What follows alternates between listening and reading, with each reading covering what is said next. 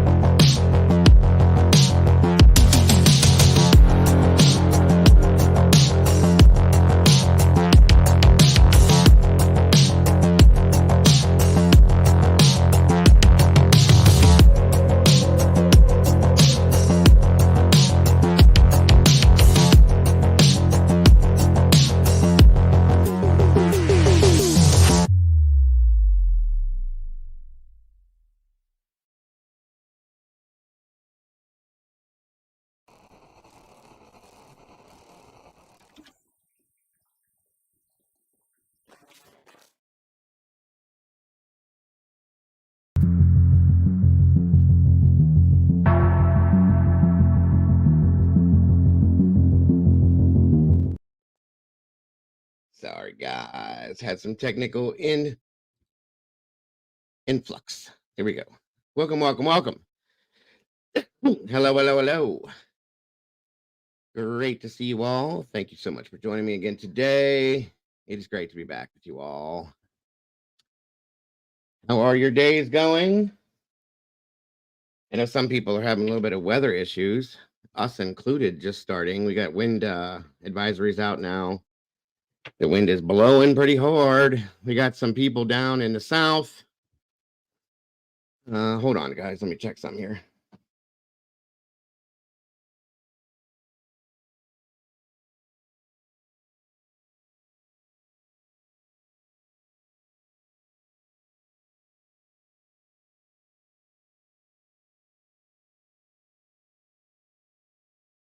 Sorry, guys. Sorry. I'm having some technical things going on, and I hope that God it's not the wind. Hold on.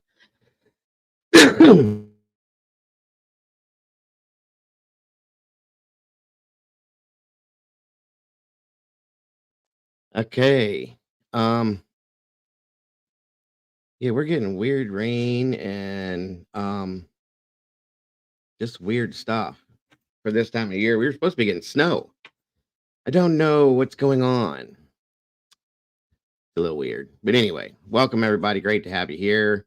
Again, everybody that's down south that is facing the tornado watches and warnings, please, God, please be safe. If we all could keep all of them in our thoughts and prayers, please, guys, that's scary stuff. So be safe, all of you guys. All I can say, I hope to God I am in Ohio, Stoop. Um, Speaking of which, let's see who is all joining us today. Again, guys, if you'd like to point out where you're tuning in from, I love seeing and hearing that. But go for it, guys, if we can. Um, Hold on, let me check something else real quick here. This wind needs to stop blowing.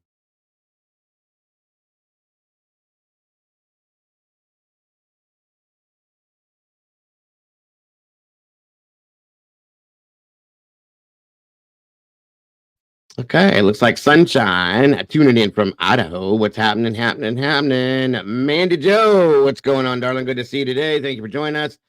Stu Kid, tuning in from Boston. Welcome. Good to have you here. Welcome, Sweet Surrender. Good to see you back. Wildfire, same to you. Thank you for joining us today. Illuminati in the house, coming from her home. Hey. Gotta love it. Justice in for Med. Welcome back to you. Good to see ya, Miss Brady B. Damaging wind and snow, flying Arkansas. Hey. Gotta love it. Wildfire, again, great to see ya. Let me see. J Lit Lightsob, welcome back to you. Good to see you. Good to have you here. Doodlebug in the house. What's going on, Doodle? Good to have you. Good to see you. Thank you to all my mods for joining us today. I do appreciate y'all so very much. Miss Teresa, good to see you coming from Oklahoma. Thank you for joining us today. Love to see you guys. Miss Ashley, Nicolette, you should be sleeping, dear. But thank you for being here. I do appreciate you very much. Let me see. Make sure I'm not missing nobody. Sony's in the house. What's going on? Welcome back to you, Sony. Good to have you here. Good to see you. Cat K, welcome back to you. Good to see you. Thank you for joining us. Bonnie Bailey, always a pleasure to see you, dear. Thank you for joining us today. Making sure I don't miss anybody. Come on in, Michael 007. Freezing cold in England over there over the pond. I'm sorry to hear that, Michael. Stay warm, brother. Stay warm. Groot's in the house. What's going on, Groot? Good to see ya.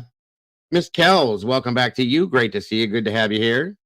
Iris Hewlett, welcome back to you. Vix Logic, what's going on? Good to see you, dear. Another one from over the pond. I love the UKers, guys. Thank you so much for tuning in. Miss Carolyn Miller, always a pleasure. Great to see you. Great to have you here. Thank you for joining us.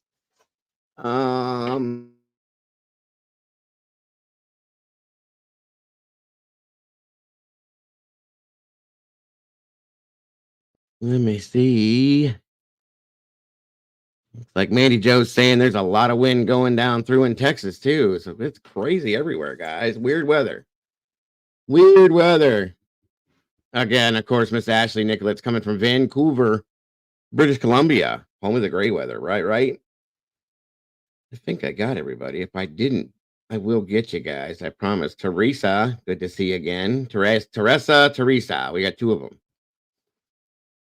I think I got everybody. If I did not, please don't take it personal. We got 43 awesome peeps in here, guys, and 21 likes. Let's see if we can make that match. Please, if we can, share this out, and on your way in the door, hit that like button. Leave me a little bit of DNA if you will. Please. All right, Miss Sherry, I will do that. One moment here. Wisdom Speaks in the house. Another one. I'm worried for her. She's going through the tornado stuff right now, too. Please be safe, Miss Sherry. Please, if you will. Let me see something here, guys. Uno momento. Bingo. Thank you, Miss Sherry. I do appreciate that so very much. God bless. You're awesome. Very much so. Hold on, everybody. What did I do?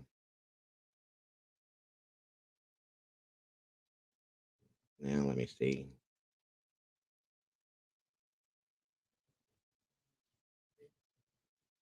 What did I do? Hold on. Good Lord. Here we go. All right. Thank you so much, Wildfire. Appreciate that very much. Miss Polly Pepper, tuning in from over the pond. Thank you so much for joining us, Pamela. I appreciate you so very much. And thank you again, Sherry, for that. I did get the email. That's awesome. You're an angel. I appreciate you so very much. Lucky number 21 on the like button. Hey. That's awesome. Thank you. Again, I believe I got everybody. There we go. All right. Let's see here. Come on in, guys. Grab a seat, grab your coffee, tea, whatever it may be. Come on in, get comfortable, sit down. Please then have a conversation with me as we talk about one of the crazier cases I've looked at. It's the Sarah Boone case with Jorge, her boyfriend George, or Jorge. Um, Turned out to be a bad situation over a game of hide and seek. What the hell, folks? And then, of course, the Karen Reed case is something we need to kick off a little bit more. Star Meadows, welcome. Good to see you. Good to have you here. For those of you that I haven't seen in a while, happy holidays late. I hope it was wonderful for you all. I agree, Teresa. I do agree. Definitely out there.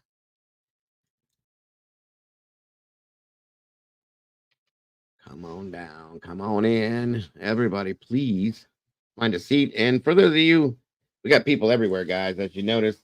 So again, guys, good morning, good afternoon, good evening, and good night. Wherever you are, I hope it's good for all of you because it's good for me to be here with you.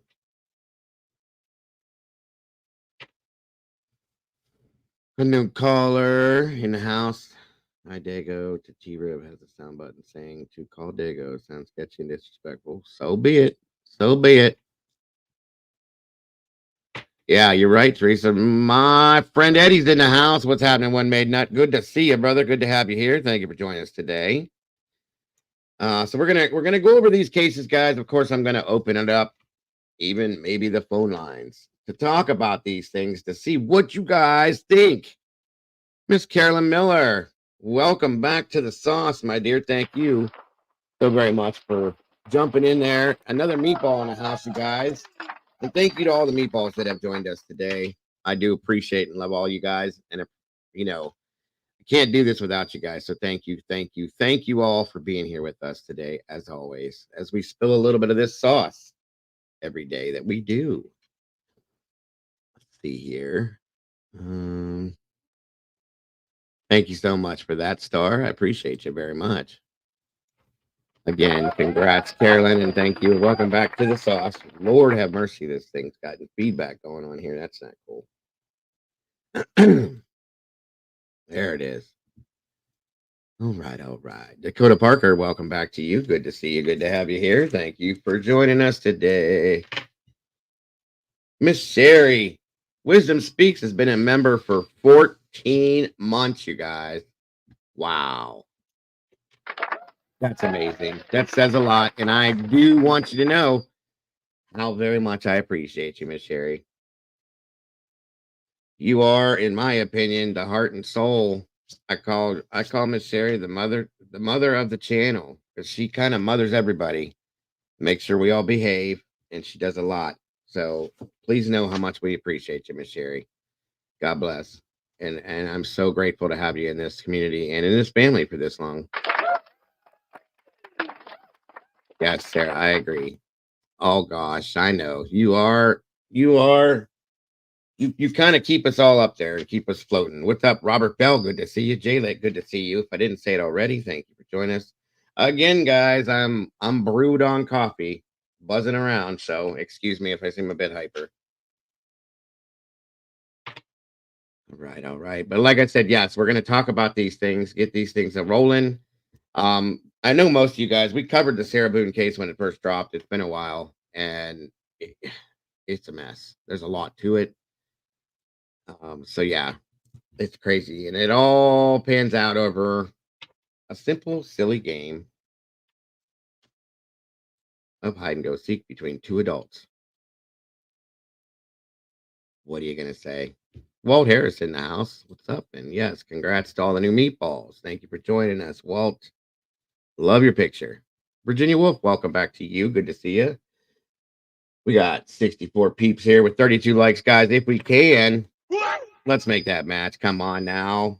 And I gotta figure out why this is feeding back so bad. Come on.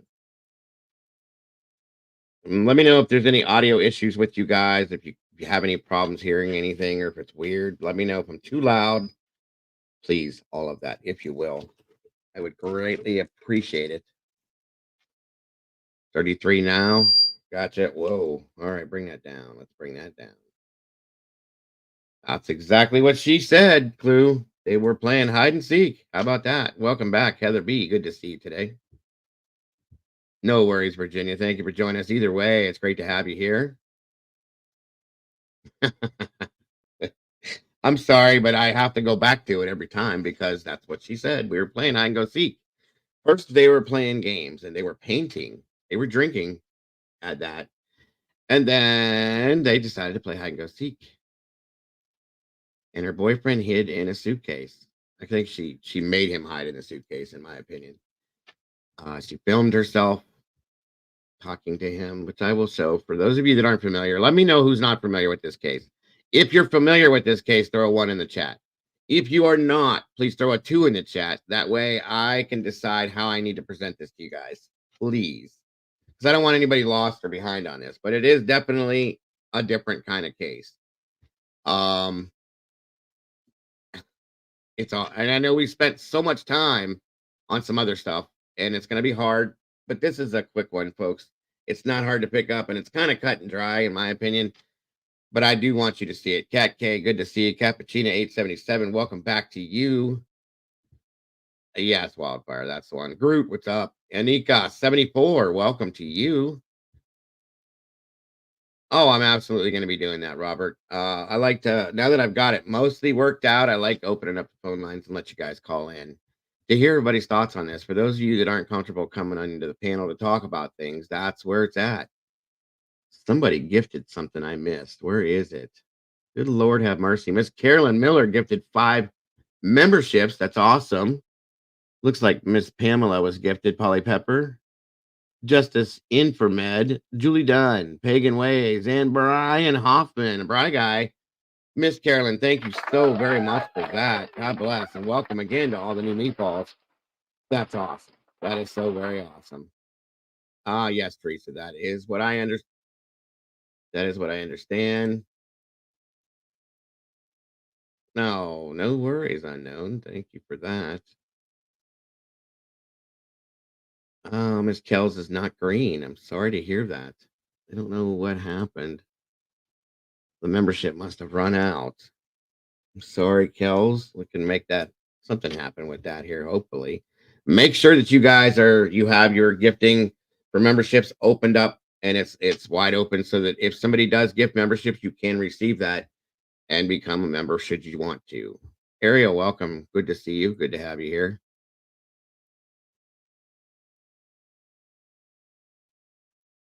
All right, come on in, guys. All right, so let me see. We got 1s and 2s and 2s and 2s. We got more 2s than 1s. I think we do. So I'll give you guys a quickie on this one to get it going, and then we'll go from there. I know a lot of you guys, it was on auto. I don't know how that works, Kels. I don't know why it would jump off of that, but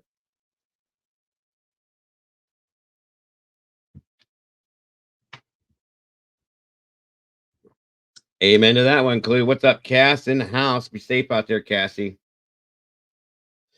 I heard it's getting dangerous. Dangerous. Hey, hey. Be safe with all that. I know we got wind going like crazy here too, guys. So I don't know. We're supposed to be getting snow and we're not. Okay, let me see here. Give me a moment. Just a moment.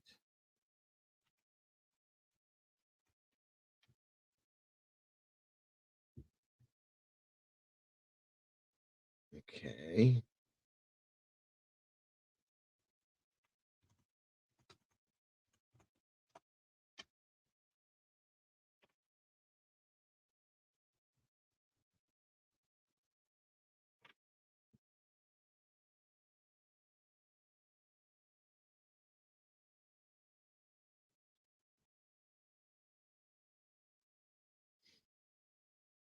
All right. Now I'm going to go through this because I know some of you guys have seen this, some of you haven't. But we're going to go through this quickly. I'm going to speed it up. This is the day after this the situation with Sarah happened the night before this video. We're gonna go through and review. She contacts the police, as you can tell. They're on their way to her house. And then all this stuff ensues. And I want you guys to see this because it's quite entertaining in some senses. It's very strange the way this all happens. So, like I said, we're going to go through it quick. Yeah, thank you, Clue. I agree. I do agree. All right. And let me know how audio is on this stuff too, guys.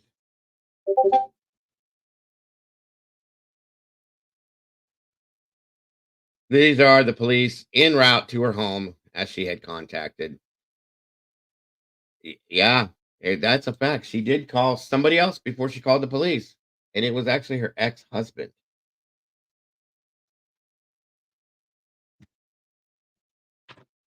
All right, they're pulling on in here, cruising right along.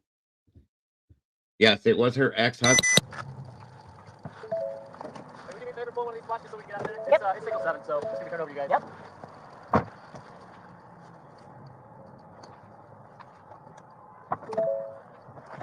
He was last seen last night, so. You could get all your guys out of there? What's that? You could get everything out Sure, I'm of not there? getting info. You guys, hold on, just Oh, yes, thank you.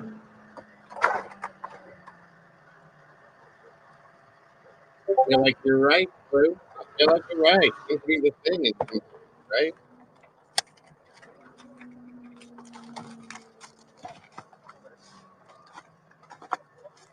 By the way, guys, gotta tell you, nothing anybody even cares. I found my favorite T-shirt. It was buried in a drawer. It's been there since the beginning of last summer. Don't ask me why I didn't know. I have a lot of T-shirts. I love T-shirts. And I'm wearing it. You guys get to see my favorite T-shirt. I've had this for years. I love this T-shirt. The most comfortable shirt I own. Again, like I know nobody cares. I just wanted to put that out there, guys, because it is something exciting for me. Who for now? Oh, right there. Did you call it? What time did you call it? According to what she states, Clue. I'm sorry. She unzipped him from the suitcase and says she tried to do CPR. I don't know. But that's all I can tell you. We'll find out, I guess. Yep, and he's right. Somebody had to ask that question. You know, everybody was wondering. And I want you guys to notice something. This Eve Lucky in the house. Good to see you. I want you guys to notice this woman, her persona, the way she's acting about this situation. Okay, this has always bothered me. She seems more, in my opinion, this is just my opinion, she seems more worried about herself than anything else. Yeah, you want that way. Oh, don't worry about that. We'll take care of that for you, okay?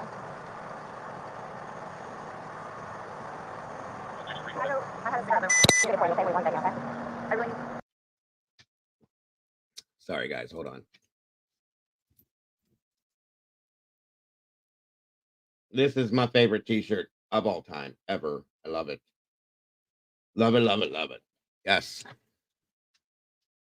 She wants her, yes, Mandy. She wants her damn Dr. Pepper. Speaking of which, Clue said yesterday that where I don't remember where you were, Clue, but said that they have a Dr. Pepper shake.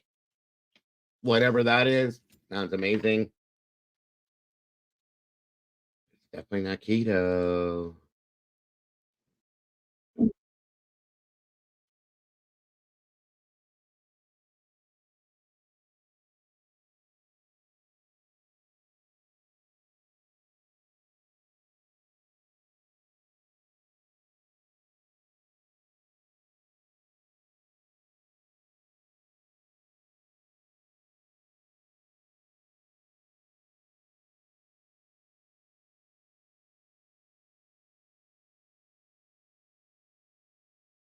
Yeah, that was it. Whataburger. We don't have that here, and I've always wanted to try that place. And then she throws that out. So yeah, I'm very curious as to what that would sound like. Sorry about the sound, guys. Let me fix it real quick here. Sorry, and boom, that should be good. All right, right. So now, No. Each of them has to. So this might be a real scene. So each of them has to put their name. Normally we all just I just put everybody. Make sure you guys. What's going on? So I just got here, so fill me in. No problem. Like, he and I were putting a puzzle together. We've been doing some artwork together. You are putting a puzzle together? Yes, we have a puzzle that we started in there. Okay. We've been doing art, trying to take the stuff off the wall to make new art put up there, like having a good time with one another. But we're drinking. We had a bottle of wine last night. Okay. So then it's like, we decided to play hide and seek, right? Okay. So he gets in the suitcase. There it is. You heard it from the horse's mouth. We decided to play hide and seek.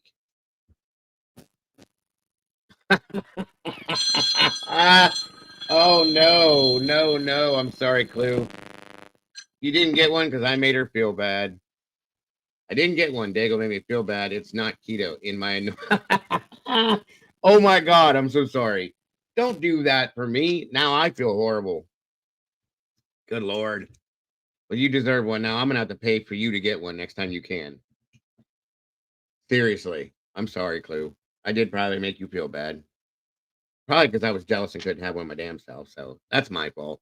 I owe you a Dr. Pepper shake. Next time you're in that realm, you let me know. I will figure out a way to do it, and it's on me. I promise. You shouldn't have had to do that. And it is my fault. I feel so bad now. Seriously. Oh, my God. I'm just curious. Okay. Who is this guy? That's my ex-husband, my former husband. How did he live here with you guys? No, I called him over here. Okay. I didn't know what to do. Okay. I didn't know what to do. Okay. So she called her ex-husband over here because she didn't know what to do. Well, one, the first thing you don't do is you don't zip up your boyfriend or your husband or your fiance into a flipping suitcase. That's the first thing you don't do. What? Okay, that's what you do. That's how that works. This woman, I literally wanted to box this woman after watching some of this. And then when you do, since you did do it, you call 911. That's what you do. You don't call your ex-boyfriend, your ex-husband, your neighbor, the garbage guy, the milkman, the mailman. You call 911. I don't know why people don't get that. Seems to be a thing these days, you know? So then he came over here. Here, let's talk in private, okay? I called you guys. Mm-hmm. I tried giving you CPR. The problem is I fell asleep. Exactly, I Jay. fell asleep When did you do CPR? this morning when I found it. Before you called? Yes. It's 1 o'clock right now. I tried. I was awake, but I actually got out of the bed at like 12:30ish, whatever. So I came downstairs, and I was like, "Oh, he's in the suitcase still." And that's when I found him, and I took him out. I tried doing CPR, and then I called him, and then I called you guys. Did he get here before the fire department got here? Who? Your husband or Yes. your ex-husband? Yes. Okay. Where does he live at? Right down the street. Okay. So you were playing and who dipped him up in? I did, but then I fell asleep. Okay. So, you're okay. I wasn't here. I'm just trying to figure out what I happened. fell asleep, so I don't know if he suffocated or like had an aneurysm or a heart attack or What what. kind of medical conditions does he have? None that I know of. Nothing that you know of. None You that didn't I take know any of. medicine No. last night? No. No medicine. All we had was a bottle of wine. I can tell you one condition he has. Her. That's the condition he has, in my opinion. Literally, just a bottle of wine. Okay. Doing puzzle artwork. Then we decided to play hide and seek. Mm-hmm. That's all that happened. Okay. So I don't know if he had a heart attack or what in there. Like, I don't know what happened. So how long were you doing CPR on him prior to you calling 911? You tried that all morning? Yes. Okay. And then I called him while I was What doing time CPR. did you start? Probably, give me a rough ballpark. Here, let me fill this deputy in, okay? Please, may I have my Dr. Pepper? I am Hold on, so one cotton second, mouth one right second. now. Ma'am, and you can't talk to him until we get done with Fine. this, okay? Just don't leave, okay, Brian? Thank you, ma'am. Well, Appreciate it. Thank you. I'm getting Lucas sick. I know. Do me a favor. Stand over there by that car. Give me 1 second.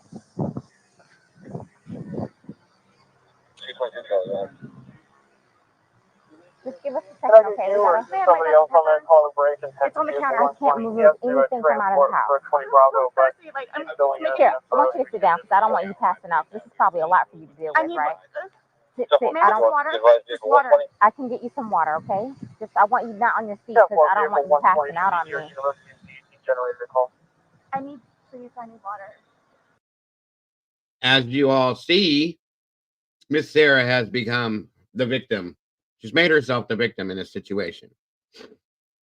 always seems to be the victim, as you'll see as we go through this. Okay, I'll get some for you. 222 Charlie, put you on it.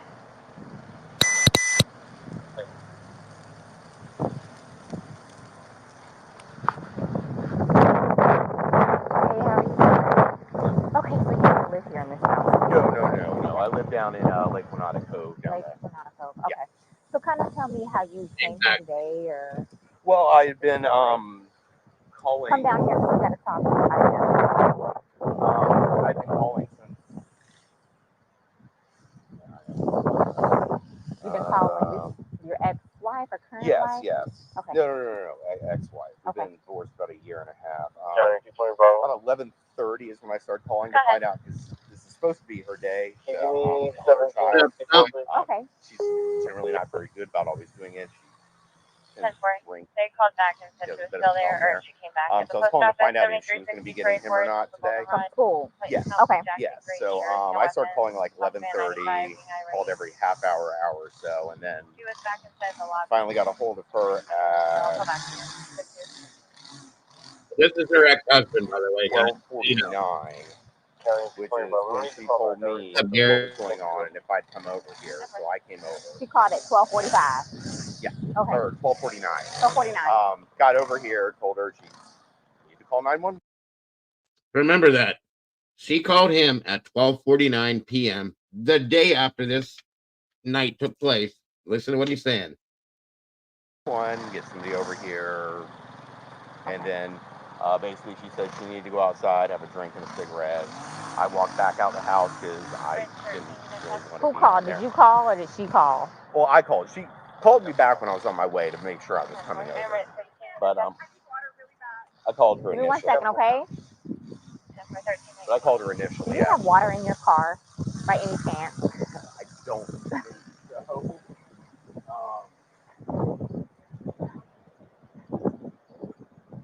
Nothing? No. Okay. No, I don't. Okay, so she called, you get over here. Well, I called her first. Okay. Trying to find out if she's going to be up Lucas. That's when she told me everything's going on. I got my stuff together, put the puppy up in his crate. When I was starting to drive over here is when she called me to make sure I was coming, and then I got over here right after. Did you go inside and see, and then? I walked inside the front. I didn't see the little front tile area. Come on, step this way. I saw legs. I just didn't really want to be in there around it, so I told her. Well, just for the sake of the crime scene, I want to know if I were to find your footprint, it would be because you went this far into the house. So did you actually make entry past the threshold? I don't think I ever made it to the carpet. I think it was just in that. I've been over here before. Right. Yeah. But no, I don't think I stepped past that tile area. Okay. So I touched doorknob. I don't think I touched anything in the kitchen. I don't know if that really matters. Yeah. Okay, so that's pretty much the gist of what you have. Well, sit tight for us. We're going to make a few phone calls, and then we'll go from there. Do you know if he has any medical issues, or? I don't. Okay, but you've met him before? I've met him before, yes. Okay. Yes. They've got a whole fun history. Oh, really? Oh, yeah. You guys have called over here quite a few times. For the two of them? Yeah, he's been arrested like, I think 5 times against her, so. Really? Okay, I'm not familiar with. So, I haven't been here personally. So they have he's currently on parole because of it. So because of domestic violence with her. Yes. Oh, okay. Yes. Last time he got pre-trial something or other. He had to go to a domestic violence class. Okay. I know he was doing it at a parole officer, stuff like that. But I mean, like every time she'd have him arrested, the next day she was trying to get him bailed out of jail. So I don't know what it is. Oh, she's getting water from the tap. Probably gonna pass out on us. Okay, well listen, please do me a tight. Oh, no. I'll make a few phone not a problem. calls. I mean, where's your kid need to be picked up? Lakeline Elementary. How soon though? 3 o'clock. 3 o'clock. Okay. Let me try and get this going for you because I know you need that.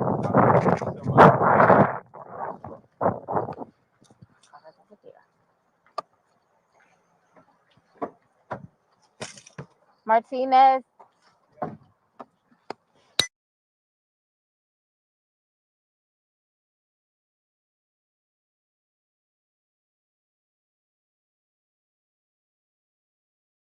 And your last name?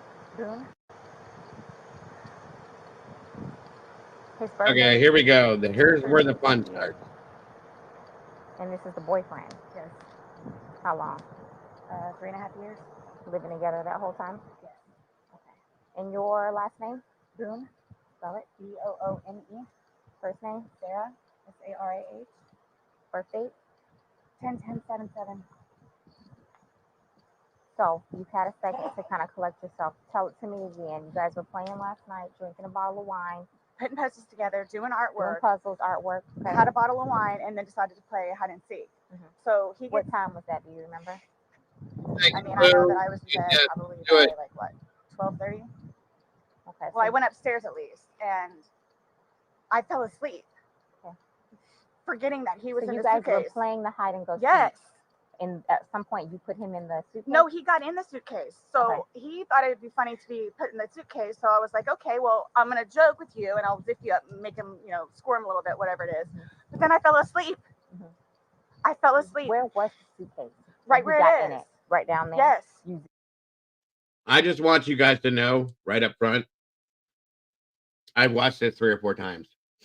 I think she's wholeheartedly lying at this point. I have the whole time, just so you know, and I guess Clue's saying the same thing too. This is bullshit as far as I'm concerned. This is ridiculous. And you'll see why here shortly for those of you that aren't familiar with this. Zipped him in there. Yes. Thought he would be funny, a little It joke. was. We both were laughing about it. Okay. And then I fell asleep Where did you fall asleep at? upstairs. In your bedroom? Yes. Okay. Totally forgetting that he was Absolutely, in the suitcase Clue. still. Okay. And then you came back downstairs This morning or this around afternoon, yes, when I got up. ballpark, what time? 12:30-ish. I was awake, but I totally forgot that he was in the suitcase. He can tell you there's a lot of things that we have been going through. Jobs, Yeah, he did tell me. Some life, domestic all that stuff. good stuff. So I just totally So you forgot. began to do CPR on him? Yes. Yes. About And he what time gurgled, this morning like he did you gurgled. start doing that CPR? No, it was the afternoon. It was afternoon because I was awake. But then I finally decided to come downstairs at like 12:30-ish, whatever it is. And I was like, I forgot he was in the suitcase and he wasn't moving. Nothing was happening. So I unzipped it, took him out and started doing CPR on him. He was on his way over here. I called you when he got here. Once he got here, you called us? Yes. Okay. And air was coming out and he was gurgling, but I could just tell by looking at him. But you knew how to do CPR. You were doing that on your own? Yes. Okay. And then the person that was on the phone with me also, I counted with him doing it. And he's got no medical? He doesn't take any medication? I don't know. I don't know medical-wise. What I know. See, that's another issue I have. She said they've been together 3 years, living together for 3 years. You know everything about this dude. I'm sorry. That's just another lie. My apologies. But I just do not like this woman. If y'all can't tell. And it gets better and better and better, folks. You'll see. He gurgled. I'm going to venture to say this man was in that suitcase for close to 12 hours, if not more. He gurgled. After that much time, come on. Something's up with this. Something is up with this. Yeah, right, Mandy says medical condition. Yes, it's called suffocation. This is insane. This woman scares me. Period. Scares me. And you're going to see another side to this, too, guys. It's crazy. And that's what I'm saying, too, Clue. There's no way in hell, with my experience, no. This dude was gone. I absolutely agree with that. He doesn't take any medications whatsoever. The only thing, like I said, I don't know if alcohol had something to do with it, but we had a bottle of wine. Okay, all right. Here, I want you to sit back down because I don't want Can you. I have one more sip of water, please? Yeah, go. 29, residential, audible, 130. I'm going to call the fact that a bottle of wine and I wine, can too. get you a You'll cup. see I why. don't want you to have to keep doing that. Maintenance should have a proper cancel medication in the front door. Right to that first time. The motor unit on the channel. The cups are like right there. 044 motor Sit right here. Don't talk to the ex-husband right Oh, now. I won't. Okay? I won't. Can I have a cigarette, please? Ma'am, I can't take anything out of the house. It's on the back porch. Nope, all of it. It's secure, okay? I'll try my best to get you what you need, okay? Maybe one of these deputies has a pack from someone, sit down and I'll try and get you what you need, okay? Just cut, please. Okay. I don't want you on your feet. Yeah. I will do that, Miss Terry. She's out right now with of my sons had to go handle some stuff, but they will be back, and I will. Thank you.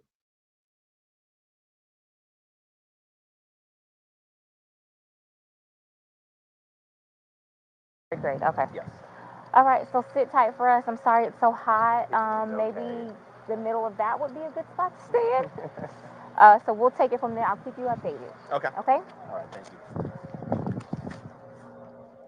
you. Amen to that, Rob.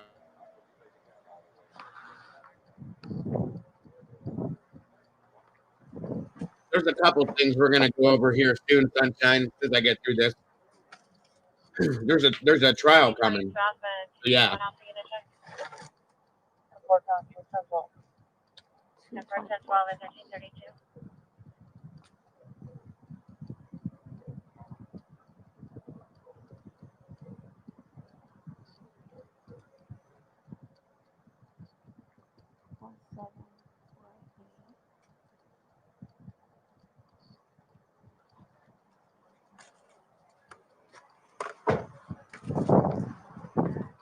Want to do this now? Good point, Miss Vicky. Did we get that dog by any chance? Yes, Teresa, he did. Oh, poor thing. So your backyard's not fenced, okay? Because we put him in the backyard, and I guess he knew to. Sorry? Your dog. We thought the backyard was fenced. The dogs are outside? No. We have them contained. One's deaf and one's blind. Okay. That's why I was making sure they were under the table. Nope, that's yours. One's deaf and one's blind. That's why I was making sure they're at the table. Get the instructions on what to do next. You got some water. Good. Okay. Can I please just have a cigarette? They're on the back porch. Not right now. We can't have you go and get anything. Why don't you sit in the shade? Yeah, Sunshine, there's definitely some stuff to talk about. Okay, right there? From the Or last maybe a little closer here where the shade is? Exactly. You're still on? Right, Yeah. Blue, right. Are you? Okay. Absolutely, Teresa. We're getting our butts handed to us. Oh no, you're in 24 right now. What in the world? I'm like, nobody's going up there? Right.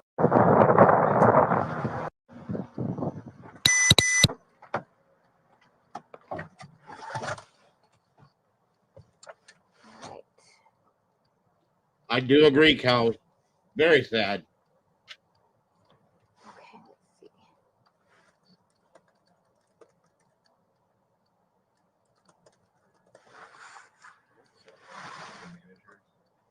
Hold on, I'm still on. Let me. Okay.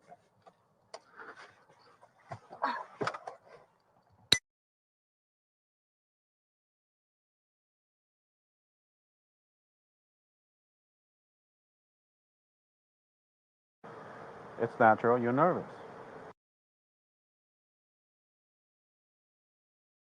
You're nervous. I'm You not have your nervous, anxiety. Matt. You're scared, right? I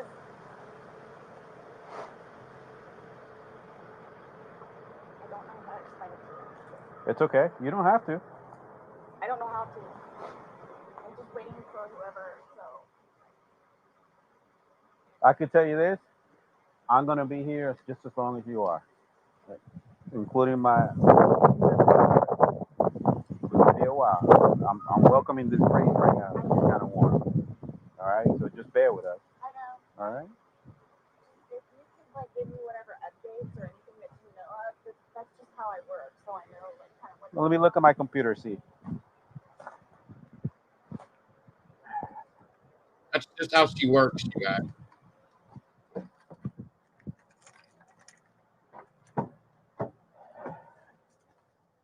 I'm kind of wondering that myself, Robert. You already got a detective on his way. He's on the screen. Okay.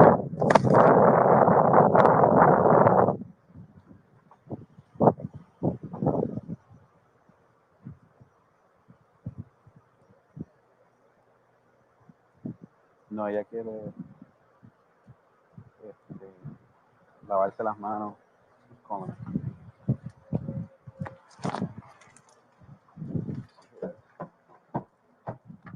Honey, that's my corporal. Let me pick it up.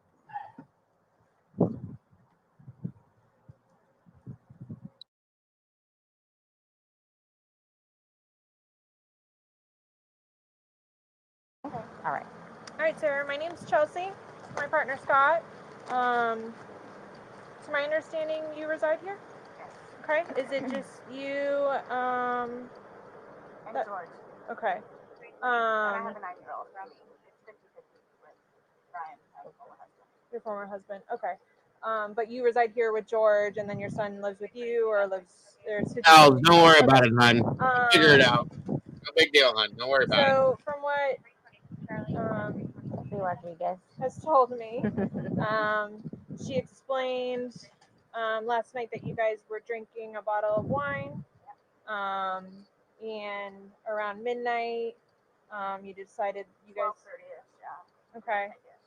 You guys decided to play hide and seek. Well, we were playing hide and seek, and then Was your son home at the time, or okay? no, with my Ex. with Brian. Okay. Decided to play. We're just stupid like that. Like, Sure. we were putting puzzles together. We were doing artwork. You can see the puzzle that we finished in there, and then the artwork, and then decided to play hide and seek, just being stupid. Okay. So he decided to get in the suitcase. So I thought it would be funny to, and he was laughing about it too, to dip him up in there. I go upstairs. And I'll look into it, guys, and figure out why. this morning when YouTube's I been having issues from what I understand, so we'll work on it. I thought for sure he was downstairs on the laptop because he was being really quiet. Thank you, And then I dude. came downstairs and I'm like, where is he? Like, and then that's when I found him. Okay. I don't know what happened. Okay. And then you weren't sure about if you woke up this morning It was afternoon. I mean, I was or awake, this afternoon. but I just didn't want to come downstairs. So Okay. I just laid in the bed for a little while. And then I eventually came downstairs and was confused about where he was. And then I was like, oh my God, he's in the suitcase still. So I pulled him out and I stretched him out and I started to try to do CPR on him. I called you guys. Well, I called Brian. Okay. And then as soon as he got here, which is 30 seconds down the road, I called you guys. Okay. And the person on the phone had me do the concussions continually still and count with him until you guys shut up. Okay. And so as a part of our investigation, we obviously have to go inside the house. We have to look at things. Are you okay with us Yes. going in the house and looking at things? Yes. Okay. Okay. I just, And forensics, so we have to have our forensics crime scene investigators come out. Are you also okay with them coming inside, Do taking whatever you need to photographs do. and whatever okay. you need to do. Okay. Can I ask, is Brian, I'm sorry, George, is he diagnosed with any kind of medical history? Not that I know of. Not that I know of. I don't know. After 3 years, she doesn't know anything about this guy. That's not true. I'm sorry, but I don't believe her. That was going to be my next question. So you guys don't normally drink? You just drink once in a while, or? Well, I'm gonna say like, okay, I guess normal drinking is like we will have like a glass of wine or two, like while we're cooking dinner or something here, and we'll play a board game with him and we'll games from there. But I mean, it's not like A couple of beers a day. well, but I don't understand though, like for the little bit that we had, like not having like I don't know if we had a heart attack or a stroke or anything or what happened. I don't know. So were you guys together all day yesterday? Yes. Okay. Here? Yes. Like neither of you left the apartment yesterday? I think we rode about 20 to get cigarettes. Okay. But I mean, you can walk there. Does he have any history of using drugs? I know he doesn't now, because you said he doesn't, but I don't know. as far as you've ever known him, you've never No. seen him? No. I mean, he's from Philadelphia, and he grew up in Philadelphia, and then he went to Massachusetts, and then from Massachusetts he came down here. So I don't really know like a whole lot of like medical history or How long have anything you guys been together? almost 4 years, like 3.5 years. You guys been living here the whole time? Yes. Okay. He's never been to the doctor or to the hospital during that time? He and his brother got into a really bad argument at one point, and he had to have facial reconstruction. But he has been in the hospital from that, and then I talked him into going to see like a regular physician, just like a regular like checkup thing. Yeah. But there were no red flags. How long ago was that? The surgery or Yeah, the doctor? both. I got you, Vicky. 2 years, maybe 2.5 years. The checkup was probably a good 2 years too. And the suitcase is still in there? Yep, always. Is it normally stored down there? Did you guys travel recently? No, he was going to start putting some of the donations in there, so that's why That's why it's out? Yes. Okay. You guys didn't recently travel somewhere or anything like that? After you zipped them up, did you move the bag around and mess with them at all, or you just zipped it up and walked away? I both were laughing about it, but I went upstairs and I fell asleep. But what position was he in when he went in? You know what? I'm going to get into that too. SRB, I think it's the 16th of January. We finally are going to hit. I'm going to tell you why it's taking so long. Welcome, Close Lucille. the flap and zipped it around. Yes. Okay. I mean, we were playing. Understandable. Okay. So Yeah, I agree with that. said that I needed to tell you guys about I think that she should have been arrested right We're then gonna and do that there. once we, But once we walk They had over to and look see. into the Yeah, we're situation. We're not gonna. going anywhere. We're I'm gonna be just here telling for you, a like, Yeah, it's gonna be a I'm while. afraid for my life. I want you to know that. I'm Why afraid is that? for my life. This is where it gets interesting, okay? She's sitting here saying that she's afraid for her life. This is what she's petrified of, okay? Listen as I hope you can hear it. It's hard to hear because of the wind in the background, but this one thing I want you guys to hear, okay? Listen to this. His family have never liked me. I'm a blue-eyed white devil, is what they call me. So they've never liked me. They've never taken me in. They've never accepted me. I'll put it that way. Have you called any of them? We talked to his daughters yesterday. No, I mean like about this. So No. Okay. That's So why no one's gonna know until we will be making that notification. they're So going to it's kill me. okay. Do Well, they live local? Yes, they're down the road. They're going to kill me. His kids are going to kill me in Philadelphia. They're going to kill me. This was not intentional. Okay. And they're not going to understand that. They're not going to accept. Please remember those words too. This was not intentional. Remember those words for the rest of this case, you guys. That's all I have to say to you. we're gonna do a thorough investigation, and we will definitely make sure that you don't feel scared when we leave here. Okay. And When my you leave. 9-year-old. Well, he's at school and he's with your I husband. know. Well, Ex-husband. Your husband said that your ex-husband said he made arrangements for your 9-year-old to be picked up. Oh, okay, Mom. Now, according to her, his family has called her for a while. His kids, his mother, everybody. The blue-eyed white devil, that came out of her mouth, okay? Makes you wonder why. That's something that I was like, okay. All right, we're gonna go inside if that's okay. Yes, please. But you guys just keep me posted. Of So course. I know what's going on. Yes, ma'am. All you have to do is get their attention if you have a question or need to talk to us. He's standing right there. She'll be right here. Yeah. Okay, but will you guys tell me, like, so you're telling me, like, you won't call whoever it is without telling me, right? No. I mean, I have all their phone We're not numbers. calling. We're not making phone calls. We're actually gonna speak to them in person. Yeah. We That'll be are. later They're on. going to. Okay. It'll You'll be know later. prior to us making any I'm not contact. going to be here. They're going to kill me. Okay. We'll address all of that. Okay, before we leave. Okay. This was. Okay. Thank you. Just stay seated, okay, Sarah? I know you're panicking, okay? I would like to talk to them two neighbors that just walked out of the house and be like, yo, how long you guys lived here? And do you know these people? And what is your experience with them? You know what I'm saying? That was always something I was quite interested in. Relax. We'll come and talk to you. We'll keep checking on you. Absolutely, Mandy. And that's, as you guys will see, I'm glad you said that too.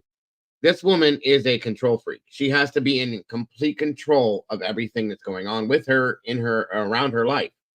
And that's what Mandy's saying, is what she's trying to control this situation as well.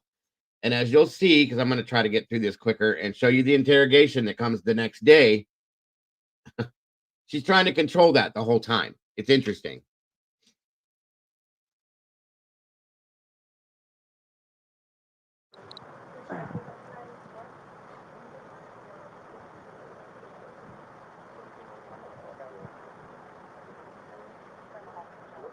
They're coming out now. I'll get you somebody, okay?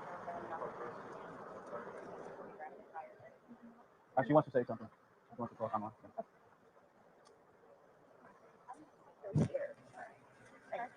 we're You don't here, know so anything, though? Like, why or how? So we will not know the answer to that because we're not doctors. So what's gonna happen is he's gonna go to the prosecutor's office and he'll have what's called an autopsy. Yeah.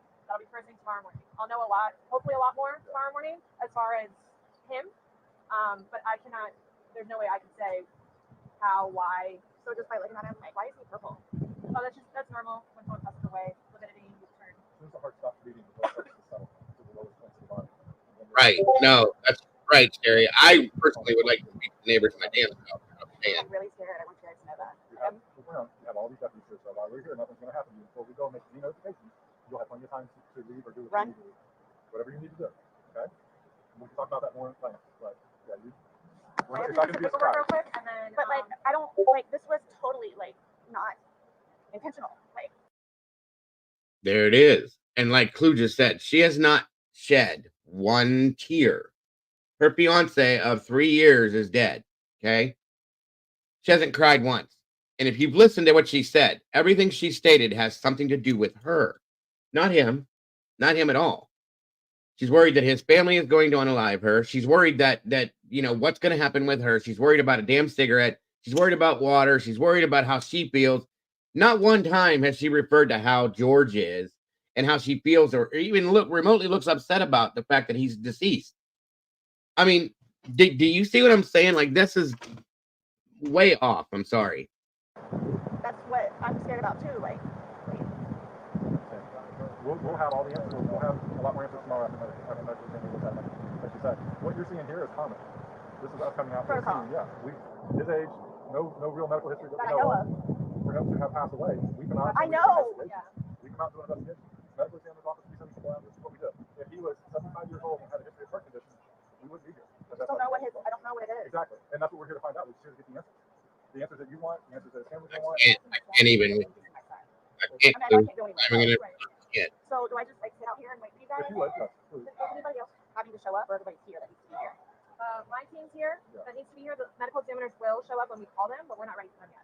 So they're going to take him. They're going to take some photos, take him. But that's towards the end of it, and they'll be called well in advance when we're ready for them. But we're That's exactly what I'm talking about, SRB.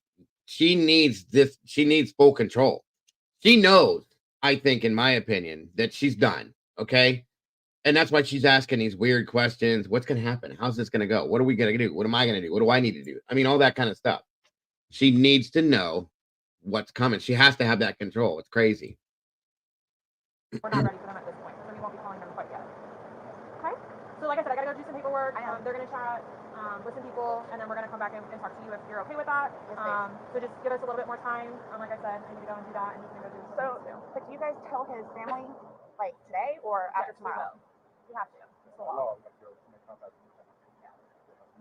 Once our investigation is pretty much complete here, once we leave here, we will be going to. But again, you'll know. We're not going to just go into it without you knowing. You'll know. We'll talk to you prior to doing anything like that. But how? I mean, I understand what you guys and how you do it, and you know. So, but like, what do you just tell him? What do you tell his parents? Like, what's the reason passed away? We tell them what we know at that point. Yeah. We tell them the truth. And that we're going to be waiting for the autopsy results, and I will be at the autopsy in the morning, and hopefully the doctor will be able to give me some of what they think and see. We'll give them their number. They can contact them and get it from them. But yeah, they're gonna know what we're here, what we're investigating, and that we're still. They're gonna think I killed him. Why would they think that? They always have said that. They've always have said that. What have they I told you it's because I'm the blue-eyed white dragon. That's what they call me. Because they don't want him with me. So he's basically just not really been around his family because he chooses me over them. Even after I've encouraged him numerous times to go and see his family. They've never accepted me. Unforgiving over where they've never accepted me, and everybody who's ever had to kick my ass. So especially his sister. He had to pull her off me one time. Do you have somewhere safe that you can go tonight? Both my parents are deceased, my grandparents are deceased, my aunt and uncle are deceased. I got nobody. I have a brother that's a Marine, and I've got another one that's in jail. And what's the brother that's Marine? Is he local? No.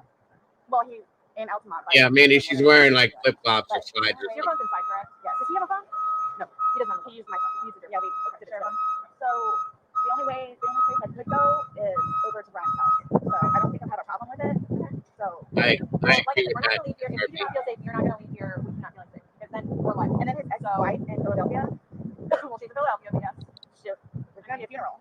Right. That you're talking like days and weeks. No, I'm talking right here, right now. So let me do my investigation. Let me go do this paperwork that I'm talking about, because we can go back and forth about what it's like all day long. I know. I promise we're not gonna leave here for you and you not feel safe. Okay? Please. I don't even know what to tell you. It's okay. Just take a seat, have some water, give us a few minutes, let us do our thing, and we'll be back to talk to you. I promise. Okay? Like you said, you need us again. Just let them know. Yeah.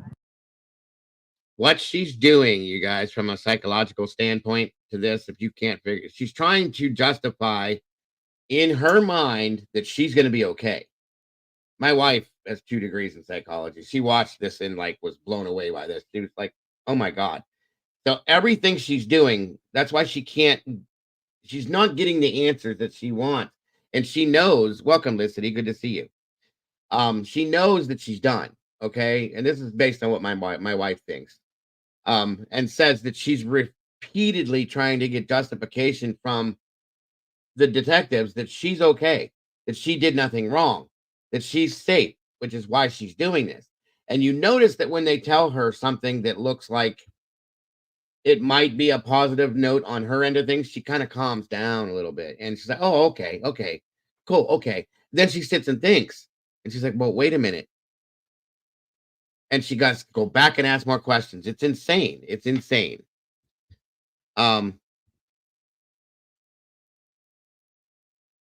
You're fine, Clue. I don't think many people do care for her. I have a very hard time feeling anything but angst towards her, because this is horrific what she did. It's sad. And when I show you guys, which I don't like to do, but I'm going to do it anyway, just so you guys get the full deal on this. When I show you guys this one video, it made me literally want to vomit. It's disgusting. Okay. That is when I made my complete total decision on what I thought about her. And that's all it took. It's just sick, period. And so is she. So Thank you. Okay. Thank you. You're welcome.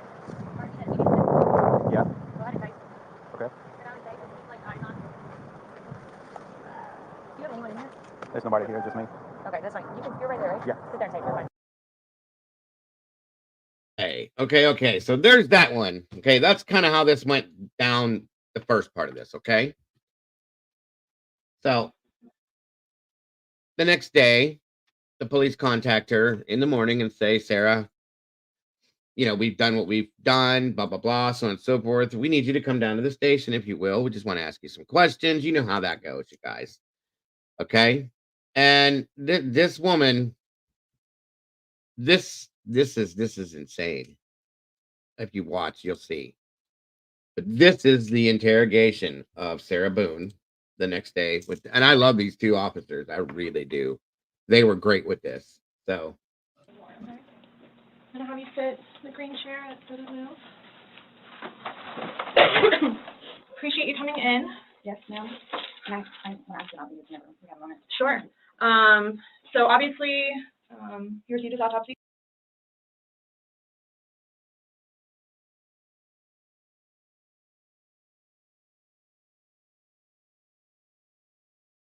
So I'm going to read you your rights again because we have to talk about that. And since I'm talking about the incident, we just have to do it, just like we did yesterday. Just like we did yesterday. Remember I read you the rights? Your rights? Yeah. So it's the exact same thing, but since I'm asking you follow-up questions, I need to read them to you, okay? Sure. All right. So you have the right to remain silent. Anything you say may be used against you in court. You have the right to talk to a lawyer before and during questioning without charge. If you cannot afford a lawyer and want one can be provided for you before questioning without charge.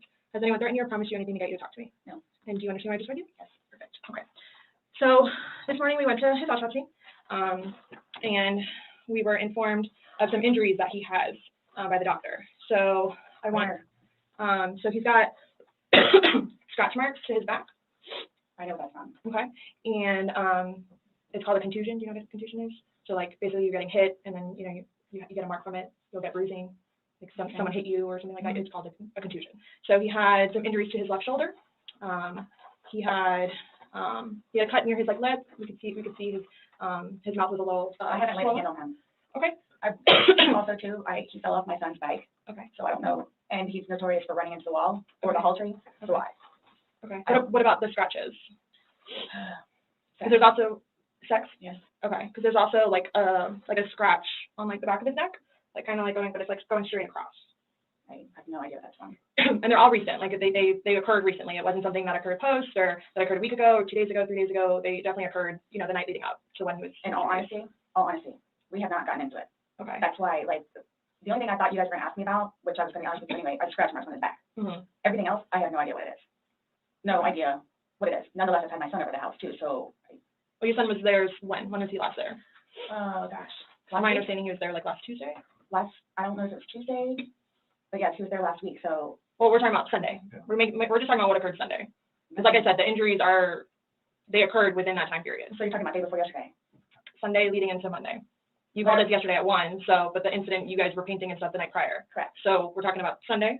And that's then why Monday. I'm thoroughly confused, because we had a good time sitting on the back porch, having wine and smoking a couple of cigarettes, and then decided to go inside and literally paint, do puzzles, and play, and listen to music. That's why nobody got out of sorts. This is what's mind-blowing to me. Like, I have no clue. Nobody laid a hand on anybody. He also had, like on the left side of his forehead, he had basically bruising, and on like his head and skull. I have no idea. As if something hit him. I consider not force touched him. trauma. I have not touched him. I have not touched him. How would you get those injuries? Tell me and we'll both know. I have not touched him. Yesterday, when we took photographs of your overall body, and they did the buccal swabs, did they go under your fingernails? No. Okay. Are you willing to let us absolutely swab underneath your fingernails? Go for it. Okay. I have no idea, and I don't want to seem out of sorts, but I have no idea. We had a good day. Mm-hmm. It was a good day. We've had good days lately, even considering everything that's going on with our jobs and life in general and ex-wives and everything. It's been good. Like, I don't even know where this is coming from. Yeah, I you don't said the even know. last physical was probably, you said, I think, what, a month ago? Where you got the injury, right? You said that was a month a few ago? weeks, give or take, yeah. A few weeks. That was the last, like, physical altercation between the two of you? You said a month ago he hit you with a curtain rod. Yeah, with a curtain rod. That's why I can't believe you guys didn't take that either. Wow. Like, we've been good. I don't know if, like, since the last time he got out of jail, like, we've been good, and he's been having his classes and seeing his probation officer, who's amazing. So. What do you mean by good? What's your definition of good? The probation officer? No, you said you guys have been good. What's your definition? I've been good. I don't think you all understand. He comes at me all the time. He comes at me. So it's either I flee or try to go upstairs and go to sleep. What's up, Willie? That's usually what it is. I don't know if you talked to Brian about any of that, but most of the time when I flee, I go over there. So. Right, but you're saying that you guys have been good, and when I asked you yesterday, the last incident that you could remember was the curtain rod incident, which you said was a month ago, so. Give or take. Right, so what do you mean by he comes after you? Like, he gets belligerently drunk. Like, I don't know if y'all have looked through my phone yet and seen any of the pictures and the videos that I have taken. And at one point. Now, once again, as you can all tell, who has become the victim? Sarah Boone. Nobody else but Sarah Boone. George Torres has nothing, like, it's almost as if he doesn't exist anymore. She's about herself throughout this whole thing, guys. It's sick. I started documenting everything. Okay. So you all will see in my pictures, bloody fingers, split foreheads, he split my nose. I've got this. Right. I don't know if Brian told you about it, where I had to have almost I had one really bad surgery, but then it got really, really, really, really bad, where I had to go like 4 or 5 more times afterwards for them to tend to it. And then poking me in the back of the leg. Right. So it's. Then why are you still with him? Everybody asks me that. When I tell you guys this, I really love him. Like I do. And I feel like I can help him. Like I feel like I could help him, which I did, because he came a really long way from where he was in Philadelphia to moving back to here and to dealing with everything else that he's been dealing with. I've really helped him. I've bailed him out of jail, 3 times. I've gone to every single hearing and every single arraignment, everything that I did for him. Gone to see all his public defenders, go to the state. I've gone to the state. I did everything for him because I'm trying to help him, because I had hope in him. And he was trying. He was really trying. And then he starts to think about things, and I think he gets over. Just so you guys know, I'm really, really almost positive this is completely fake. This is the first time she's even pretended, in my opinion, to shed a tear, and it's fake as far as I'm concerned. It's not real. Because there's no dampness, there's no nothing, guys. It's fake. It's fake. I'm sorry, fake. Overwhelmed, and then it's like, the next thing I know, he's drinking. So it's like, oh man, I know where this is going to go, so I'm going to go upstairs and read a book, or I'm going to go for a bike ride, or I'm going to do something else, where I don't want to drink. I don't want to drink. The occasional wine, whatever, or if it's a weekend, that's when you. And again, she's putting this on him. I didn't want to drink. I don't want to drink. I don't like to drink. I'd rather read a book or watch a movie or go to bed or do this or that. He's the one. It's all him. It's his fault. She's the victim once again. It's bullshit. I'm sorry. You have a good time. You don't have to wake up the next day. I have to wake up the next day and do things. I have to tend to Lucas. I have to take him to school. I have all this stuff to do. He doesn't know how to, I guess, maintain himself, where I can do 50 things at once and still know the 50 things more prior that I need to get done. He can't process like that. He didn't process like that. So he would literally, not literally, but have smoke coming out of his ears. So the next thing you know, he doesn't want to deal with it. I'm going to go get something to drink. So the majority of the time, I would hang out outside or do something. You know what, Willie? I think she did. After watching her reaction when they show this to her, guys, wait till you see this. I believe she completely either didn't remember because she was too drunk that she did it, or just completely forgot as she slept her night away comfortably in her bed while he was in the suitcase. So yeah, that's my thought. I wholeheartedly agree with that, bro. I do. Something else, because I don't want to drink. And every time, his job broke his heart. And it made me sad because he had so much pride in his job. And the store that he took care of so much totally went downhill. And that broke his heart because he had put so much work and effort into fixing it up. And his manager was awful and basically gave up on all of the employees. So I think that had a huge bearing on why he would drink so much. His ex-wife is bonkers. She was all over him all the time. Send me money, send me money, send me money. How can I send you money when I don't have a job? And he's still trying to take care of me and Lucas by paying a bill here or there, getting some groceries. So he always had something on his mind, which is why, again, I got the puzzles and the bank to try to get him off of it so we don't have a drink, or he doesn't have a drink. Good to see you. When you all see my phone, you can see all of the damage he has done to me. Coming in, the I like videos of him smashing my television because he's belligerently drunk. Where most of the time, I just don't want to be there. And I try to help him. I try to calm him down.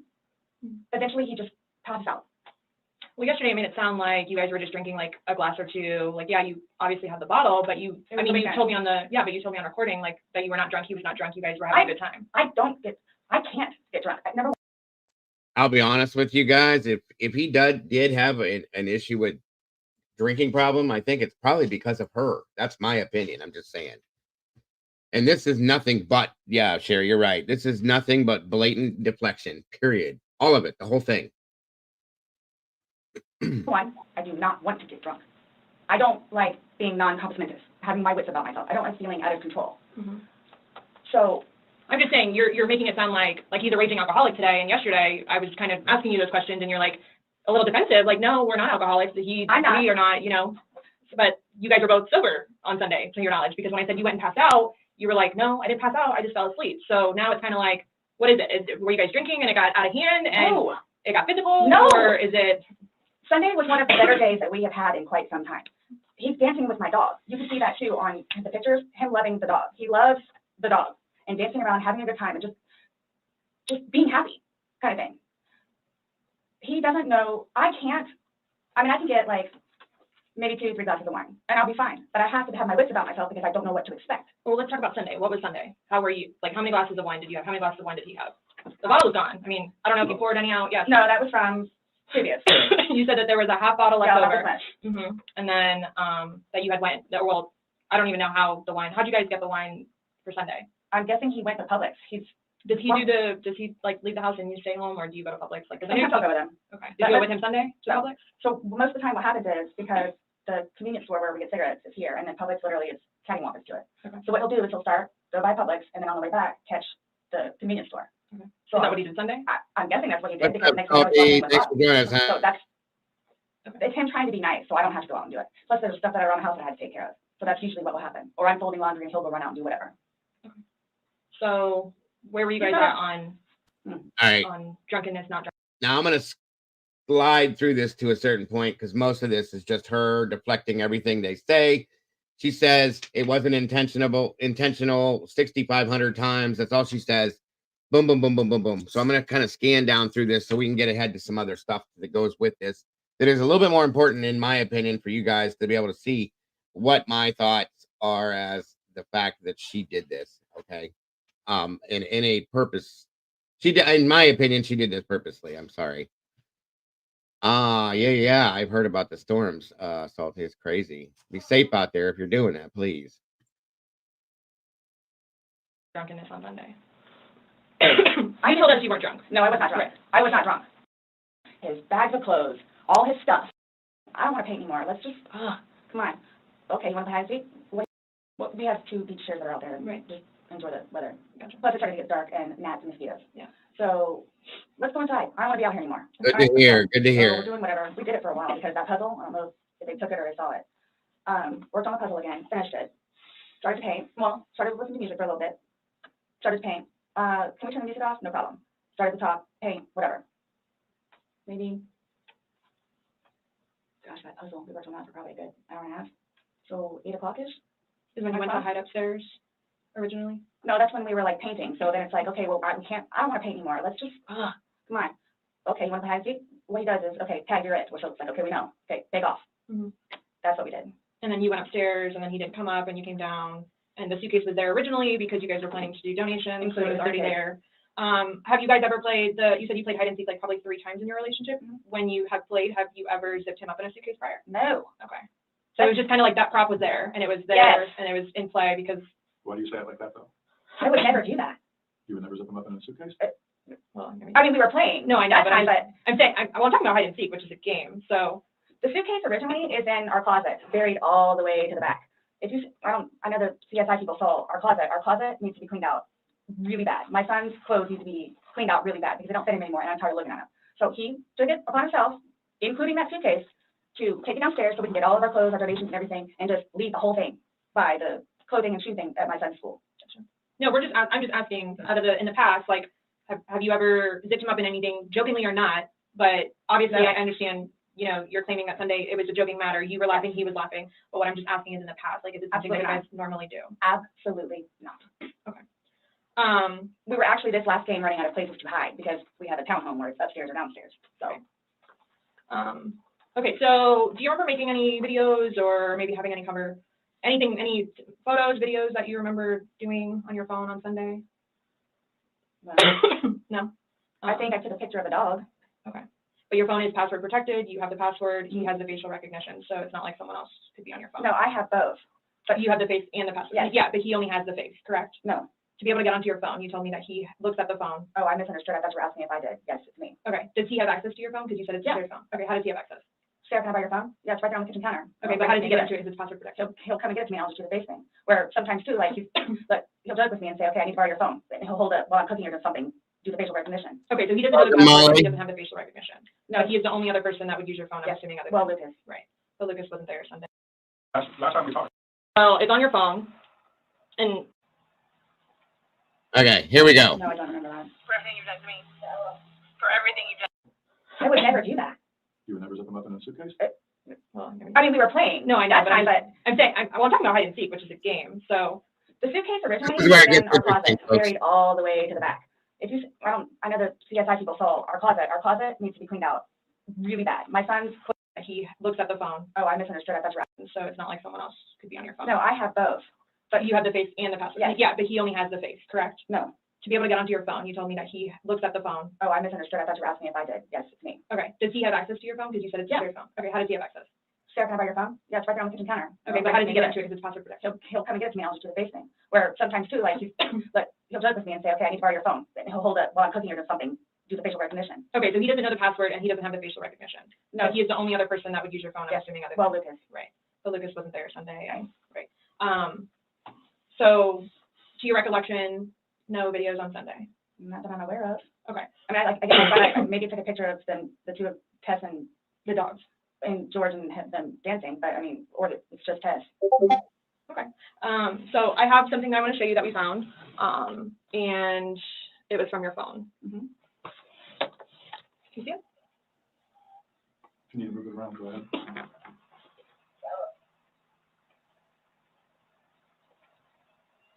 No, I don't remember that. For everything you've done to me. For everything you've done to me. Your battery's about to die. Shut it down. Oh, okay. Let me.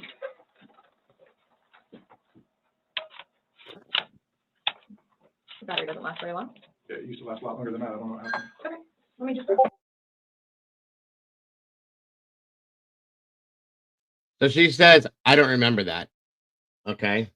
Those are her words. No, I don't remember that. I don't remember that. Watch this. It came from your phone. Don't you want to know what's on it? Yes, please.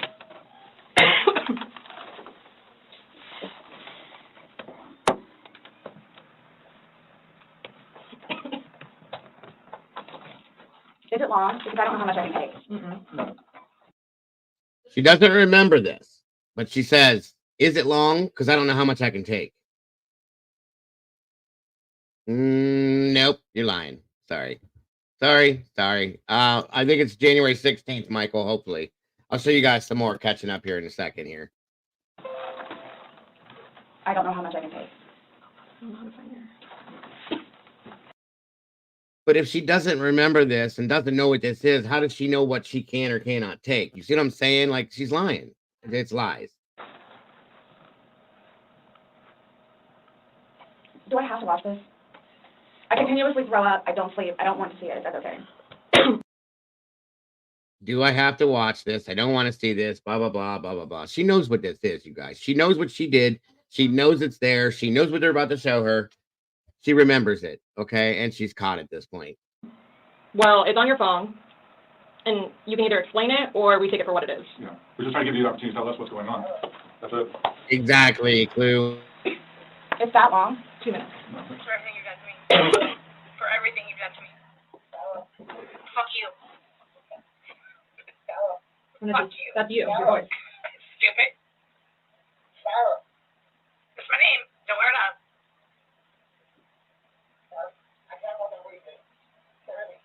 Yeah, that's when you do when you showed me. I don't want to watch it, please. I don't want to watch this, please. Last time we talked to you, you said that you put him in the suitcase, you had two fingers hanging out. and you I went flipped to him bed. over. I flipped him over, and that's where it was. There's two different videos and a still picture where, yeah, it shows you flipping him in different positions and him saying that he can't breathe and you saying, fuck So you. this is upside down. So in All right, so I'm going to show you this video that she recorded as she was doing this. Okay, the rest of this is honestly, this whole interrogation is her saying and arguing her side of this, saying it was unintentional. It was unintentional. It was unintentional. It was unintentional. I didn't mean to do this. I'm the victim. Blah, blah, blah, blah, blah, blah. That's what the rest of this interrogation consists of until about right here. Okay, they did a DNA swab on her nails. Okay. And the whole time she's talking to them, she's saying, she's making innuendos about going home and doing this. She knew she was going to get arrested, you guys. She had to know. And she was, again, trying to have control of this situation, making these innuendos, asking questions that would relate to the fact that she has to go home, she has to do this, she has to do that, so on and so forth. Yeah, there's going to be a trigger warning when I show that next video, guys. I'm going to put that up for sure. But it's pretty sad, and it really disgusted me. Okay, and as we get to this point, God bless these detectives, because they weren't having her bullshit. They saw right through her, you know, and they were like, no, you're basically, they stated but you did this, whether it's unintentional or not, you did this. Okay, end of story. That's you. That's your phone. This is what happened. What else is there? I agree. I do agree.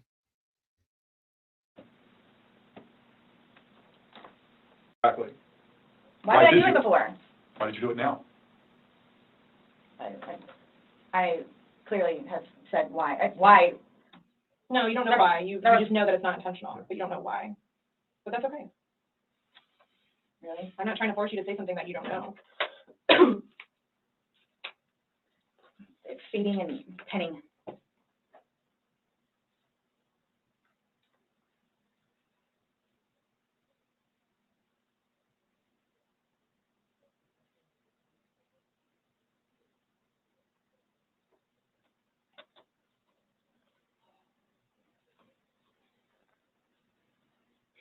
The fact that you guys would assume that I'm that kind of person. I'm not assuming anything. We're going by the facts. It happened. Like you said, you don't know me.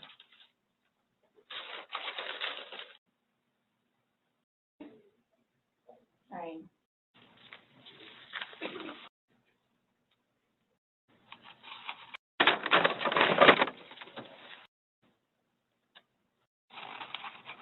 To remind me to tell you. okay. Do you promise and swear that?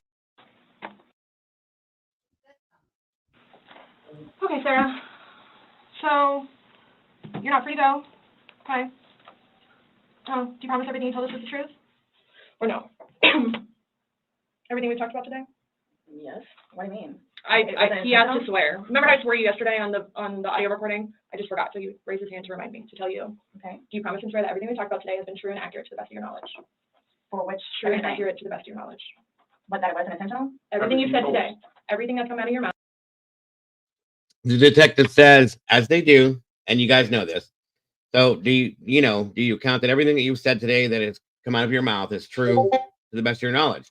And she says, what, you mean that it wasn't intentional? That's all she goes back to, because she thinks that that's going to get her out of this. It's sick. Mouth has been true and accurate to the best of your knowledge. To the best of my knowledge. Correct. Yes. Why? That's Every how time you we talk swear. to somebody, we want to assure that everything that we talked about is True and accurate to the best of that person's Come on, knowledge. guys, hit that like button for me. Please get me to 100. Everything that you told us today is true and accurate to the best of your knowledge.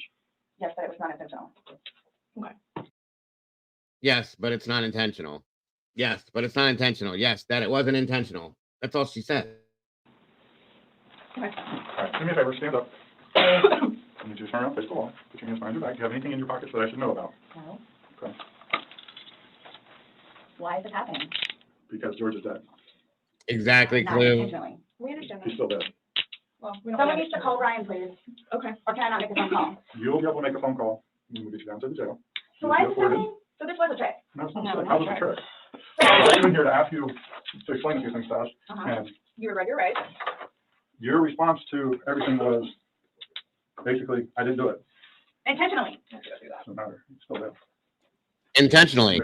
I didn't do it intentionally. Really, guys? Really. So if I didn't show up? Why is it Okay. happening? Because Before you all said I could leave. when That I was done after this, after that. we were done, yes, we were done. Absolutely. So now, so that's what it is, We are done. right? And she still has, the gall to be cocky and arrogant in this situation, as if she did nothing wrong. It blows my mind. What's up, K-Dips? Good to see you, dear. Or sir, sorry, I don't know. I never did know if you were male or female, so I'm sorry about that. My 500th video, huh? Yay. Thank you. Thank you, Cletus. I didn't even know that. It's awesome. What am I supposed to do now? You will. Someone needs to call Brian. Okay. Lucas is waiting for Mom to come home. This was not my intention. I thought I was waiting for you all to come and figure out what's what and how many. That's what we're trying to do. And I was going to be able to go home and see Lucas. Now he's just not going to have me come home. So there's nothing that I can do. All right, no. There's nothing that I can do in order to go home and see Lucas and prepare. Not right now, no. You'll be afforded the time. Prepare. You killed somebody, but you want to go home and wash your dishes, do your laundry, and have another dinner and then come back? What? I don't understand these people. This is so stupid. In court, you'll be She's acting like she's the victim once again. They're doing something wrong. afforded an attorney. You'll be afforded a chance to talk to a judge, and all that stuff will be worked out. But what's the time frame for that, though? Thank you, Michael. I'll tell you should make first appearance probably like tomorrow morning, if not tonight, depending how things are busy, how quickly you get down there. I had a don't sneaking work in suspicion there. this was going to happen. And I need water, like, really bad, please. How's she? You all check me down here. Absolutely not.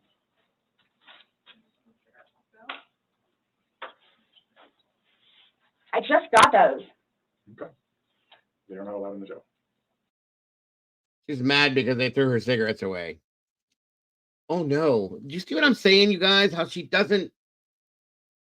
completely avoids the whole situation on every aspect that she can. It's almost like in her mind, it's not happening. You see what I'm saying? It's crazy. So I can't even smoke cigarettes if I go.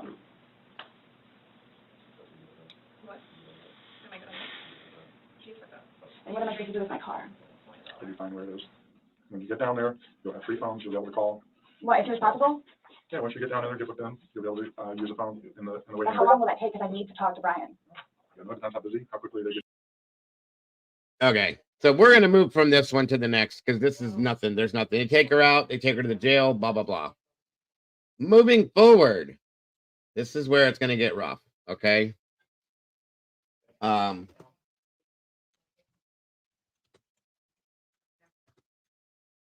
This is the one that made me nauseous, made me sick watching this, and where I decided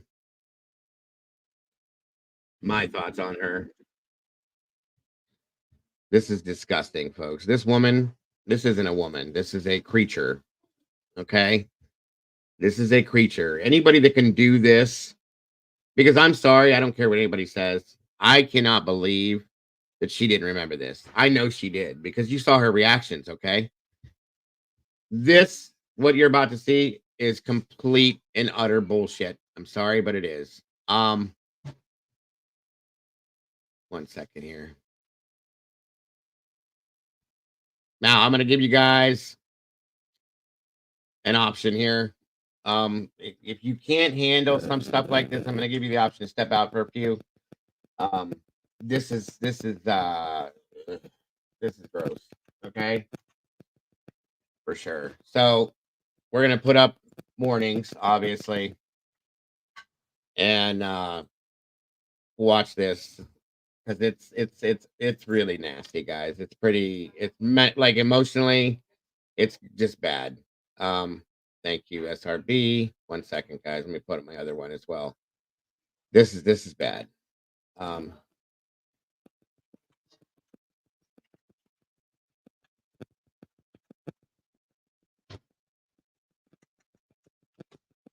second, guys.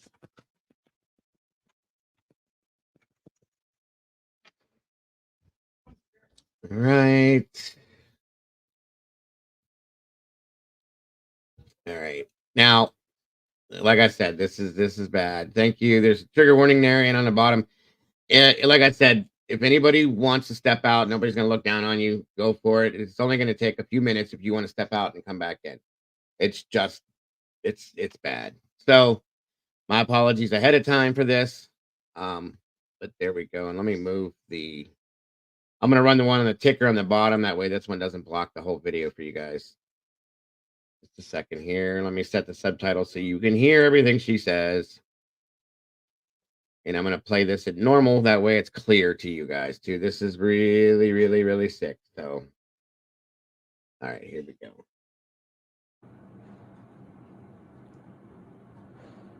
Sarah.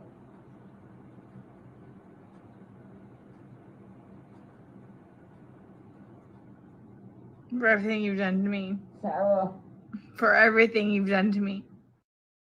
Now, also, I'm sorry, but listening to her voice, to me, that's more than one bottle of wine. It would have to be. This is insane. Or she's on something else too. Something is up, but that sounds to me like more than. And they split one bottle, she said. So I don't believe that. Something's wrong. This is so gross and disgusting. It makes me sick. Sarah. Fuck you. Sarah. Fuck you. Sarah. Stupid. Sarah. That's my name. Don't wear it up. Sarah. I can't fucking breathe, babe. Seriously. Yeah, that's when you do when you choke me. Sarah. Sarah.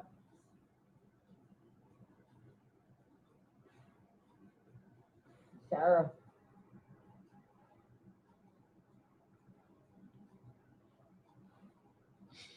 Sarah, I can't breathe, babe. That's on you. Sarah, I can't breathe. It's on you. Sarah.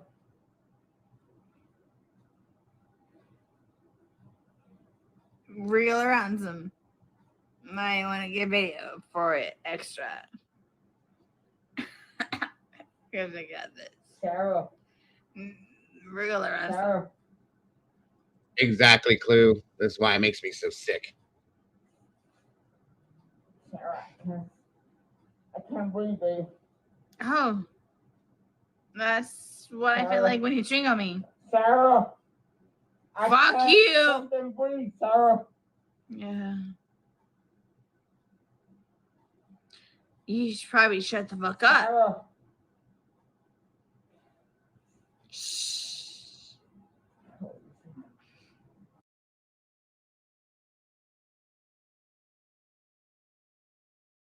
I'm sorry, you guys. Like I said, it's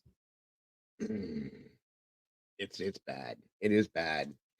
And I cannot believe that she doesn't realize she did this, didn't know she knew this, didn't know that this happened. What's up, Popper? I mean, it's sick, folks. It is beyond sick. And you can tell that she's crapped. Okay. I don't know if it was just from the wine. I don't know if it was from whatever else she was doing, but she was out. She was out to lunch on that one. But I know that she knew what she was doing. There's no way that she went to bed and forgot that. No way. I'm sorry. What's up, Popper? Yeah, I agree, Felicity. It's ugh. And she was saying this. I mean, listen, guys, don't get me wrong. I have plenty of compassion for women that have been through abusive scenarios and relationships and this and that. I do. I have plenty. Okay. There's no call for this. There's other ways to do things like than this. And this guy was smaller than her. Okay. I have a feeling like, granted, yes, that she possibly in an abusive relationship, but I think it went both ways, in my opinion. And she's talking about, when you cheated on me, when you lied to me, when you did this, there's all sorts of different things in here. So who knows? It could have been a multitude of things, but it does not make it right. Not to do, you leave him then. Leave him. That's what you do. You walk out of the situation. End of story. That's it. And that's what I'm saying, Taxi. I think she may have been the abuser on that side of things because his family had begged him to stay away from her. Begged him. Okay? It's insane, you guys. Insane. Now I'm going to do this and this. drop this link in here. I'm gonna bring people up with me, if anybody that wants to, okay, to join me as we go along with the rest of this. There's more I'm showing you, but I want everybody's opinions up here as we talk about this as we go forward, because it's always a little bit more interesting and more fun to hear about it. So come on in. And then once I get some stuff rolling through here, as we're looking at this more stuff, I'm going to open the phone lines probably too. But anybody that would like to join me, please click that link, jump up. Let's talk about this, guys, because this is crazy. In my opinion, this is one of the most insane things that I've ever seen. And the way that she's reacted to this scenario is crazy too. Okay. This is from 2 months ago. All right. This next video we're going to drop. And Willie, what's happening, Flex? What's up, brother? I didn't know you were checking out my boo today. Oh, yeah. Yeah. I got your girl up. Dude, she's fucking nuts, dude. That's an understatement, brother. Understatement of the year. I'm sorry. And Miss Cluminati, Mr. Cletus, what's happening? How you guys? CC? What's up? What is going on? So, obviously, you guys all feel the same way that this woman's insane, and that she obviously knows and knew what she was doing, right or wrong. Not in her mind, but yeah, you're right. Oh, 100. She knew. Like, I'm sorry. And like, I'm sorry, but this is the type of female that I would have to see reports. Show me the police reports where this man put his hands on you. Mm-hmm. Show me the proof from his phone where he cheated. Because if you look at him, like, I'm not trying to throw shade, but he's probably what, 5'1"? I heard he was a tiny guy. He's little, very little. I'm gonna say like not 4'11". Jesus. I don't know. He just doesn't seem like he's not like Denzel Washington or whatever. You know what I mean? Yep. Yeah. So it's kind of like, and I kind of feel like she's the type of crazy that if he did cheat and found somebody else to be with him like that, he would probably have left her. But here's my question: how did he get in his suitcase? She talked him into climbing into it. In my opinion, she seemed very manipulative. It didn't work with her. Listen, dude, I wouldn't turn my back on her in a room, let alone getting a fucking suitcase with her in the same room. Oh no! I agree with you, Willie. But like I said, there's alcohol involved. God knows if there's nothing else maybe possibly involved. But I wonder. But she had to have zipped it up. Oh yeah. So and turned it over. No, that's awful. No, upside down, rolling down the stairs, everything. So she knew what she was doing. Yeah. Now, did she video all that? Because the video cuts off, or no? It doesn't show her videoed everything. It doesn't show her manipulating the suitcase, though. Right, and that's why I feel like she knew exactly what she was doing when she videoed what she did and didn't video what she did. You know what I mean? That's but men, they don't do that, and I'm not defending her, but men will not do that. Like, or they might, but it's not good. Wow. So it was just so extreme. I mean, who does that? It's so awful. That's why I say I think she's faking being that drunk, because isn't there more than one video? Like, how are you so cognizant to know when to start recording and stop? Yes, there's a second video. I didn't want to show it because it's worse than the first one. Yeah, but if she was sober, wouldn't she have not taken a video? And because she seems pretty like with it when she's talking to the cops compared to how she sounds in that video. Yeah. I personally knows though, Willie? I mean, let's face it. Who knows?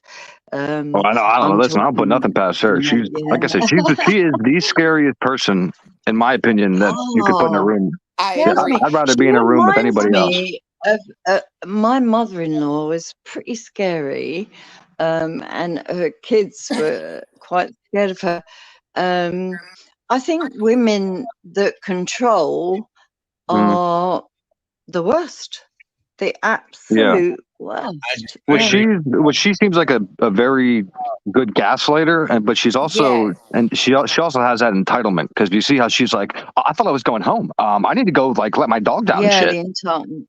Well, that's You what know, I'm saying. And like, Yeah. I think she recorded because she literally convinced her own self in her own head Yeah. that Mhm. she would get away with it because they would She was in believe the right. her Yeah. story. Well, let me Yeah. ask you, who called the cops? Oh, get this, Willie, you weren't in here for this. She calls Mhm. her ex-husband over to the house before she calls the police. And Exactly. There it is. he called the police because he told her when he got there, you need to call 911. This is an issue, you know, and Yeah. he did it. No. And, So a guilty person summoning somebody over to the home, right? Uh-huh. Imagine that. I right. bet you anything, you know what? It might have been a little piece of her that thought before that man got there that she could find a way to make him guilty of that mess. I'm not even lying. Well, yeah, she thought he was going to help her hide it, and they were going to live happily ever after. And that's probably that's why I said if she woke up sober, went downstairs, and he was in the suitcase dead, and she was like, "Oh my God," she would have dialed 911. But she didn't even go downstairs right away. She said she laid upstairs playing on her phone for a while. She knew what she was doing. Exactly. Probably making sure he was dead. Okay? Yeah.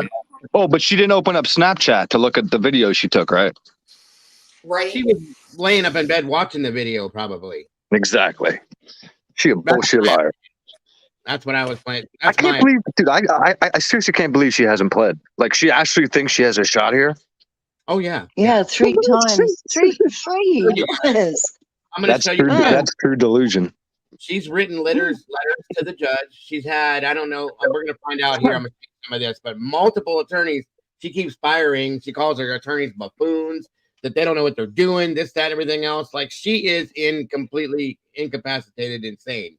Okay. There's no ways to look at this other than this. I've watched again and followed this again and again. She's insane, guys. There's no two ways to see this, in my opinion. So, if anything, if she had a good attorney, they would use that as her defense. But she can't keep an attorney long enough. She fires them immediately. So watch this real quick here. In the case of this woman accused, like she's no Ted Bundy, is she? Well, no, but I think she fires her lawyers because 100% of them are like, listen, honey, you know, you're on video taking a video. Why don't we figure out some kind of plea deal? Hold on. Well, Yeah, and she's like, all right, never mind. Go ahead. No. She's not having it. Oh man, she's as nuts as a bag of frogs. Yeah. What were you saying, Willie? I don't remember. Go ahead. Fire it up. That's okay. All right. And yeah, Heather, very possibly. I do think possibly she could be. Accused of suffocating her boyfriend to death by zipping him up in a suitcase. As her trial was delayed yet again, Sarah Boone appeared in a Florida courtroom Monday with her new attorney.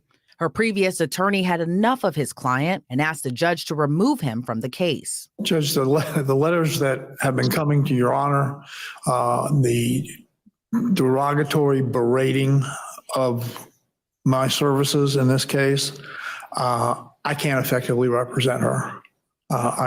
She doesn't trust me. She calls me a dud, I think, a buffoon, on and on and on and on. And no one should have to endure that type of derogatory comments and expect to effectively represent someone, especially in a murder case.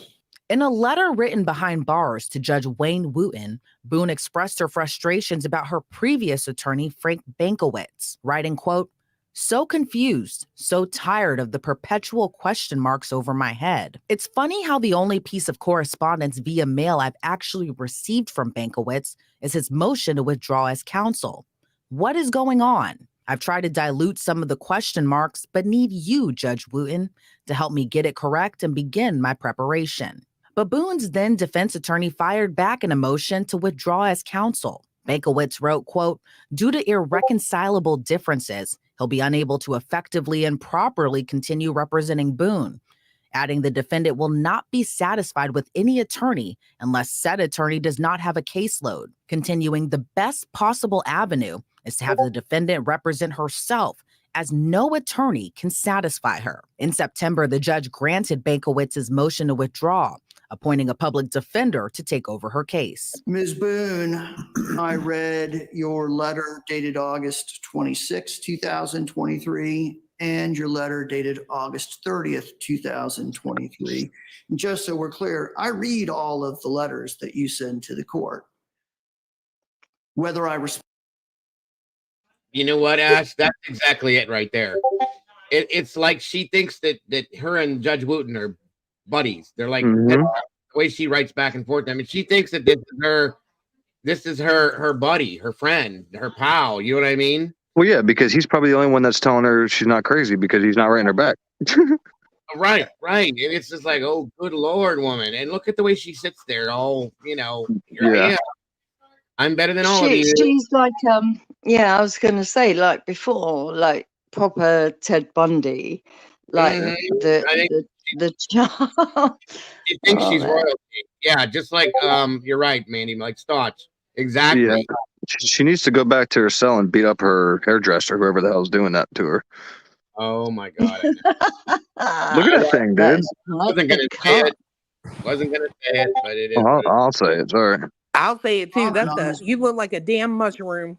Yeah, she's a mess. She's a mess. I'm sorry. On what's in the letter and whether I'm asked to actually do something that's within my purview as a judge or not. If I understand correctly, you have now decided that you think it would be best, in fact, if Mr. Bankiewicz was allowed to withdraw. Is that correct? Yes. All right. And you understand by him withdrawing, I have to appoint another attorney. Do you understand that? Yeah.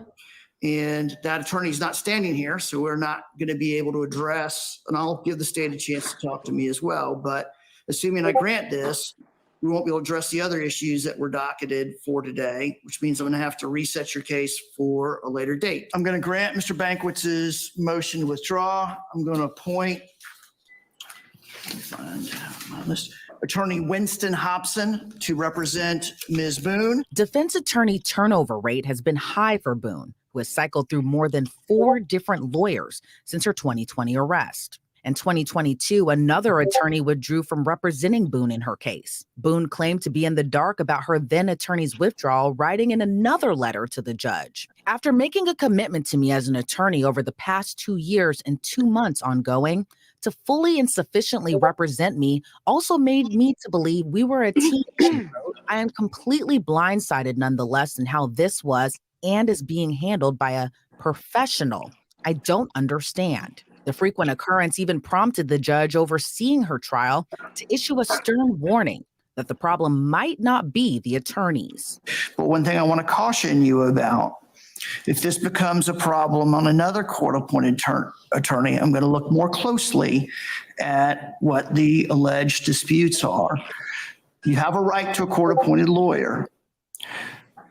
There are certain decisions a defendant gets to make in the defense of their case that are absolutely theirs, such as whether they go to trial or not, such as whether they testify or not. But there are many decisions in a case that a lawyer gets to make.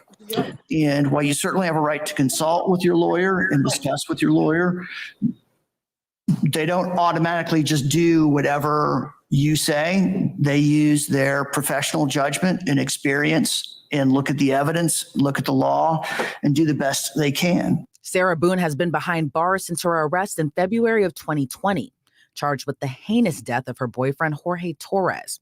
He was found lifeless inside a suitcase at the couple's apartment. The gruesome death was captured on video taken by Boone herself, showing the chilling final moments of Torres's life as he cried to be freed from inside the suitcase. Oh, breaks my inner. For everything you've done to me. Sarah. For everything you've done to me. Sarah. You.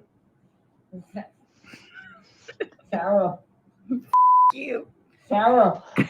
Stupid. Ugh, good Lord. Hi, y'all. That's my name. Don't wear it up. Oh, it's just so pathetic. Sarah. I can't breathe, babe. Seriously. Yeah, that's when you do when you choke me. Sarah. Investigators say the video showed the suitcase facing downward. However, a second video shows the suitcase in a different position, suggesting it had been moved. It's not suggesting it was moved. It Court was records flipped. later reveal Boone and Torres were painting Man. pictures and completing a puzzle while sharing wine when they decided to play a game of hide and seek. Boone would later tell police once they responded to the scene, she assumed Torres would be able to get out, so instead she went to bed, later finding him the next morning lifeless, still zipped up inside the suitcase. I fell asleep. Forgetting that he was in the suitcase. You guys were playing the hide and go. Yes.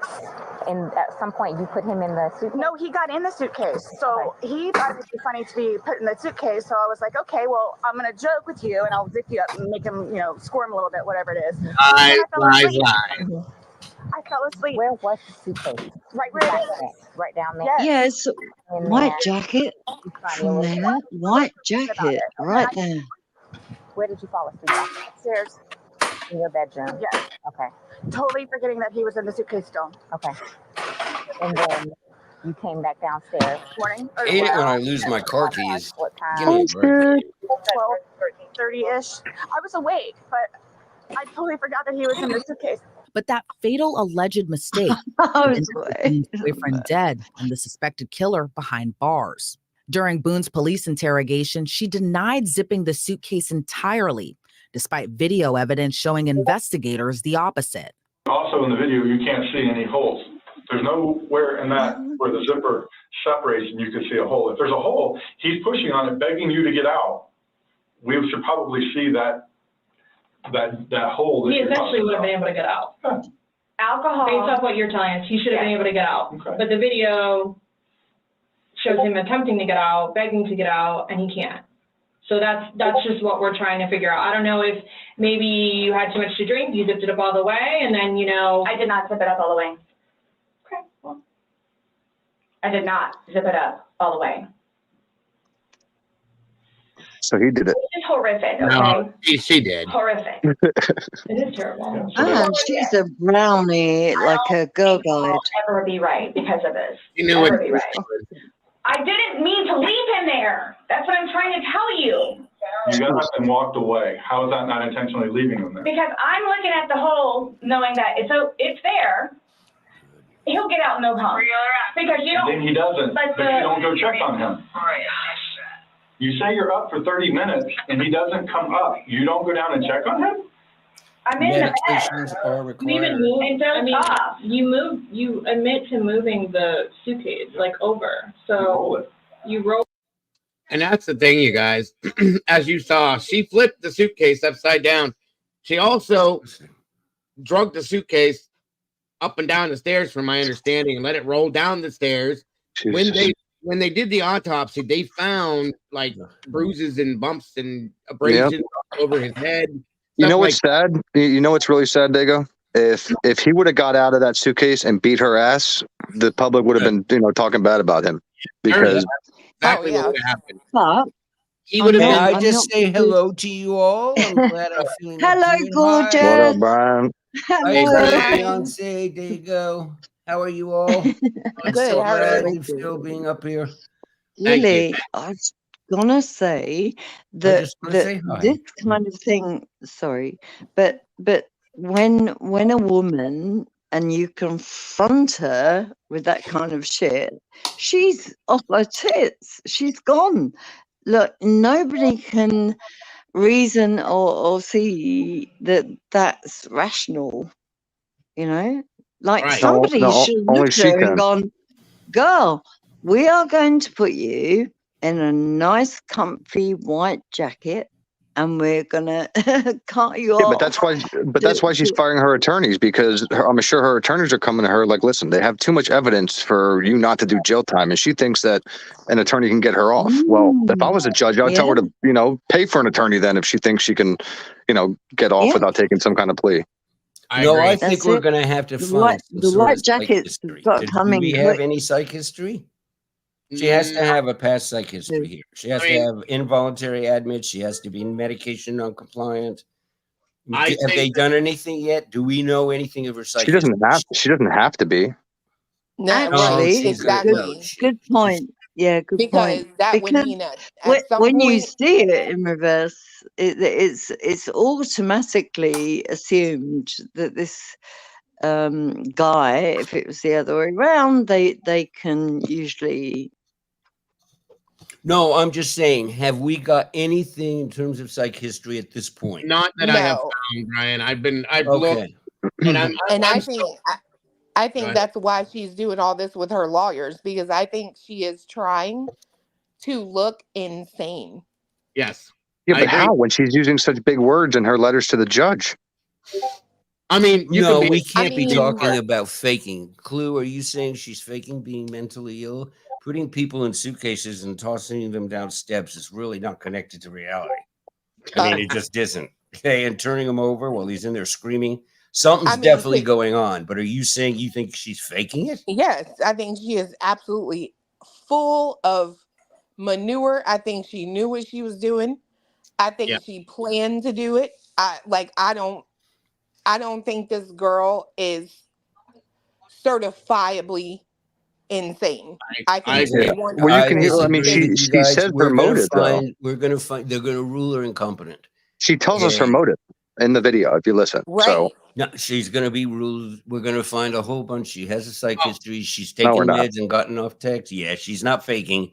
I don't Tossing think your so. husband or whatever down the drain. Like they tell her you're nervous, you have anxiety, and she's like, I don't know if she says I do have anxiety or I don't, but I don't know. I think she's just evil. I think she's evil.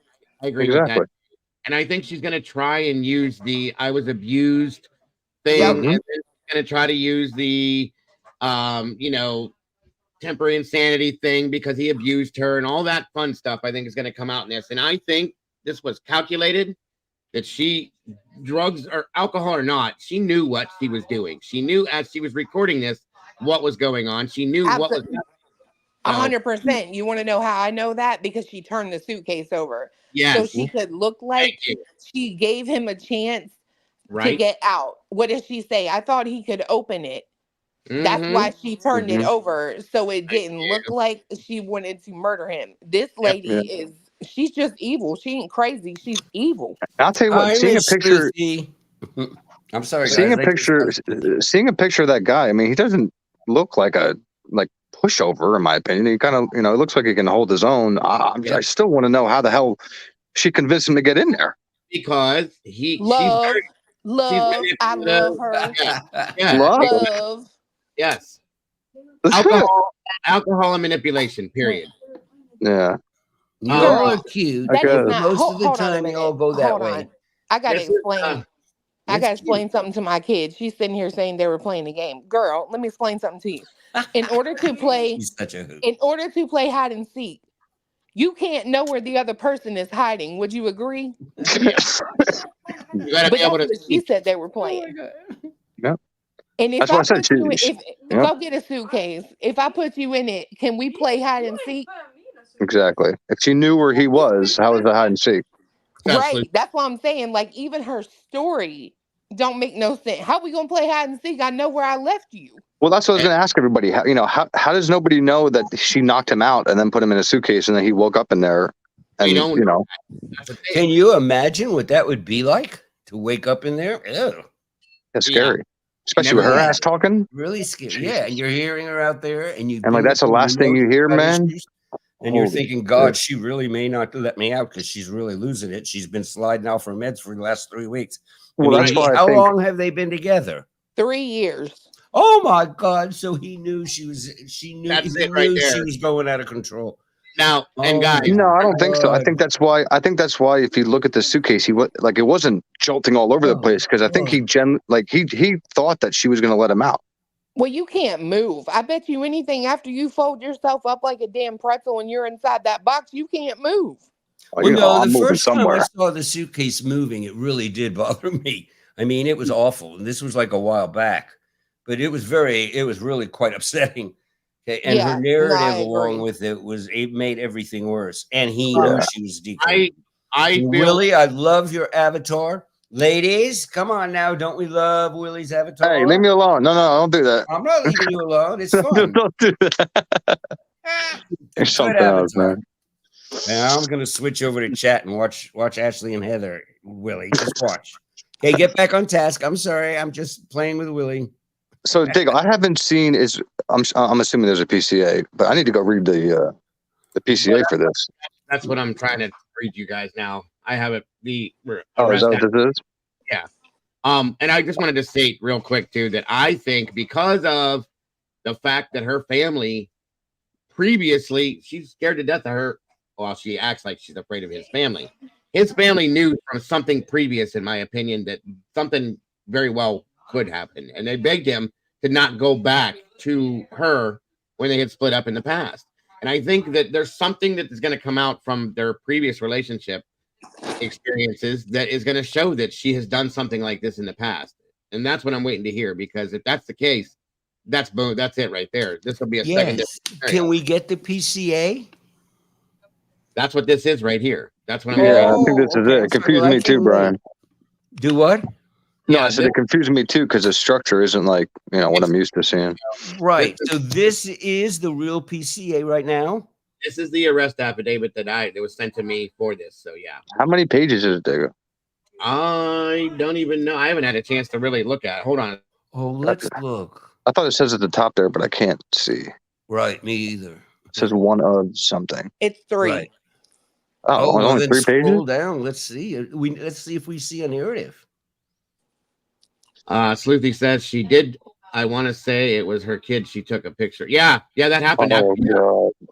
Yep. Oh, good Lord. Exactly. Thank God. I forgot about that. That's crazy shit too. I seen that photo was sent to me after the fact. So okay, so wait, kids? Lucy, what are you saying? She did what? She took a picture of her child inside of a suitcase. Oh, good Lord. So this was something that she must have. I'm telling you guys, I think this was premeditated. I really wholeheartedly. 100%. That was planned. Yeah. Well, she can't justify. She can't explain how it's a game of hide and seek if she put him in there. I think she planned this whole thing. I think she got the alcohol, got him drunk. She got him to the didn't point have her or kid. drugged him. Her kid was with the ex. Everything was all set to go. Mm-hmm. And she said, Did they live together? Yes, they lived for in the same 3 years. They lived 3 years. together for the 3 years. Yes. Yeah, and that's it right there, Sleuthy. Like she almost thought about killing someone in a suitcase. I think the state will spin it that way for sure. I agree with you. I think they're going to go for this too. I really do. Can you scroll down, Dago? Is there a paragraph or a narrative? I'm gonna read through next. And this just shows it's a very, very strange the way this is structured. I agree. But this is like their equivalent of the PCA we're all used to. Like this is it, because it is different. Is there a narrative? I don't see any more on this than wow, that's weird. It is strange. No, there has to be a real PCA, like a regular PCA. I think it happened in 2020. It did. So wait, what? Oh, yeah, this is old. Why are we just hearing about it now? Well, I covered the story a year ago. Yeah, I mean it's old. Oh, you all knew. I knew probably about 2 months ago was when I first heard. So you guys have heard about it longer. Oh hell yeah! I'm gonna have to. This was sent to me this way, so I'm gonna have to go try to find a better version of this real quick. I'm sorry. Hold on a minute. Give me a second here. Oh no, please find it for us. It would be interesting to see how they do it. Yeah, absolutely. I just took what I had there, and she said they were having a good day. Could you imagine a bad day? That's what I said a year ago. I'm like, Jesus, this was a good day. What's a bad day? You know what I mean? Holy shit. Why do we need a PCA? We saw the interrogation about it because I want to see what they wrote in the PCA as far as what their definition of what the scenario was. So yeah, hold on a second. Yeah, plus Beyonce there, Clue? Plus it's going to say about her calling her ex and stuff in the PCA, I'm assuming. He's making him something to eat. Okay, hi Beyonce. I don't know if you can hear me. He can. What's up, bro? Hi. How you doing, dude? He said, "What's up, I'm sorry, Brian?" you guys. I just wanted to say hi to Beyonce. I think we're going to just have to take Willie's avatar down, you guys. Ladies. What? Why your arms look like a loaf of French bread? Hey, don't. You're talking shit. No, I'm saying that's a good thing, right? It's got all the knots in it. Knots. I don't know. You know what I mean? I don't know. I have, like I said, when I was in high school, I was the biggest kid in school, and I just have that muscle How memory, and it long doesn't ago go was away. this picture? That was like a month and some change. Because you know what I was thinking, and you ladies are get a kick out of this. Now that he brought it up bigger, it's like, hey, he's got a really good body, but everything he's showing his body, he's covering his face. So then I'm thinking, I wonder where he's actually posting this at. Willie. Well, everybody put their photos up the other night. We were in Dinkies for 10 hours, and we were just messing around. And I came in yesterday with it, and they were like, "Keep it." How often do you go to the gym? Like 3-4 times a week. Looking like how many hours? Hell no. What? Sorry. How many hours a week total? Like 1 week is how many hours at the gym? I only go about. You don't need to go for it's too long. Maybe like an hour and a half, hour 45. Every time? Yeah, of course. Yeah, Yeah, so you that's gotta. like 5 hours a week. Well, a little more, but yeah. I'm telling you. That's not a lot. don't I mean, there's people that are in understand there why every. he's not hooked up. It's a good looking body. Sorry, guys. Sorry, Willie. It's a nice looking body. Well, Good for thank you. You're welcome. Okay, we'll get back on track. I just had a mess with him. It's fun messing with him. It just is. Like the way he just dealt with me in the beginning, he was just uncomfortable. But you ladies, Oh no, I'm not. come I don't on. give a shit. Come on, ladies. Come on. He's covering his face and showing his body. We know what that is about. Willie, is there something you want to share? Where are you posting this? Those are shoulders, not what Mr. Detective. No, has. that's fair. That's fair, dude. That's really what I was showing. What we were showing the other No, night. that's fair. I digress. It was just okay.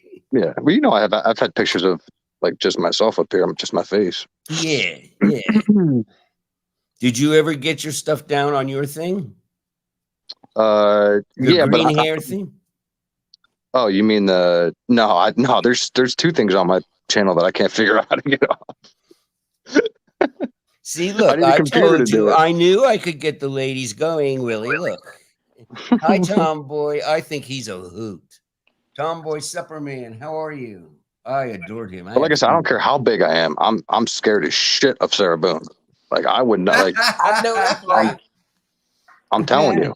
Like I'm not scared of anybody. You put me in a room with anybody, I don't give a shit. But her, no. Is there any video of him actually going in where we can see how messed up he was? Hi, my Mandy. No. So the only thing we have is him already in, her being crazy outside talking, and he's talking to her.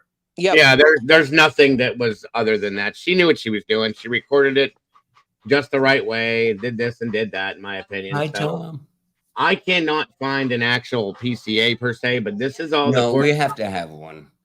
This is all the court document. Hi, Ashley. That I can find in Orange County. Winter Park is where this happened at in Florida.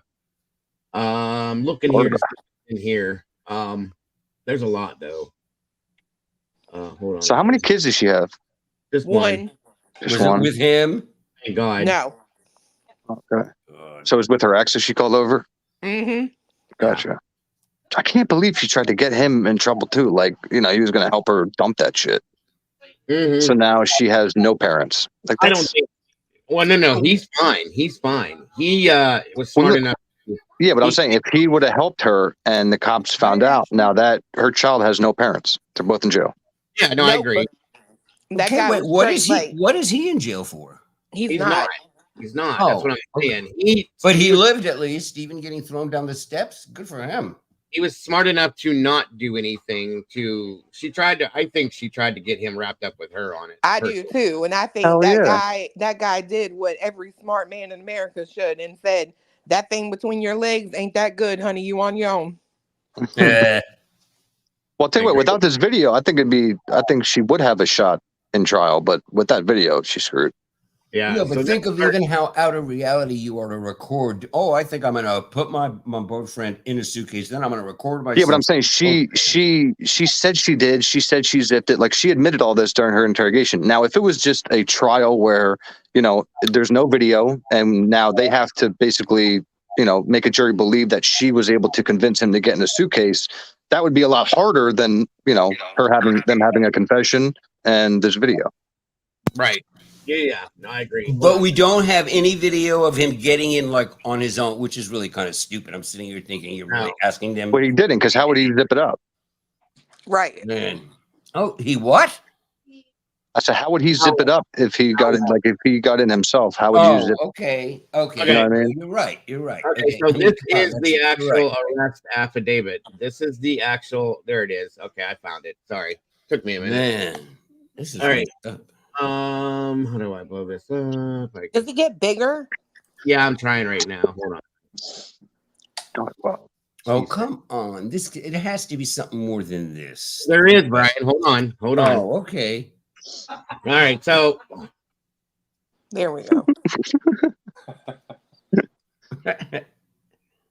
SRB, I got a small beard, not like I saw this not video like of the Cletus. suitcase moving with him in there. It freaked me out. All right, here we go. So this is the document, the arrest, the report that was taken, so on and so forth. One sec. That's why I say he had to be tiny. That girl weighed 140 pounds and managed to flip that suitcase over. Like, he had to be a tiny, first off, to get in the suitcase. You know what I mean? Good. Here we go. We have the All right. Here we go. Good Lord. I'm kind of scared. Okay, I'll be quiet. Go, Dago. Ugh. All right. So, background. In February 24th, 2020 at 13:01 hours, Orange County deputies respond to 4748 France Lane, number 3, Winter Park, Florida, in reference to a female reporting that her boyfriend. Oh, God, this is Winter Park. I'm right. I used to live in Winter Park. Oh, my God. George or Jorge, however you want to pronounce it, Torres Jr. was deceased. The caller, later identified as Sarah Boone, date of birth 10/10 of 1977, reported playing a game of hide and seek. Sarah and Jorge jokingly thought it would be funny if Jorge, or I'm just going to say George, got in the suitcase located in the living room. Sarah zipped George in the suitcase. Sarah mentioned that she and George had been consuming alcohol during the night, and she went upstairs and passed out in her bed. She later woke up to her cell phone ringing multiple times around 1100 hours. Hold on. Wow. Just wow. I lived in Winter Park, you guys, for 15 years. Oh, maybe you saw it. What? I said, maybe you passed her one day. I'm telling you, I had no idea it was Winter Park. I was in Winter Park for the first, from I don't know, 18 to add 15. Wow. Winter Park is nice. It's cute. Yeah. Like I said earlier, I think she was just trying to protect her hide and seek streak. And, No, come on, really? We got to go. This is sick. Well, the hide and seek is just bullshit. I'm not believing it. And also, even for him, we got to go for him. He's got some issues too. Honey, let's play hide and seek, okay? And he goes and crawls in a suitcase. I mean, that is but if he's drunk and you're with that person for 3 years, I mean, if it's just that's fair. That's fair. Altered. Okay, so maybe some drugs. Okay, I'd be quiet. Go to her cell phone ringing multiple times around 1100 hours. She went downstairs and did not see George anywhere in the apartment. Then she realized that he was possibly still inside the suitcase. Sarah unzipped the suitcase and found George unresponsive and not breathing. Shortly after the 911 call, deputies arrived on scene. Orange County Fire Department confirmed that George was in fact deceased. Now, she had stated in the interview in the beginning that she pulled him out, straightened him out, and tried to do CPR. I don't believe that. That's just my opinion. I'm just saying. So at 13:07 hours, the decedent was found laying near the front door of the residence near a blue suitcase. A small laceration was evident on the decedent's lip and what appeared to be some bruising around his eye. Interview Sarah Boone on February 24th. 2020 at 16:57, Detective Scott Lowen and I conducted an audio recorded interview with Sarah Boone located in my unmarked agency vehicle outside of her residence located at 4748 France Lane, number 3, Winter Park, Florida. The following is a synopsis of Sarah Boone's sworn recorded statement. I read verbatim to Sarah her constitutional Miranda warnings. Sarah agreed she understood what I had just read to her. On February 23rd of 2020, at approximately 1600 hours, Sarah was located at her residence, 4748 France Lane, number 3, Winter Park, Florida, along with her boyfriend, George Torres Jr. who also resides at the apartment. Only Sarah and George were located at the residence. Sarah's son, Lucas Boone, would sometimes be at the residence when it was her days per the custody agreement she has with her ex-husband. Sarah said her and George were painting pictures and completing a puzzle while sharing a bottle of Woodbridge Chardonnay wine. Cheap ass wine. Yeah, right. As the evening went on, he said that they got it at the grocery store or It would whatever. be better if it was hard liquor, you guys. Oh, good Lord. Right. As the evening went on, Sarah and George decided to play a game called hide and seek. Sarah hid upstairs in her shower first and said George never came to look for her. After a while, she decided to go downstairs where she found George. Sarah and George both thought it would be funny if she zipped George in the blue suitcase that was located downstairs in the living room. I just had a thought. She says that he never came to look for her. I think he was just trying to get her to get away from him, is what it sounds like. Like, go hide. I'll come look for you in a couple of days. Basically, what that sounds like. So anyway. Yeah, I don't think that ever happened either. Well, that's what I'm saying. So, Sarah and George both thought it would be funny as she zipped into the blue suitcase and located down blah blah blah miscellaneous items. That they had a few miscellaneous items that they had both planned to donate. George willingly got into the suitcase. Sarah zipped up the suitcase, but two of George's fingers were able to stick out of the suitcase. I don't believe that. Sarah and George were both laughing as she zipped him into the suitcase. Sarah explained she attached handle that made it easier to zip the suitcase. Was broken, but a paper clip was in the zipper, so she was unable to zip the suitcase up. On February 24th of 2020 at approximately... Utterly incredible. Sorry, Diego. Utterly incredible. Sarah decided she was going to go upstairs while George was still located in a suitcase, thinking that he could get himself out. Sarah laid down in her bed and fell asleep at approximately 20 to 30 minutes after going upstairs. Sarah assumed George was going to get out of the suitcase and come to bed as well. Sarah said neither her nor George were drunk from the wine. Bullshit. Sarah woke up in the morning and heard her cell phone ringing multiple times, but ignored the calls. Sarah said her cell phone was left downstairs from the night prior. Sarah knew her ex-husband, Brian Boone, was calling because he was the only person who called her repeatedly to see if she was getting their son, Lucas Boone, from school. Sarah said she stayed upstairs for a while and assumed George was downstairs on the laptop looking for employment. Sarah said that she went downstairs at approximately 1100 hours and realized she could not find George anywhere in the apartment. Sarah freaked out and Sarah called Brian and remembered the last time she saw George was when she zipped him in a suitcase. Sarah unzipped the suitcase and found George unresponsive. Sarah called Brian back, told him George was dead, and begged him to come over to her residence. Brian only resides a few minutes away. When Brian got to the residence, he walked into the apartment, saw George unresponsive on the floor, and told Sarah we needed to call 911.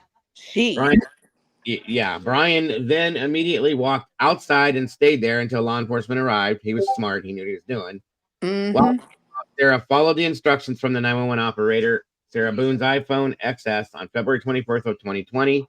Sarah gave verbal and written consent by signing a waiver and affidavit form for the Orange County Sheriff's Department to search her iPhone XS. IMEI, we don't need to know that. Digital forensic investigator Junella Uaden responded to the scene and began to download the cell phone. While the cell phone was being downloaded, two videos were found on the cell phone. The first video began recording on February 21st of 2020 at 23:12 hours, which is 11:12 p.m. George repeatedly yelling out Sarah's name. Sarah told George, "For everything you've done to me, F you." Sarah was laughing when she said F you. Stupid. George repeatedly kept calling out Sarah's name. George said, "I can't effing breathe." Seriously? Sarah replied, "Yeah, that's what you do when you choke me." George continued to repeat himself, telling Sarah he could not breathe. Sarah replied, "That's on you." "Oh, that's what I feel like when you cheat on me," Sarah said. You should probably shut the F up. In this video, the suitcase was facing downward, and you can see George pushing on the suitcase in an attempt to get out. The video is 2 minutes and 3 seconds long. The second video began recording on February 24th at 2020 hours. Wait a minute. So the first Wait a second. Okay, the first video it says was 23:12 hours on the 24th, right? So that's 11:12 Yeah, p.m. we're looking at this right now. Like something's messed up because Yeah. yeah, like they messed up. And it's not a big deal, but it is the thing that comes to my mind is it's timing. It's mistakes like this that create problems in other cases. Yeah. Oh yeah. The first video, the second video. Thank you. Was recorded at 10. I know. Wait a minute. 2020 would be 10:20 or 8:20. Right? Is that right? Yeah. No. Because 24 is 12. No, that's not right. 11. 22 is 10. No, it is 8 o'clock. I know. That's 9. right. Yeah, that's right. You're right. 8:20 hours. Okay, there we go. So 8:20 p.m. George yelled, "Get out." George yelled outstairs, named the suitcase was now in a different position facing upwards and moved over towards the left side of the living room. The video was 22 seconds long. Synopsis. Oh, shit. All right, guys. So this shit started at 8 p.m. Yeah. Initially and went on until God knows when, because the second video was 3 hours later. Yeah. I mean, Exactly. so I'm not even kidding. I think it would take you a while to actually suffocate in that suitcase. Basically, what has to happen is you have to run out of oxygen. You know what I mean? 100%. And if you're bent in half, your diaphragm is completely compressed that whole time. Right. So you're not taking in a big breath. You're not taking in full breaths, right? So eventually you are going to suffocate. And he wasn't obese. Wasn't that picture of him slim? No, he was very skinny. So like every breath he was taking, he was not getting a So full relief. suffocating when you're that slim is even like if you were fat, seems like it would be quicker. It seems like suffocating would be a long time. He had to have been folded almost completely in half to fit in there that way. So that, yeah, you could tell he wasn't big. Hell, my big ass wouldn't fit in that suitcase. My leg wouldn't fit in that suitcase. Can you imagine? Nobody would ever want to put you in a suit. Even if he's small, guys. Imagine that he's folded in half, which in turn is going to compress his diaphragm and pinch it off to the point where, that's awful. When you're going like to take a breath in, you can only go like that, air to come into the diaphragm because it doesn't expand. Because he's slim. Yeah. Okay. No, like, well, that's why if there was a hole in that suitcase, he probably would have lived for a little. He could have opened it with his finger. You're right. Yeah. I don't know about y'all, but I'd have chewed my way out. Like, you're not about to hand me up in God, no suitcase like Oh, that. come on. We're all oriented to reality. None of us would get in the first place. You and Beyonce have a good relationship. I really seriously doubt you're going to. Yeah, but if I was, I wouldn't be that calm. I'm getting through that zipper. That's the thing. That's what I was going to say. The saddest part of this whole video where he's in there is when it's moving. You can tell he is really putting some effort and energy into trying to get out. That was when I pushed. That was when I cut it off because I wasn't expecting that to start, and I couldn't watch it. Yeah, it was real hard to watch. It very much. Very much so. I'm first of all, I'm claustrophobic. Second of all, that's one of my biggest like fears is death because of asphyxiation or something, and to watch that really irritates me bad. Yeah, but listen, dude, if you're with this chick for 3 years, you have to know how crazy she is. Right. Like, No, you I gotta think know. he absolutely knew. He absolutely knew. She's going to have a history. You know what? Who's never going to think? I've seen guys put up with so much shit from women, and it just like right. And who would actually ever think? You know, like the creature I was married to before I married my wife. Like in the beginning, I would have never thought that she could do some harm to me, but she tried to at some point. So that's what did she do to you, Dago?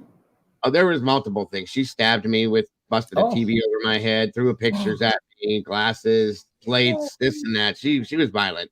I never. And I assume Dago. So I'm not trying to be funny, but I assume this was not in one night, right? Like you didn't. Oh no. That's what over a period of time. What I'm saying, right? Like even though Dago, I'm sorry. From a girl, it's like you never.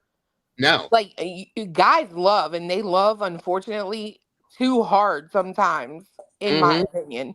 I agree. You're right, and I did. You know, my last lover, we had problems with domestic violence. Yeah. And I remember that night. I remember a knife, and we went to Diana Ross, and he vanished. And it was a night, and my dogs were there because I knew I was going to sleep over there. And I ended up just walking down the street half a mile to the 7-Eleven, crying. And this was payphone days, and they were good to me. They gave me a quarter. I had a credit card. I called the police. It was bad. And then it was freezing that night. And then about 4 hours later, he came, and I knew I was done. That was it. Out with a night. Fuck you. We're not doing this. One of us is going to end up dead. Okay, so I knew I absolutely was done. And then like 4 o'clock, 5 o'clock in the morning, he starts banging on my window. And I'll never forget it. I sat up straight and I yelled, Chris, if you do not leave, I am calling the cops. And I meant it. And he knew I meant it. And then it got into really bad shit. It got into like stalking crap, and I had gotten a new car, and he was going to sugar the car. I mean, it was bad, but amazingly, about 2 years later, we ended up being able to be friends, and everybody in the bars knew about us. And the feedback I got years later was he absolutely loved you, but he was violent. Well, and that's the thing is sometimes you guys like people allow these things to take over their minds. Like it becomes more than love; it becomes obsession. And I got to the point to where I could tell that he was going to come. His eyes would change, and I got to the point to where I knew he was going to come. And I'm sure Dago, you knew that too when it was going to start. 100%. Yeah, I knew that. Oh God, it's going to happen again. It's such a double standard though, because men, they're supposed to be these strong, like impenetrable forces. So like when they have something like that going on, they won't call. Right. And that's the thing is I grew up listening to my mother being abused by my sister's father every night, like physically begging for her life above my head as she's being bounced off the floor like a basketball. So in turn, my mentality and my emotions towards that scenario, those types of scenarios has always been to deflect and defend when it comes to that kind of thing. I've never ever put my hands on a woman because of that scenario. But even multiple people have told me like you should have never allowed her to do that to you. You can't. That's not how it works. I've never been that way. No matter what the scenario was, you could beat the hell out of me. The only time I ever hit a human being was that knife night on Diana Ross. I mean, I'm sure, Willie, you have, and I don't know. That'll be an interesting question. Beyonce, you ever? Willie, did you ever hit a wall? In that scenario? What? A wall, like with your hand in anger? Yeah. Oh, I've made not at a woman. No, I wasn't. I never ever laid my hand. Have you hit a wall with your fist? Punched a wall? Has. Now, in regards to a woman, no, but in regards to anger, yes. Just in life. Yes. That's where to me, I've never understood that. It's my hands going to hurt. It's just drywall. Why am I going to do that? It don't hurt. You just got to know where the studs are. That's Tomorrow, it didn't hurt. I punched a hole through the wall because of that. I couldn't hit her. And I couldn't. No, that night I hit him back. That night was. That night was the worst, obviously. But when the knife came out, I'm like, oh God, one of us is going to end up dead. We're done. And I knew it, and I meant it. Biggest problem for me that night was my dogs were with him, and I had to go like to the 7-Eleven and leave the dogs there, and I was scared. Okay, thank God he didn't do anything to my dogs. Let me tell you about something. My ex, he used to have a alcohol problem. And he got in one of his moods one night and wound up pushing me back on the couch, leaning over me, and he was choking me out. And I mean to tell you, the Lord will come to your aid, because I beat the holy that's what happened to me. I did it out of him. And he came up to my job the next day with a dozen flowers, looking like freaking Tina Turner. That's what he did too. He kept calling. Yeah. And stalking me. I would be in the parking lot when I got out of the office. I hadn't completed my graduate degree yet.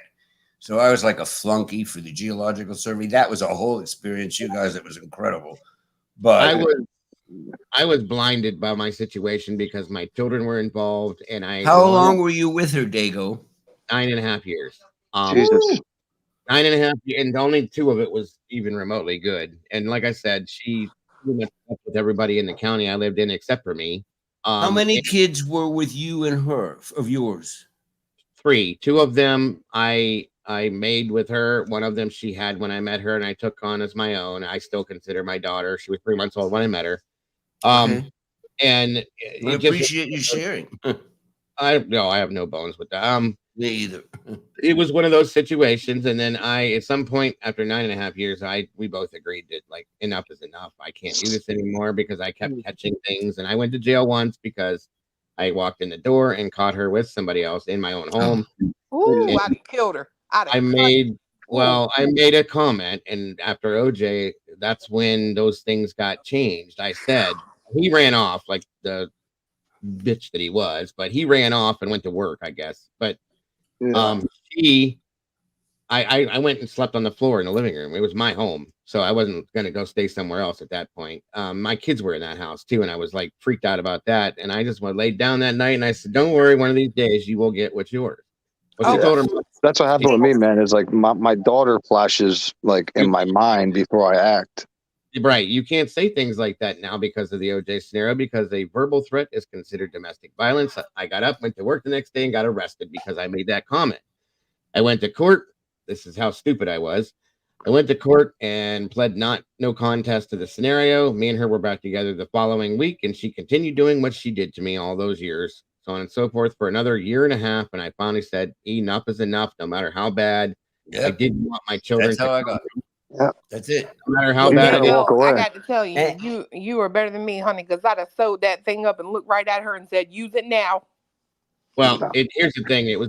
No matter how bad I didn't want my children to come out of a broken home, it was safer and better for them that we did. I ended up getting full custody of my kids. I ended up being, the upstanding parent per se. And she moved on to be married 3 to 4 more times and with multiple boyfriends, and she's completely miserable in her life right now as we speak. And it is what it is. So, long story. It's really amazing that we're all sharing this stuff. I mean, I've never told anybody, and I did it on a public chat about the Dutch Inn. Okay. It was the maitre d'. Oh, I could see his face. And I was young. He loved my tits. It was awful. And we had to change into like this little red jacket because I was a busboy. Okay. And he would come in, he was the boss, and he would start to mess with my tits. Okay. Obviously, I stepped back. Okay. But then what he did was he would never put anybody in my station, so I made no money. Now, obviously, I quit after a week. But in terms of now, like right now, it was like, and even like a decade ago, it's like, wow, that's abuse. I mean, you should have reported it. But back then, I didn't. And I've never told anybody that, but I said it to you guys tonight. Another thing that happened that was really weird was it was spring break. This was my first. Real quick, Brian, I just need to tell Dago, I got to hop down. I got to go make dinner and help my daughter with her homework. But it was nice talking to y'all. Are you going to be live for a little while?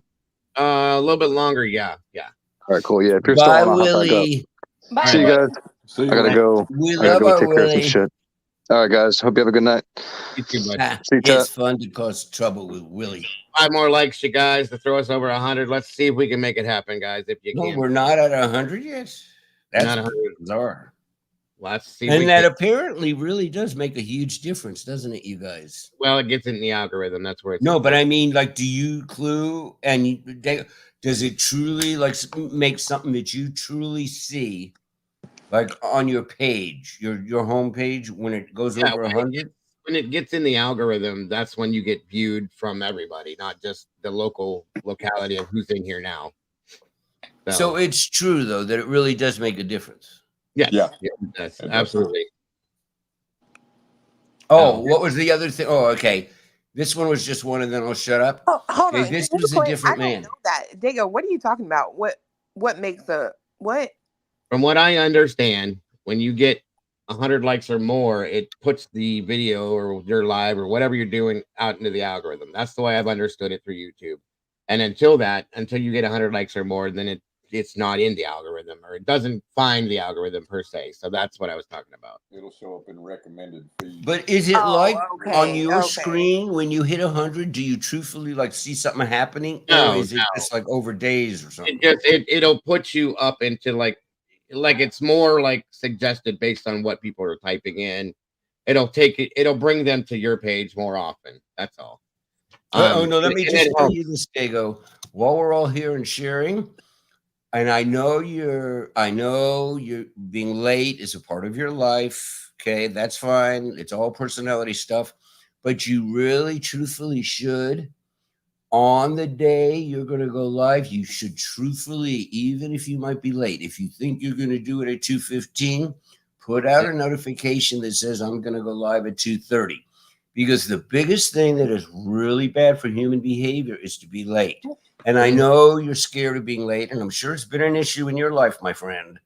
Okay, but you really should put a notice out, even if it's like 11 o'clock, you wake up and you think you're going to go at 2, don't say 2. Say, I'm probably going to go live around 2:15 to 3. So then you're not late. Yeah. But every day when I get up, I look for you. Okay, I do. And it's frustrating, okay, because you're not there. And then 2 hours later, you look and you've been there, but you've been there for 3 hours. So I missed 3 hours. It would be helpful if I knew that you were going to start maybe 2:30, whatever it is. But I think that you're afraid to do that because you do run late, right? In your whole life, you have always run late. I'm asking, yes? Actually, no. The only time I've ever had issues with being late is with this. Only because I have things that are going on. Interesting. Yeah, it's weird, believe it or not. But I try to like preload the video that I'm going to do so that it's ahead of what like people can see when I'm going to do it. Sometimes I can't. Sometimes it's just a spur of the moment thing. But I'm trying to get better with that. Like I said, I've always got stuff going on, and if I don't get it done at a specific time, it overlaps sometimes with this and this, and I'm trying to get better with it. I promise you I am. But no, it's not a judgment. It's just feedback. Clue, do you not agree? What? That it can help you if you put up a notice ahead of time so that those of us who are fans of you guys, okay, and want to follow and be there from the beginning, but we don't know. For some reason, Clue, do you put up notices? That I'm going to be live? Yeah, like ahead of time. Yeah, I'll schedule them. Yeah, because I think, because I have found that a lot of times I'm glad that I got Clue and Beyonce like in the beginning. But a lot, I'm really late with Dago. Okay. And that's important. You really should put it up. Well, that's what people told me when I started doing lives. They're like, could you schedule them? And let me tell you, the views did increase because absolutely. Because we're fans of you. Okay. We follow you. We're happy you're here.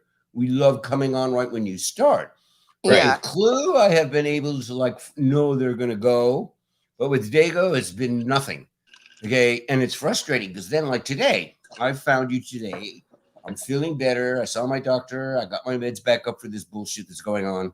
Okay, I have surgery in 2 weeks. They're cutting out my spinal cord. Bad shit's been going on. We won't go there, but it does matter, Dago, in terms of money. Clue, I'm glad you said that to him. And you do agree, Clue, yes? Because it does matter. Well, like I said, I've been preloading. I'm sorry. Go ahead, Clue. No, I'm just curious. Clue, it did help when you started to flag us ahead of time. She was there. Are you still there? I don't know. So to you, look, to you guys. So wow, what does that mean, you guys? She probably just had a technical thing. She'll be back. Okay, I will shut up now. Okay, I'm sorry. I have been more often trying to preload what I'm going to do. You know, at least 45 minutes ahead of time, at the very latest. Sometimes I try to set them the night before or hours ahead of time. It just depends because sometimes I'm not 100% sure what I'm going to be talking about yet. So I try my best to preload it so you guys have a chance. And yeah, you're right. When they're preloaded, people have the time to see it, and it gives them time to be able to be there. So I've been working on that a lot for a while. So no, it wasn't meant nasty. Okay, it was just feedback that I've wanted to give you. Well, yeah, no, I've been preloading. It's not mean or nasty or anything, but yeah, good. Clue's back. Clue, it does help your channel with your views, right?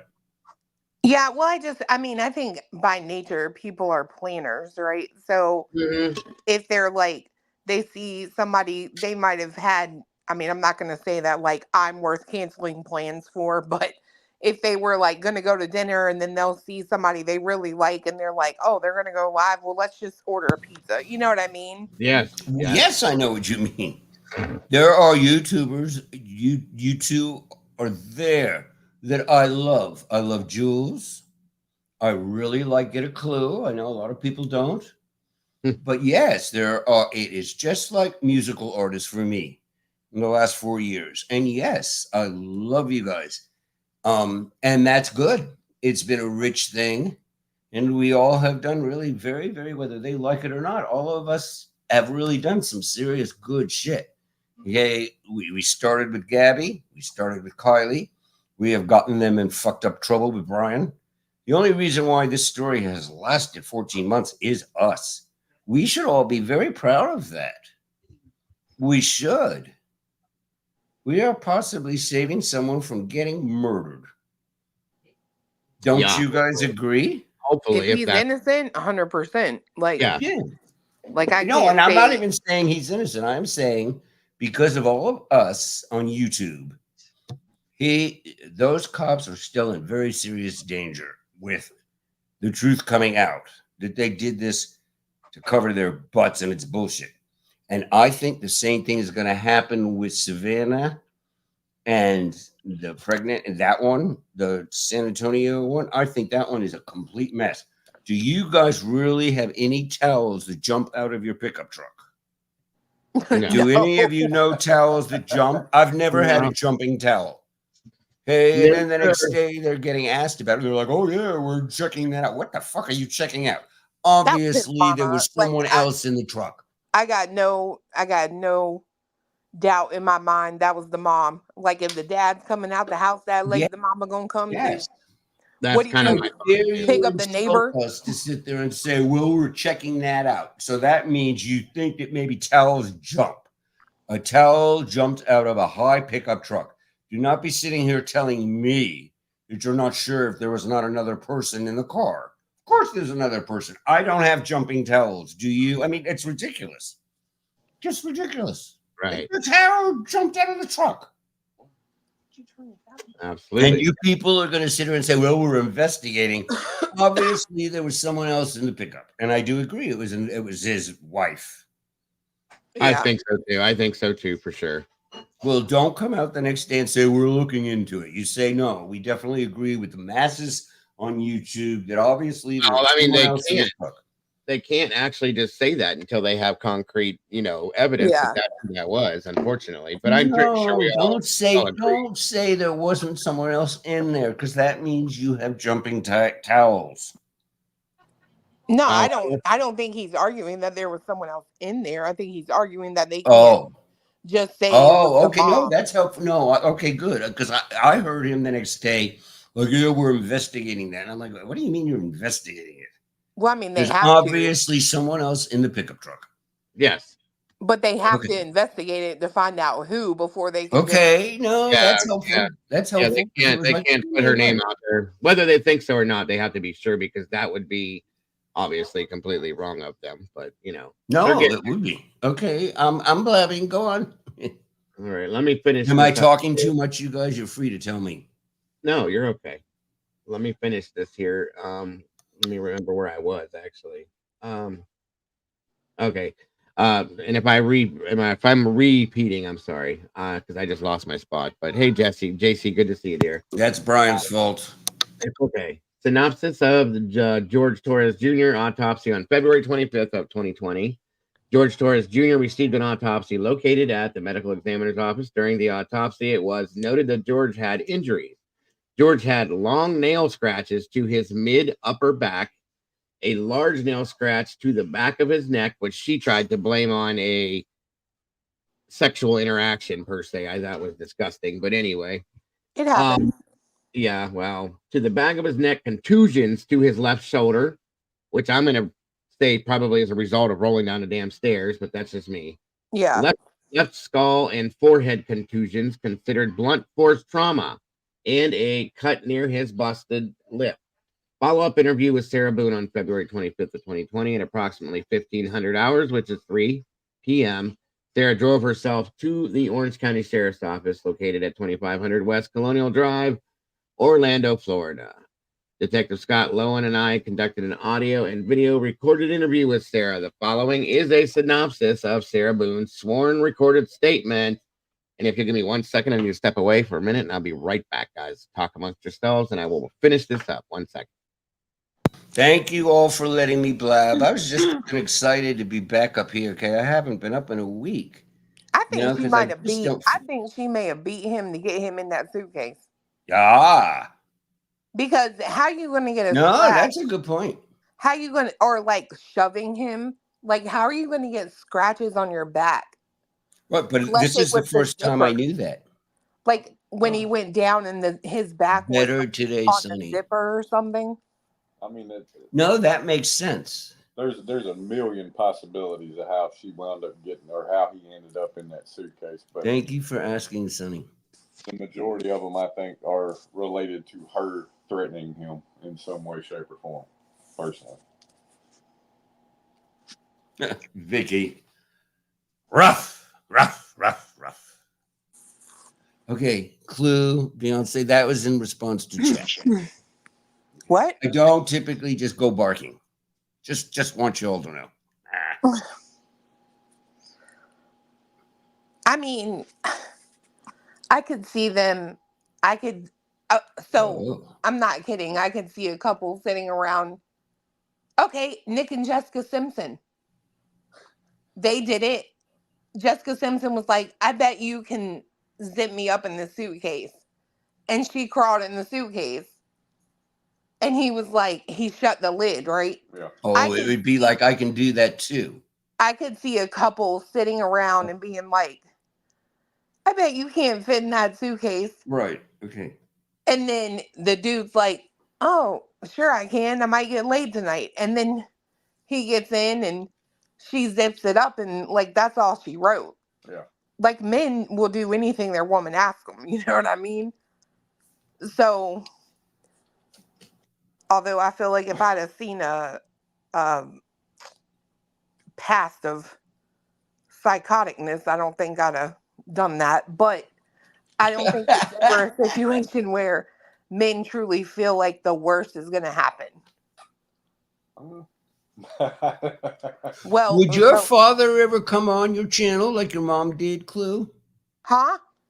Would your father ever come on like your mom did? And what kind of accent does your dad have? About the same as, probably the same as my mom. Okay. Just asking. I'm sorry. Go on. I'm just off track. Oh, gosh. He was sitting here watching one video with us the other night, and he was like, that is not that person. You would not sound like that. Like, he's crazy, but he likes to talk, though. He probably would come So on. did you see the for real the whatever the John guy when the flash I'm curious what did John do? What was his reaction? He just sat there and it took the longest time for him to even realize what he was looking at. Then when he finally did, he took it off and he was like, somebody just came up here with some vulgarities. All right, I'm sorry, guys. I had to use the little boy. What did his chat do? I have no idea because we were watching on the TV. What's the matter? No, I knew that We're talking about the flasher. Knew about the flasher for Detective Butt. Oh, and I was just curious about what he did. Yeah, I put that exact scene. She told me. I put that He kind of went like this. That's kind of what he did. We can't see you.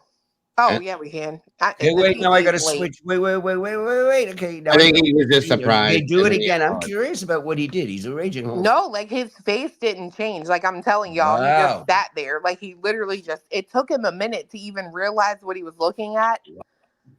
But I thought that he looked a little surprised, but that's me.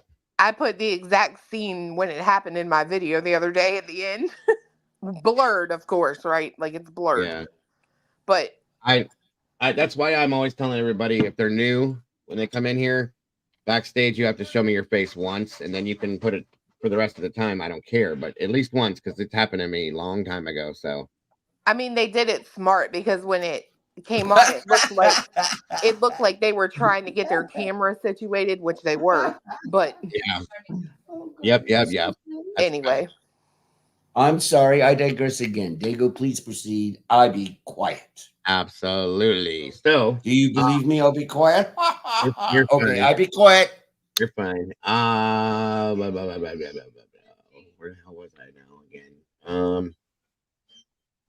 Okay, so Sarah agreed she understood what I had read to her. After informing Sarah that the injuries to George's body, she continued to deny any physical altercation between the two of them. Sarah was shown the approximate 2-minute video that she herself recorded on her cell phone. Not even halfway through, Sarah no longer wished to watch the video.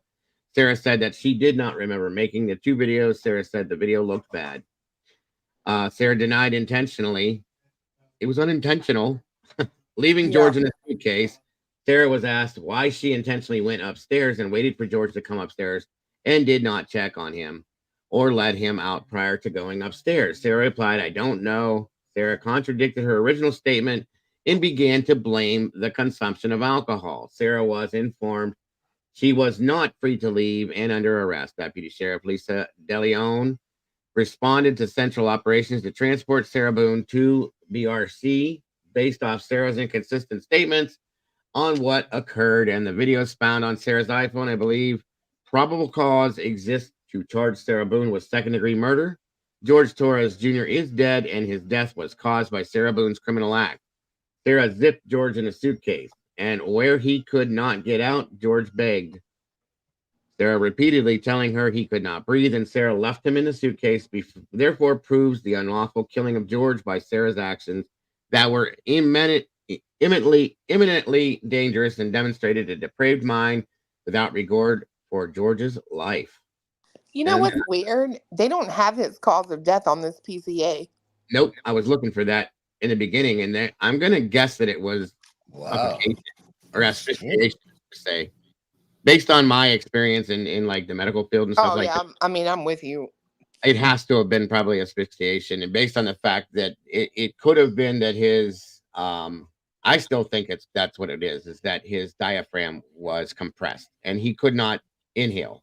Okay, no, which is a slow death. It's got to be. And it's very. It's horrible. It's got to be scary. It's horrible. It gives me the chills. Go ahead, Brian. And you know what's really neat, you guys? Look, we do have a damn cop that we're paying that can at least write. Okay, that was professionally written. Excuse me, Payne, or whatever your asshole name is. That PCA for Brian is absolutely a joke. It's humiliating as an American. And look, I shouldn't be talking about typing, punctuation, and all that. I'm very aware of that. However, I am not a professional on YouTube. Okay, so my writing doesn't matter. My hand doesn't work. Okay, right. But that PCA from Payne is just incredible. Incredible. And look, this was well written. Look, they even use punctuation, y'all. Complete sentences.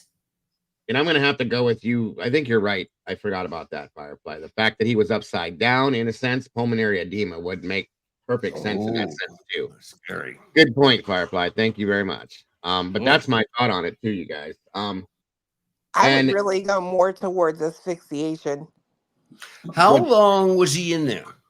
Total. But that's the thing. We just now see in the PCA here the one of the videos started at 11:10 p.m. But that was they called that the first video. I'm gonna classify that as the second video because I thought it was 8 o'clock. The second video, well, that's the thing. They have it backwards. It says that the first video starts at. Oh, wait a minute. Let me go back to the time again. It was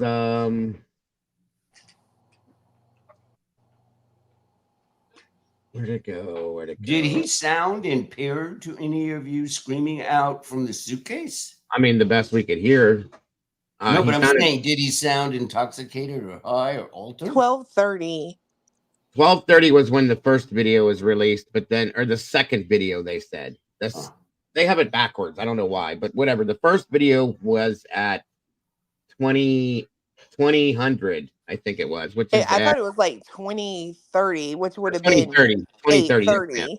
Yep, you're right. 2030, which would be 8:30 p.m. Which is the first video. Right. The second video was at midnight. So how many hours between 8:30 to midnight is like? There's that, and then all night long. So Yeah. They started playing their games at 6 p.m. Basically, is what she said. Getting drunk, whatever they were doing, blah blah blah. So between 8 to 12, that's 4 hours. Okay, It's 20 hours. 20 is it 20 even? Pretty much, because if the first one, and that's just when she started recording, right? Yep. Yeah, you're right. Yeah, So but they didn't call till 1 o'clock. Yeah. So well, it was noon, I think, like a little after noon, 12:15. I thought it said the ex-husband got there at like 1 o'clock. The next day? Yes, the next day. More than 12 hours at that point. And then 16:57 right there. Hold on a minute. So that's 4:27. No. That was when they had the interview with her. I'm sorry. 1100. Yeah, it's at the bottom of that page. I swear, it's at the bottom of this page. You're good at this 1100 stuff, hours. Boone. 1100 hours You're is good when at she this woke stuff. up.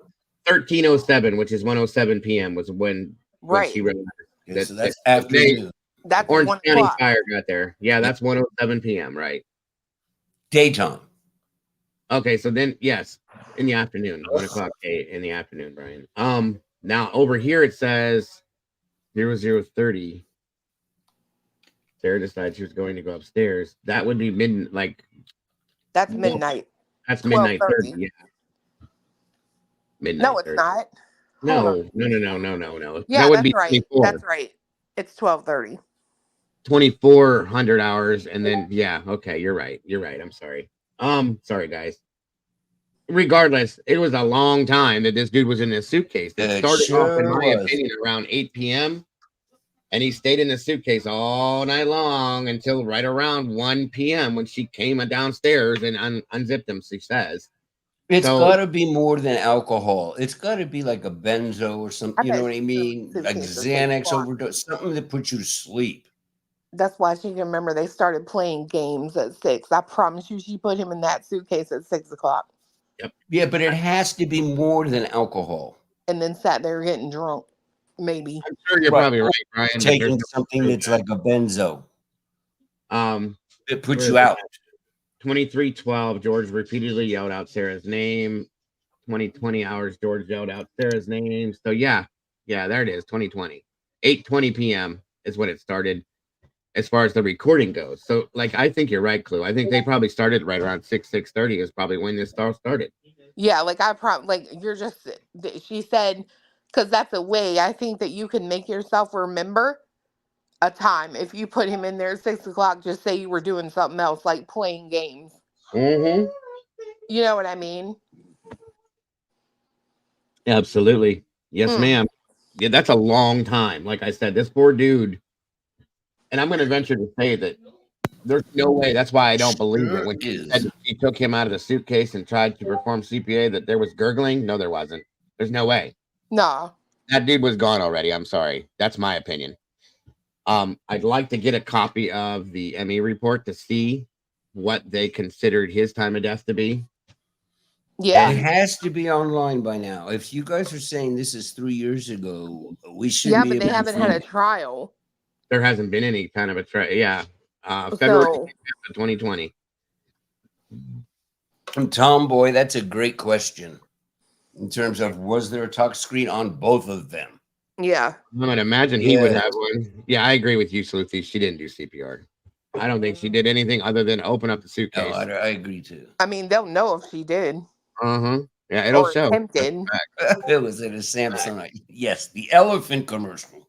So, that being said, with that, now she has repeatedly fired her attorneys. Okay.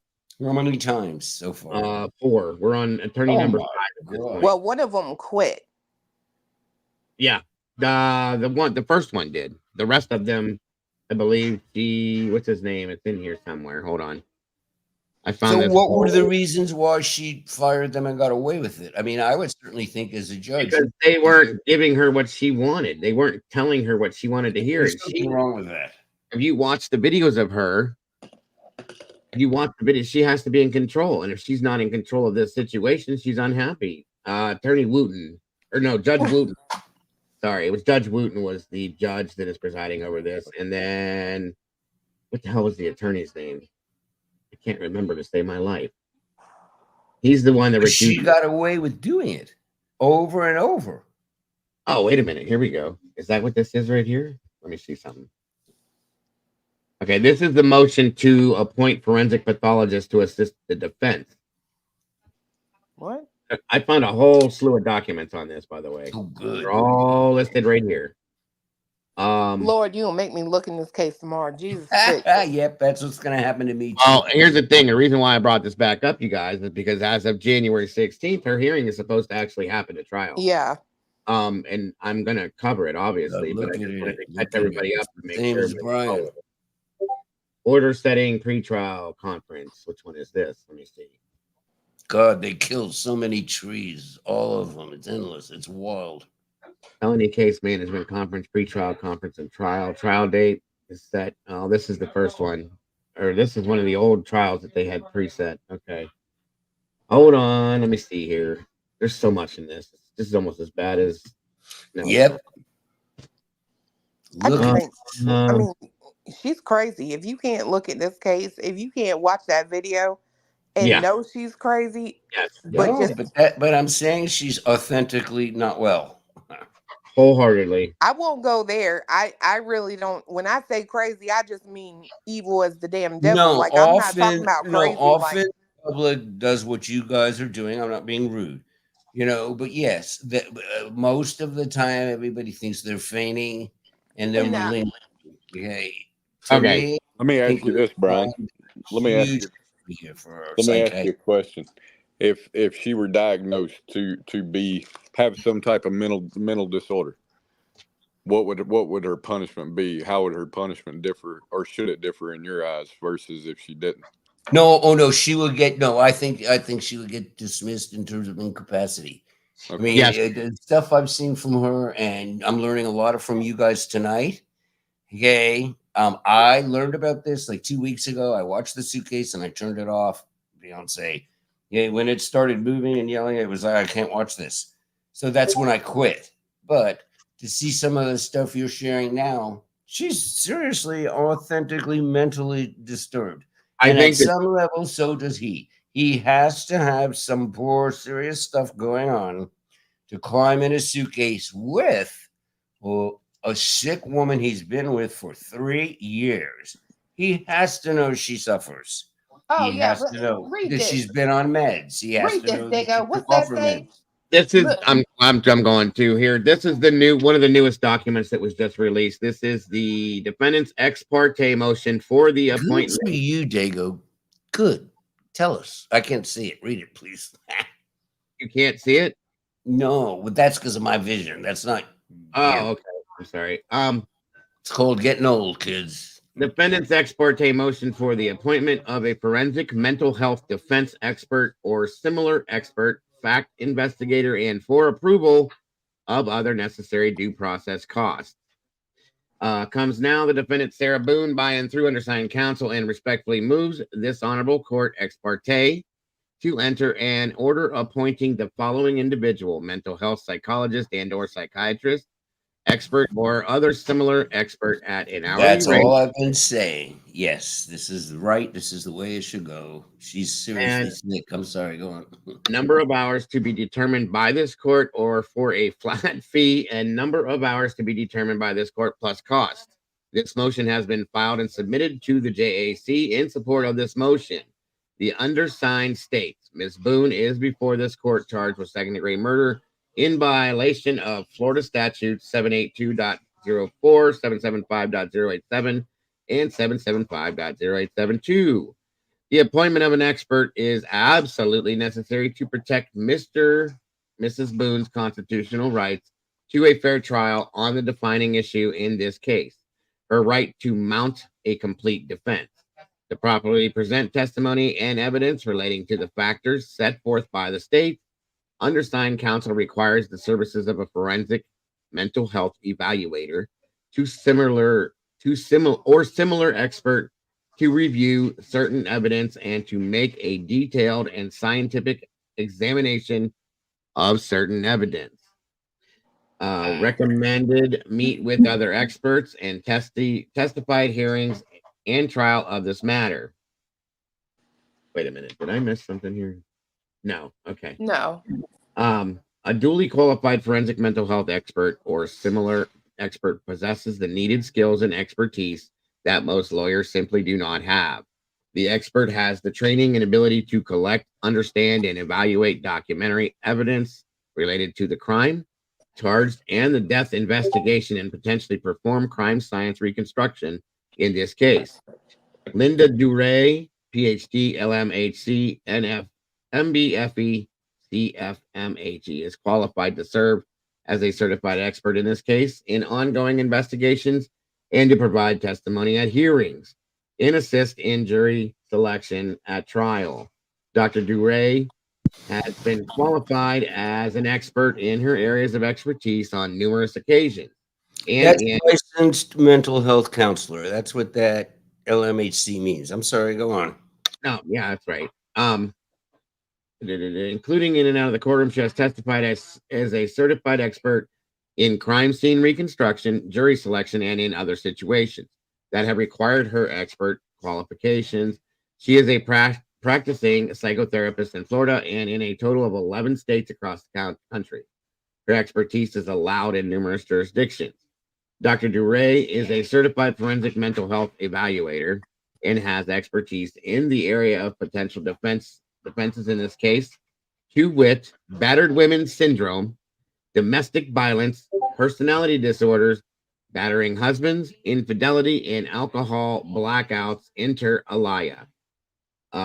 So these right here, a healthy list. These are the things that I'm guessing that she's going to pull the trigger. Okay. Right. Yep. So these are defenses that are necessary in the defense of this case. Ms. Boone seeks the appointment of Dr. Linda Duray as a forensic mental health expert in this case for the reasons cited above at an hourly rate and number of hours or flat rate, all based on hours of work and related expenses and costs to be determined at a hearing in this court as an initial matter. Dr. Duray requires a reasonable upfront retainer in the matter. This retainer may be prorated as the court deems appropriate based on hours to be worked and expenses and costs. Without the expert and expertise described herein, Ms. Boone would be denied a complete defense in her case. Whatever. The curriculum vitae of the proposed desired expert is attached here to Exhibit A. See, and I don't agree with this. No, me either. You know, it makes, I'm sorry, this is not going to be popular opinion. Per usual, I am what I am. I get so tired of every time somebody does something We just love you as you are. Every time somebody does something bad or evil or mean or nasty or ugly, they come out, oh, I got mental health issues. Well, what? So for 35 years of your life, you managed to make it just fine with these same mental health issues, but then one day they just all was just too much. No, like I will say this on right hand to the Lord, like I find it extremely admirable that so far we have not seen anything filed by Brian Koberger claiming I'm a psychopath. Mm-hmm. Like I shoot a cop. Guess what? It wasn't my fault. I have mental health issues. No, like I feel like it's becoming an excuse that's used for everything. I cheated on my wife. I got mental health issues. Like it has Some of that's my career. It's real. They use it as excuses to get off on certain things because they try to play it. Now, not all of it is wrong. Don't get me wrong. No, not all of it. This one not qualifies. All of it. But let me tell you, I'm a crazy bitch. But guess what? If you are, and we love it. If I fly off the handle, I would never be in the courtroom. Beyonce, are you taking notes? I mean, at the end of the day, the way I see it is this, right? You know, yeah, there's probably some situations. I can think of a situation or two in my mind, just off the top of my head, where there probably is a proper defense in a situation like that, but not this. Not this, right? And not in the majority of the times that you see it. Because at the end of the day, all it is playing on the emotional side of the public. when at the end of the day, you got to just look at the facts and what happened and say, okay, you may have a mental health issue, but was that 100% the cause of this incident? Well, if not, here's the thing with this, Cletus, and that's why I'm looking at this backwards, because they're going with battered women syndrome, domestic violence, personality disorders, battering husbands, infidelity, alcoholic blackouts, inter alia. Okay. No, I'm going more psychotic stuff. I'm going more schizophrenic. I'm going bipolar with psychotic. I'm going much more psychotic. She's not in touch with reality. Tossing your boyfriend in a suitcase down the steps. You are not functioning properly. Okay. So, and it's not a personality disorder, and it's not battered or anything. It is psychotic, out of touch with reality. I disagree. That, what's wrong with literally sitting here and thinking to yourself, you know what? This woman just might be an evil bitch. Like, that's not even an option. There's nothing wrong with that. That's what I'm trying to get to. What I was going to say was, you're right. I agree with you on that part of it. And what Carolyn was saying too, she didn't attempt to hurt herself. She didn't think about hurting herself at that point. And we watched a video of her standing there in control of a situation that she had total control over. She wasn't defending herself from anything. He was locked in a flipping suitcase, for God's sakes. He wasn't hitting her. He wasn't attacking her. He wasn't doing anything. These, in a sense, right here would be listed, in my opinion, as her defending herself against him. She wasn't. She was the attacker. She was the aggressor. She's the one that put him in the suitcase and left him in the suitcase. She had full control of her situation that night. He had no control.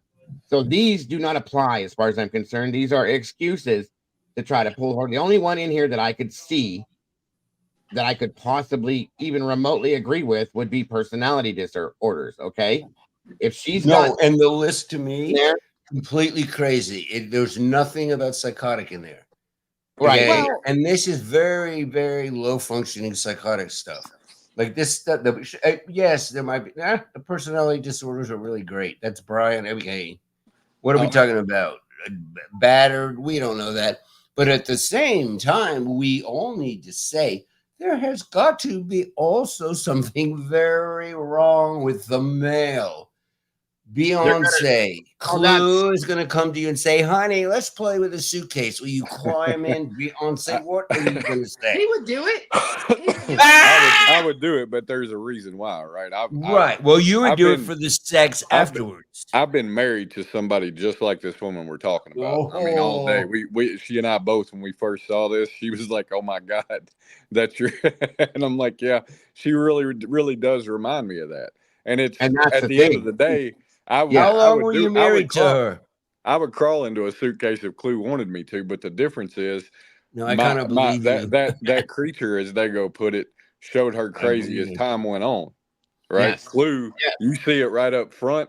After about a year, it's good, right? And it's like, okay, I know what to expect. There is no buildup of crazy, and then here it is, right here.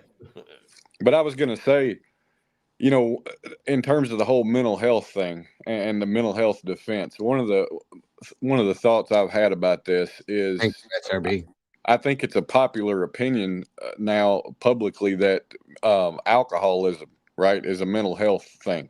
Alcoholism and drugs. Okay, but when somebody gets pulled over for a DUI, they cannot claim mental health as a defense. Thank you.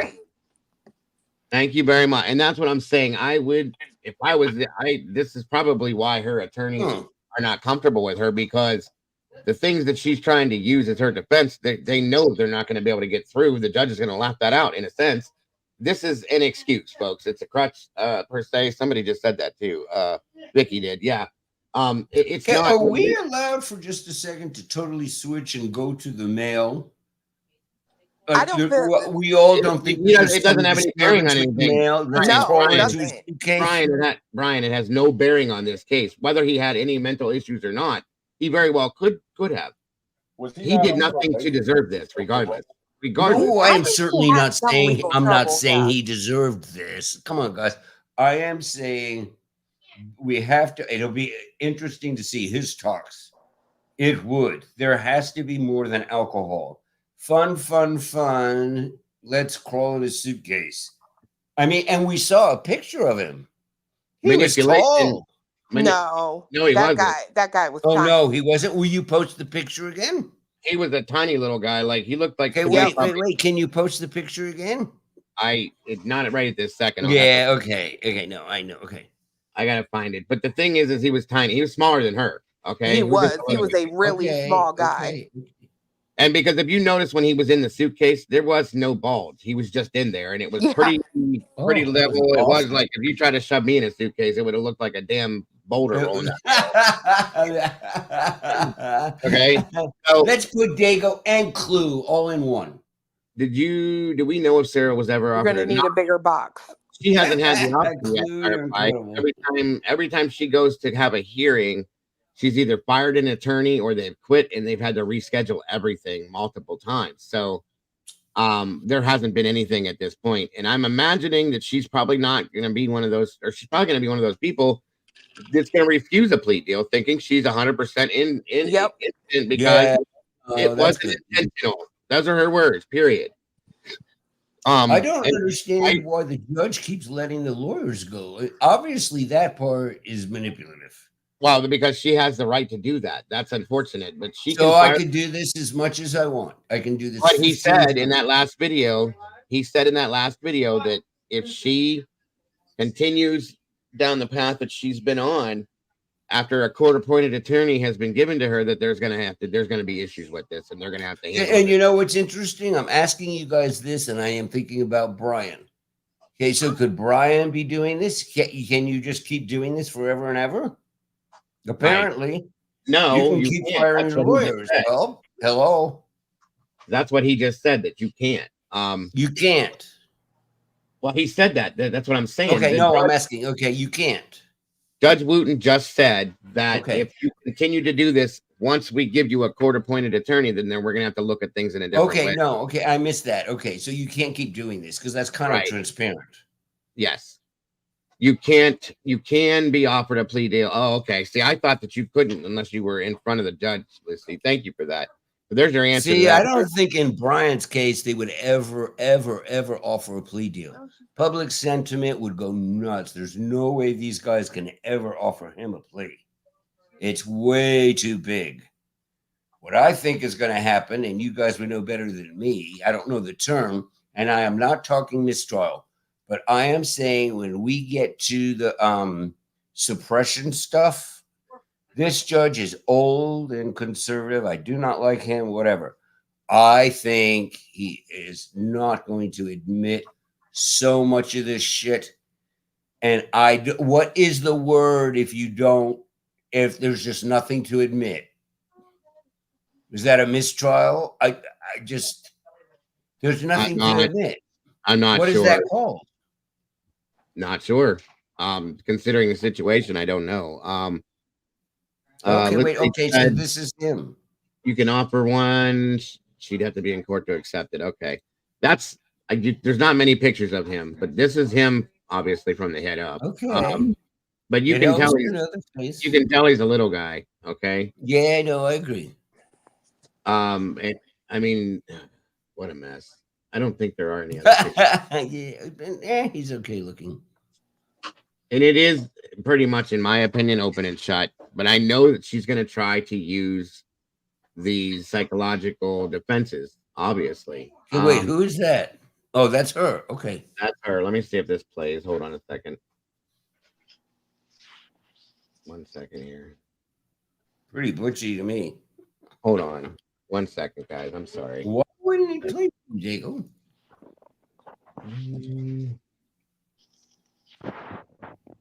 One moment. I want my maintenance guy to change my avatar so it comes to Lady Lovebug. He said he'll do it for me. Okay. All right, this was new. Hold on a minute. This is newer. So hold on a second here. Let me let you guys hear this. I hope it's newer. At least it says it is. You're doing a good job because this is hard and it's been old, evidently, and we're learning a lot. I'm bringing in my son Callahan. Oh, him. America's Most Wanted premieres January 22nd. This is just a commercial. No, it's fascinating, actually. Okay, here we go. Let's see what this should give it. Again, trigger warning. God, there it is. Ugh. You see what I'm saying? Like size-wise, if this guy was big, tall, bulky at all, this would have a bulge. This is laying almost perfectly flat. So that shows you how little he is to fit in there like that, folded the way he was. I truly, I agree that she's going to use the battered wife syndrome scenario. That's my thought as well. Well, we would have reports by the cops to the house for DV. I mean, I don't know if it's been there before, but they're going to pull all of that, you know. And we would learn that. And if you guys are telling me this is so old, we should have that in the public domain by now. There has been evidently domestic violence, but since we don't, we have to assume there isn't. They're fine. Let's get in a suitcase. I don't know if it hasn't been released because the case is still open or not. I don't know, but that's ridiculous. And it has to do with the guy too. It does. I'm sorry. The guy's got some issues. Let's climb in a suitcase. Really? You serious? Fun? And that's more than alcohol. That is some, I don't know, drugs. Crawl in a suitcase for 19 hours with a crazy woman that you know is crazy you've lived with for 3 years. For everything you've done to me. You. Sarah. Sarah. Stupid. Sarah. That's my name. Don't wear it up.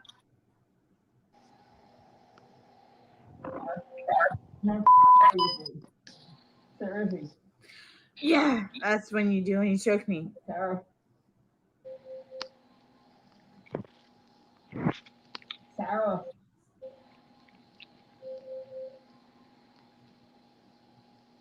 Sarah.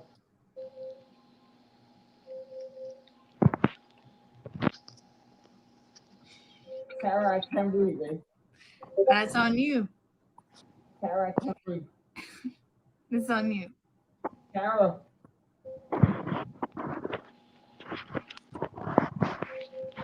Reel around you for it.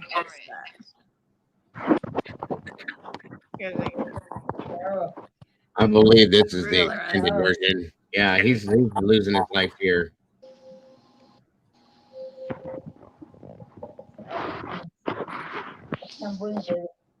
Oh, that's what I feel like when you ching on me. Sarah.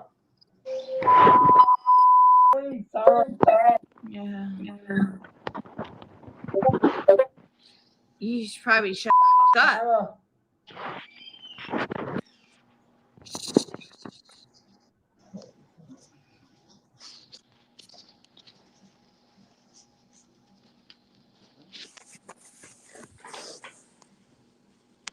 Sarah.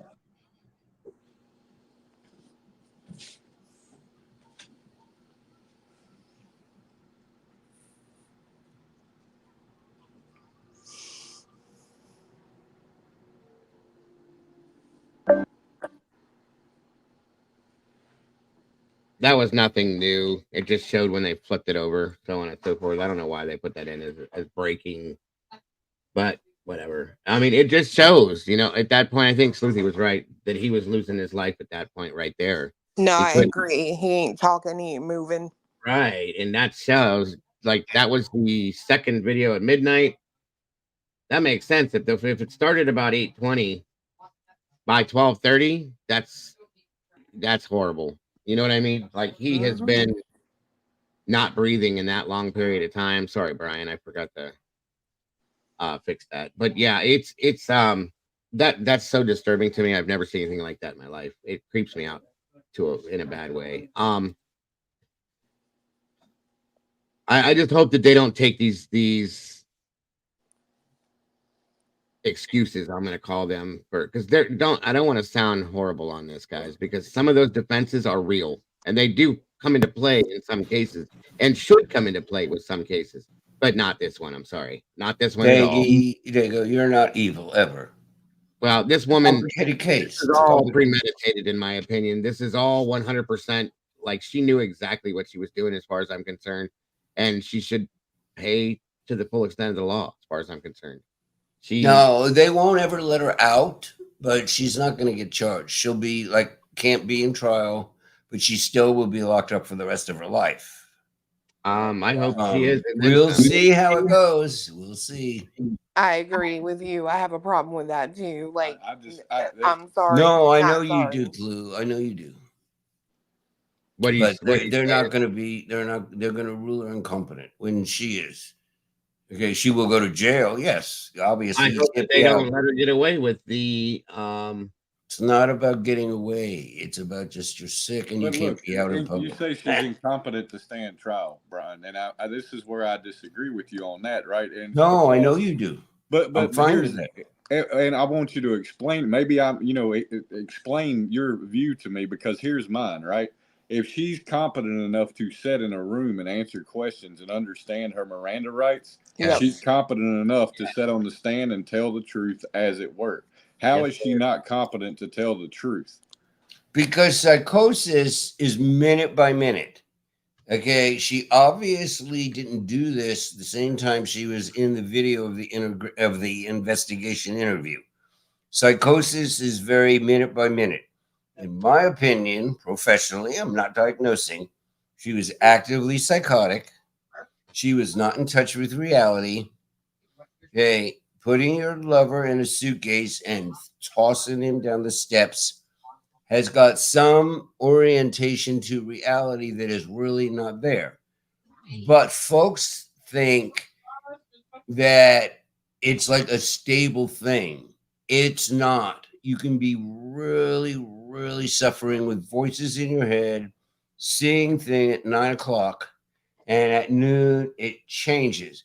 But what happens is the public takes the whole thing in, but on YouTube. Okay, so we have her in the hearing, and she's absolutely escalating it. Okay, she's escalating it. But the reality is, as sane people, all of us need to say that let's climb into suitcases for some fun is definitely out of reality. Oh, okay. And here's the thing, though, Brian. I can't go along with like Sleuthy just said here that, or not Sleuthy, but I feel like she's competent in my opinion because she was talking well. She made decisions in that point in that room with them. I think this was revenge. I think it was revenge.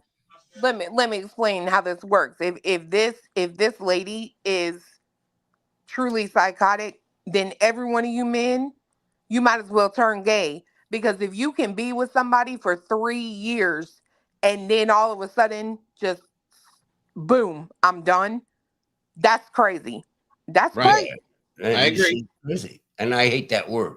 She's definitely got serious mental health issues.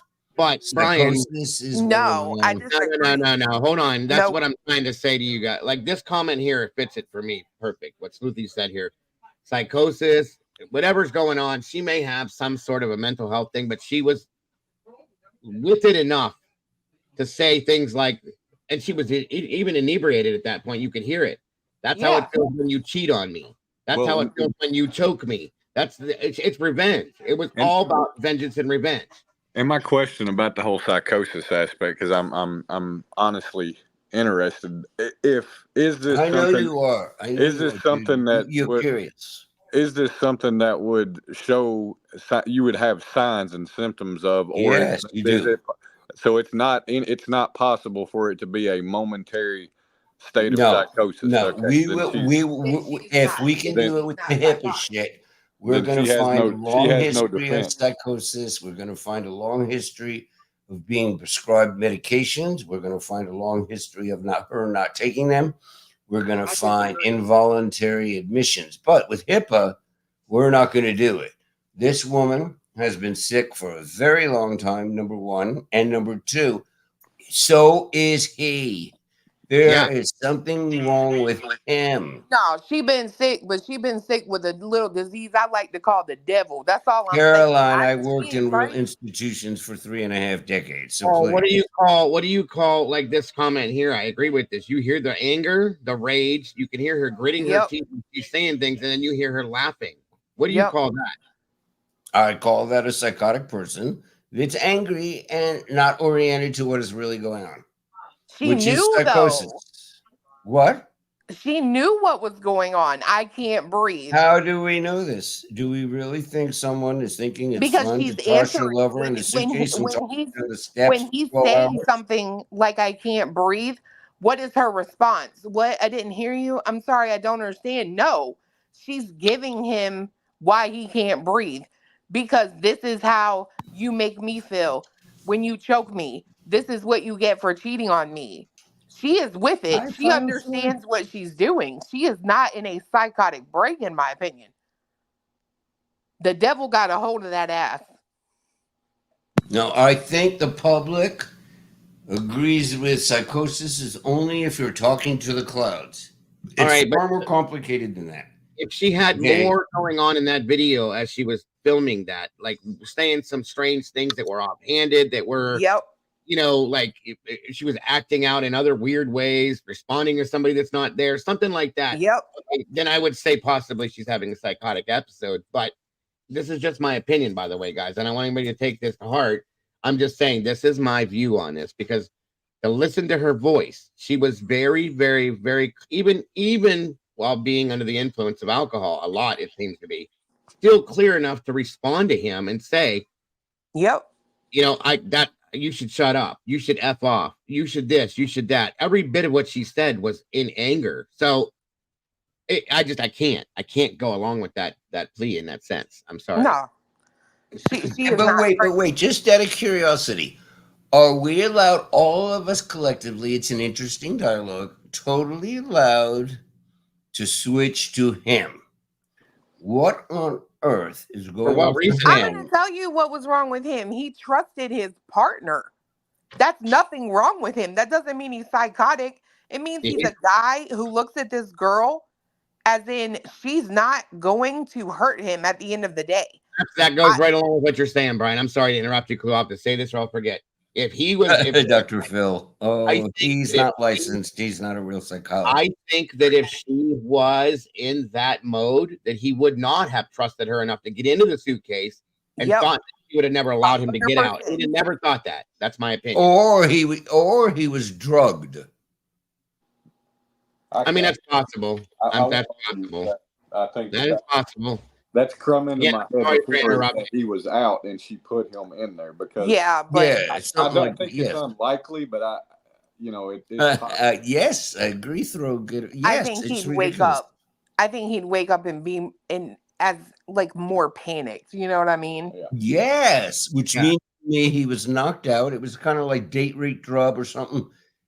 Okay, I don't know. I mean, no, I don't think that's the case. I think they were playing. And he got in and he did not expect that from her, which in my opinion totally negates any claims you have of being psychotic, that he didn't. But in a way at this point, hold on. And your ex comes over to the house, which also kind of shows you don't have a history of psychosis, and you have 50-50 custody of your kid. What are judges doing if they let a psychotic person have custody? It happens all the time. And again, I'm sorry I interrupted you guys. I didn't mean to. That's fine. My It's ADHD, an interesting conversation a lot, and I wanted to state that because it was something I was trying to bring out.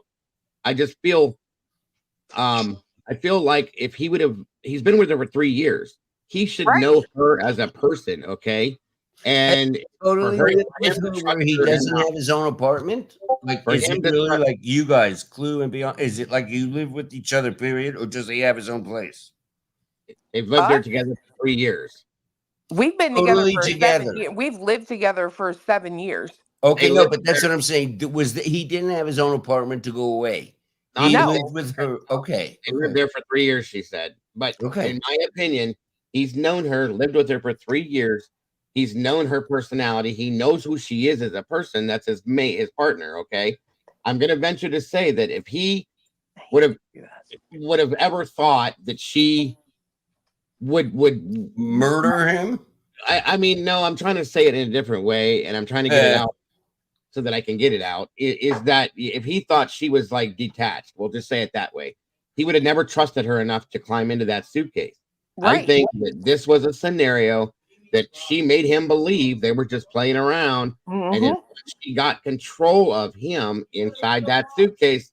That was it. She took over, and that was the end of it. And she knew what she was doing, in my opinion. Well, and then she planned this to the extent where I think that she was gonna use this from the beginning. The abuse that he put against her, the abuse that she endured from him, and things like that. That's my thought from this. I'm not saying he's perfect, okay? I'm sure that they had a toxic relationship on both sides, but she, in the end, is the one that was the aggressor, in my opinion, and she, in the end, is the one that took his life, not him take hers. That's my thought. So so basically, most of you absolutely believe that she is not going to get off on being incompetent. Yeah, I don't believe she will get off on being incompetent. I don't believe she should. How about that? And I don't believe her sentence. No, that's a good distinction, my friend. Yeah, I absolutely disagree with you. I think she will absolutely get ruled incompetent, and I think that would be right, just from the little I know. Okay, a lot could happen, but I think there is absolutely some very serious stuff going on here. I believe that will happen. I just don't think it should. Because today, okay, fair clue, fair. I don't understand. Like today, if I got in trouble for something, if I say I snap, quote unquote, one night, and I just slit fiance people don't throat. Snap. That's just true crime. I agree. That's ridiculous. Yeah, people don't snap. But if I say one night me and the fiance get into it and I slit his throat open, he bleeds out on the kitchen floor. Don't you dare do that. We love our I'm Beyonce. not going to. I'm just saying. I know. Would it be fair for me to go into a trial and say, oh, well, I have mental problems because he ignored me a lot? Well, no, clue. If you ended up slashing Beyonce's throat, yes, you have some problems. I mean, come on, guys. But I disagree because I think you're missing the point, Brian, that she's trying to make. I think I am. There are people in this world. I don't care what nobody says. Read the Bible. Read the good book. There are demons on this earth. That lady right there, that's a demon. She's mentally ill. And here's the other side of this, like what Felicity just said. Even if she is ruled incompetent, they can try her once they restore her competency if she was competent at the time of the crime. That's a huge point. I've seen that happen time and time again. No, that's fair. Fair. She was you know what? And she was competent at the time of the crime, and she was damn sure competent the next morning because she wasn't worried about nothing but a bottle of water, a cigarette, a jacket. Go, Clue. Go. Don't worry about this man dead in the middle of the floor. Just get me what the hell I need. I love her when she goes. Right. And that's what I'm saying. That's the devil right there. I don't care what nobody says. Right. That's fact. I mean, I can agree with that one on that sense because it just Clue. Come on. One more round. This is another video real quick. This says her I gotta change the screen. Her and her new attorney appearing in court. Hold on a minute here. Let me there and Boone to the center seat. All right, I got it. Yay! Raise your right hand. Do you solemnly swear or affirm that the testimony you shall give shall be the truth, the whole truth, and nothing but the truth, so help you God? Yes. Welcome back, ma'am. Tell me your name and your date of birth. Sarah Boone, 10-10-77. All right. In this case, you were most recently represented by Mr. Bankowitz. I granted a motion to withdraw. We appointed Mr. Hobson, and we set a status hearing today. Mr. Hobson, where do you stand as far as entering the case, and how much work do you think you have to get done to get the case ready for trial? Let me start. I'll start at the back end, Judge. I would ask the court to set a status for sometime in January. You see her face. She's got that shit-eating grin on her face, which tells me she just. I'm not. She's a bitch. Yeah, I'm not gonna go with that. Just like here we go. Had discussions with Ms. Booth before today, and she's okay with that, and I think that would make sense. I've got like a banker's box and a half of stuff I'm trying to wade through, plus the media stuff. So I think that would be the best best option we've got right now, as far as I'm concerned. So I don't have my dates, other than my pretrial and trial dates for next year. I don't have the calendar ironed out. Okay. But what I could do is just give y'all a January pretrial date, understanding that you're not representing that you're actually going to be ready to announce trial, but at least it's a next point to see how far you've gone, how much further you have to go. My hope would be in January, you'd be able to give the court a realistic estimate of when you would be ready to announce trial. Yes, sir. State, are you okay if we handle it that way?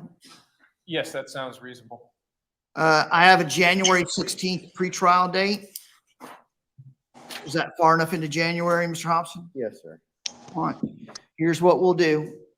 We will set pretrial conference on January 16th. Trial period January 29th. The one thing I'm going to ask Mr. Hobson is if there are particular problems with the discovery, getting up to speed that you know about before the 16th, if you could bring those to the court's attention beforehand, so we can at least start working those problems as they arrive, that would be my request. Okay. All right. I would also ask the court as a caveat to indicate that it's a pretrial conference / status conference. Sure. Have the court reflect that I'm setting it for pretrial conference / status for the defense to advise the court how long before they are prepared for trial.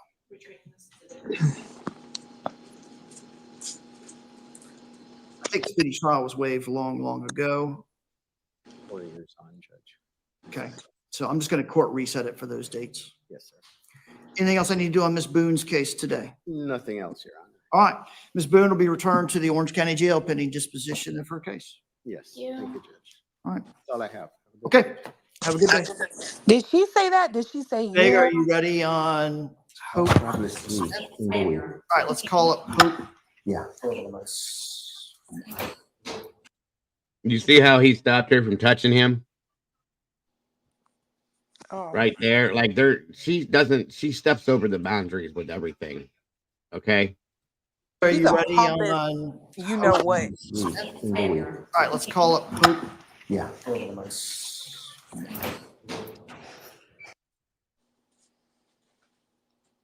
Yeah. Move Ms. Boone to the center seat and swear her.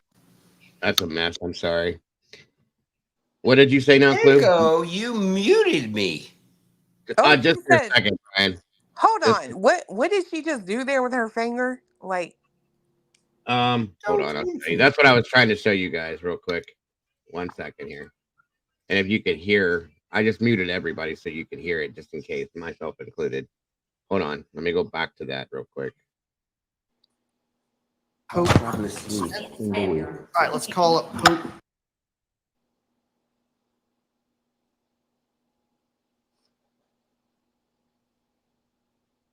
Yeah. oh, no, she didn't. Have a good day.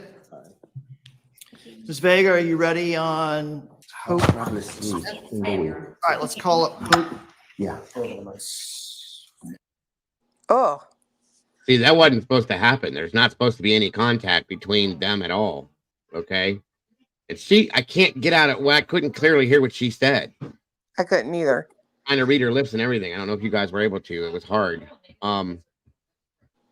She said, I'm hungry. KT. She's just so like. She steps boundaries, oversteps every boundary that's put in front of her every time. Pompous is, I don't know what. Like, disposition. Right. I agree. Like if there's one person in this world that if somebody came to me and said, name a name, it would be her that I could just punch in the face freely and not get in trouble for. She's very Clue. very entitled, very arrogant. And I truly feel, you guys, yeah, Sleuthy says narcissist, 100% narcissist by all means.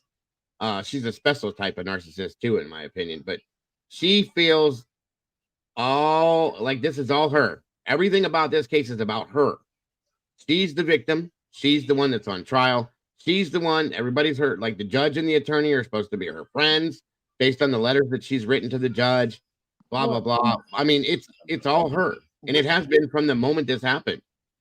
I'm trying to tell you, like, I know y'all are gonna sit there and think I'm crazy, but this lady right here is the embodiment of Honey, I fiance's know you're ex-wife. crazy. That's why I love you. Like they could freaking be identical, not identical twins, but their attitude, like that is just how his ex is. And you know what? I ain't even gonna lie. Can't stand that bitch neither. Like she runs all through me, and she will sit there and lie just to lie. Ain't got no need to lie, but will sit there and lie. Like it's just so untrustworthy. And she reminds me so much of this woman sitting here in this chair. My ex was like that too. Very arrogant, cocky, very self-entitled. Everything's about her. So It's got to be something in the water. And see, that's why God don't like ugly, because both of them got saggy ass boobs. Look at that girl sitting there. Something's wrong. You ain't even 50 years old. I mean, I don't care. Something's in It the doesn't bug water. me, but I think she thanked the judge as if it was a personal thing between the two of them. She spoke to the attorney and thanked him as if it was a personal. He's the public defender. He's doing his job. He ain't your friend. You know what I mean? And that's how she presents herself to these people. This is about Sarah. So I'm number one. I'm what we're doing here. Nothing else. Well, George doesn't exist in her mind anymore. My real world scenario that I compare her to, and I mean, I'm telling you to a T, same mannerism, same everything in that body cam, the way she lies, how she does it, her facial expressions, everything's to a T.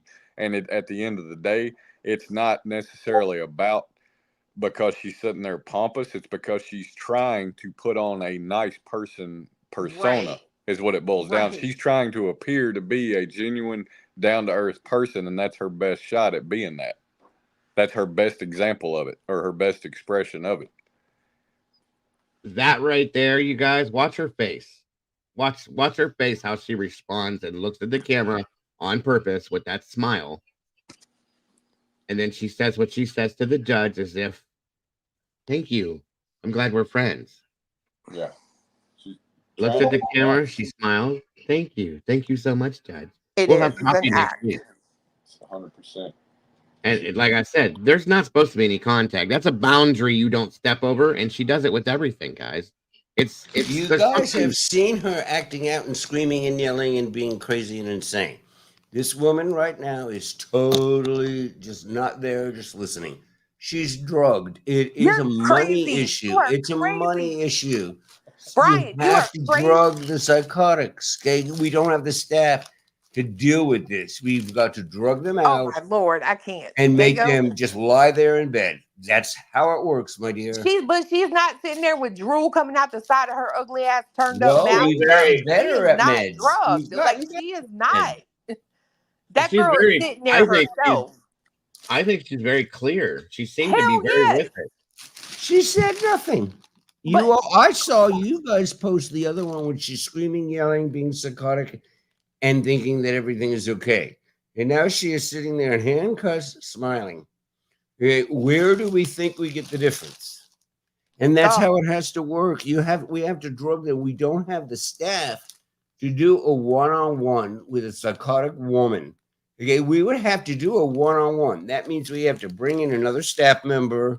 That means we have to pay them. It's very expensive. It's a hell of a lot cheaper to give them some serious ass drugs and let them go sit in their cell and drool. No, so let me ask that's it. That's how it works. Sorry. Before the money, it's all about money. And before the advancements in, we'll say, the legal system to the point where all of these things exist and all this ability to get this help as a defense existed, do you think the world is in a better place now or before the time when that was when that was a thing? It's money. I can't find staff, and the unit is not safe. She's having a psychotic episode. We have to drug you. Brian, I'm trying to tell you right now, this lady, she ain't on nothing. This lady is not drugged right now. I would put literally my Amazon spending. Okay, compare and contrast. No, compare and contrast the other videos you just played of her and play this one again. The woman with it sitting in this chair in this courtroom. No, that's I what mean, I'm saying. she doesn't look drugged to me. I mean, no, I don't know. It's not drugged like the way you think. It's medicated. It's That's what I'm antipsychotic. saying. She doesn't look medicated because she looks fairly normal. I mean, maybe she is. Who knows? But wait. But can you play the other video you played where she's completely psychotic and out of control? Which video was that? I don't Are you know. talking I about the just thought we were interrogation? The interrogation, right, Brian? Okay, wait. No, what's the one where she was screaming and yelling? There wasn't one. She hasn't been. Yeah, I think what you're thinking of is the one where they show up at the house and she's, kind of. She was panicked a little bit. Yeah, that one. But that was the day after when this all happened the night before. Okay, I don't know. I tuned in late. All I saw was a picture of her escalating and being very verbally loud. No, and that was. Now you play one where she's in a coma. Well, Okay, that's psych meds. That's how psych meds work. This girl is not in no coma. She's sitting there holding on to papers. She ain't drooling. Her eyes are with it. They're not dilated. She's able to look over at the camera, look at the man coming up to her. She didn't miss his hand when he went to shake it. She ain't in no coma. Like, this chick is just certifiably evil. That's the only thing you could certify her with is evilness. Well, this hearing is when she's granted her 7th attorney. 7th. Right. Oh, God. That's amazing to me that I could just keep getting a new lawyer after I killed somebody. I mean, that's ridiculous to me. Hello. So this is good. I'm glad you're playing this. So this is it where she now gets her 7th attorney. That's ridiculous, you guys. That's absurd. I agree. And like That I is said, fucking absurd. More than anything of this whole mess. You're seriously kidding me? I can keep going and saying I don't like my lawyer. But Brian, but Brian, in fairness, wow. Right? If you think about what you're doing, you can see exactly where we're coming from as well. Because if there were a lawyer on this panel, I get it. I get it. You guys get it because you think she's competent and all that. I get it. Yeah. But man, I am really pissed. And you know where I keep going? I go to the Koberger case. It's like, oh God, don't you start this? But you're seriously telling me I can keep demanding a new lawyer? Yeah, and her all letter I'm doing is throwing off the death penalty. Her letters come off as being very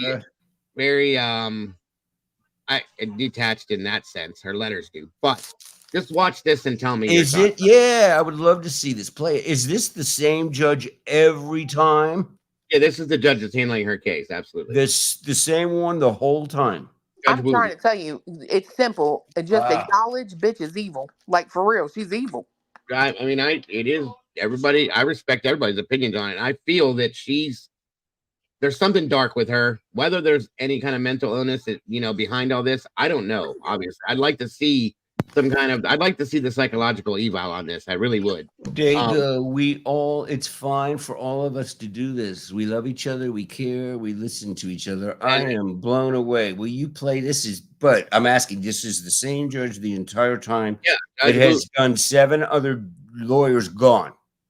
This is them granting the 7th attorney. Yes. Wow. That is just incredible to me. I will now shut up. Alrighty. Hi. Free state. Dave Cacciatore on behalf of the state.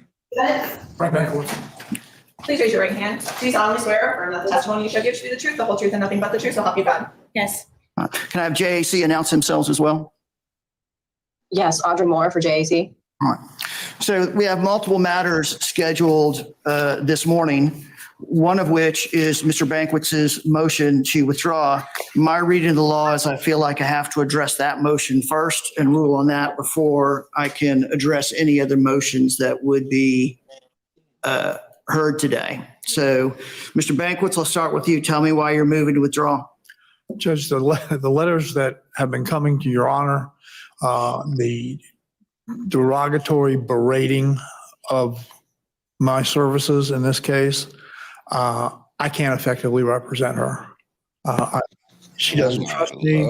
She calls me a dud, I think, a buffoon, on and on and on and on. And no one should have to endure that type of derogatory comments and expect to effectively represent someone, especially in a murder case. Ms. Boone, I read your letter dated August 26, 2023, and your letter dated August 30th, 2023. And just so we're clear, I read all of the letters that you send to the court.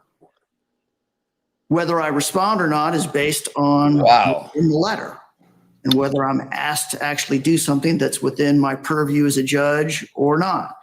If I understand correctly, you have now decided that you think it would be best, in fact, if Mr. Bankwitz was allowed to withdraw. Is that correct? Yes. All right. And you understand by him withdrawing, I'll have to appoint another attorney. Do you understand that? Yeah.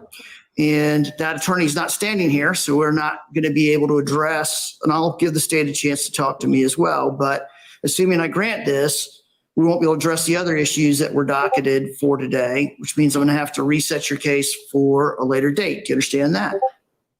I'm not sure what items it is you're speaking of. I haven't received a copy yet of the letter. So we're having a hearing today in regards to authorization for payment for an expert that your attorney believes he needs to defend you and issue about the compensation of that expert, which is why JAC is participating today. I don't know if your next lawyer is going to think that that expert's the right person to use, or whether they're going to go a different route after consulting with you. And even if they did, they're not standing here. And once Mr. Bankwitz is out, he's out. He can't argue the motion. So do you understand that? I fully understand. All right. Mr. Cacciatore, normally the state takes no position in these issues, but there are limited circumstances when the state doesn't take a position. So are you taking a position on this motion withdrawal, Mr. Cacciatore? No, this would be one of those times where we would be not taking a position. All right. So I'm going to grant Mr. Bankwitz's motion to withdraw. I'm going to appoint Attorney Winston Hobson to represent Ms. Boone. In regards to the other matters scheduled today, I'm going to take no action on them at this time until Mr. Hobson can, well, in regards to the motion involving JAC, I'm simply going to take no action on that motion at this point in time until Mr. Hobson has a chance to review it and determine whether he wants to proceed with that motion. I will address the pretrial because today was also supposed to be pretrial. Here's what we'll do. Let me just get my calendar up.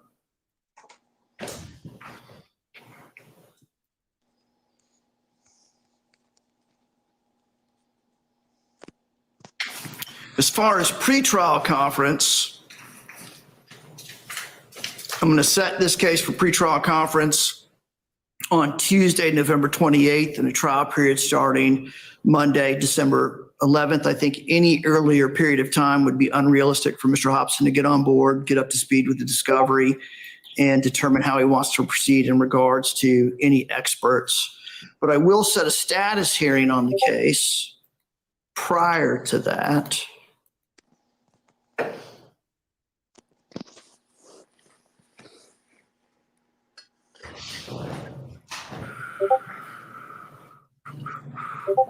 Yep. Chameleon. And yeah, I think the judge is doing his best with this, in my opinion.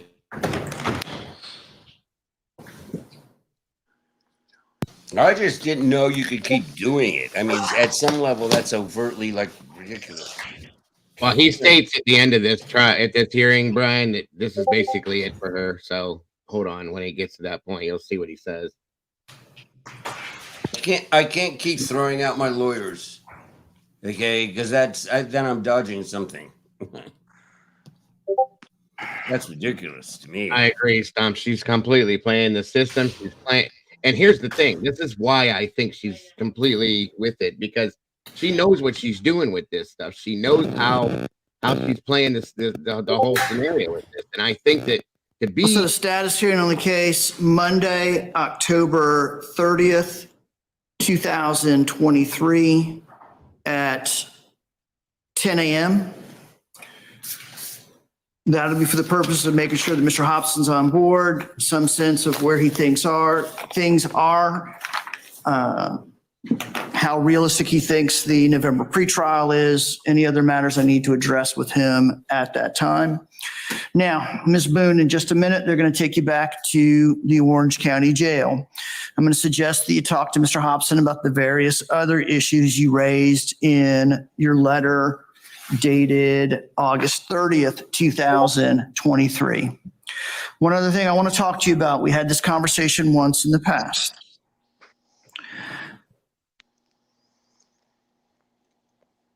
Clearly, your working relationship with Mr. Banquets was such that it deteriorated to the point where the two of y'all just couldn't work together to defend your case. So I'm not going to try to referee how that played out, why that unfolded the way it did. But one thing I want to caution you about, if this becomes a problem on another court-appointed attorney, I'm going to look more closely at what the alleged disputes are.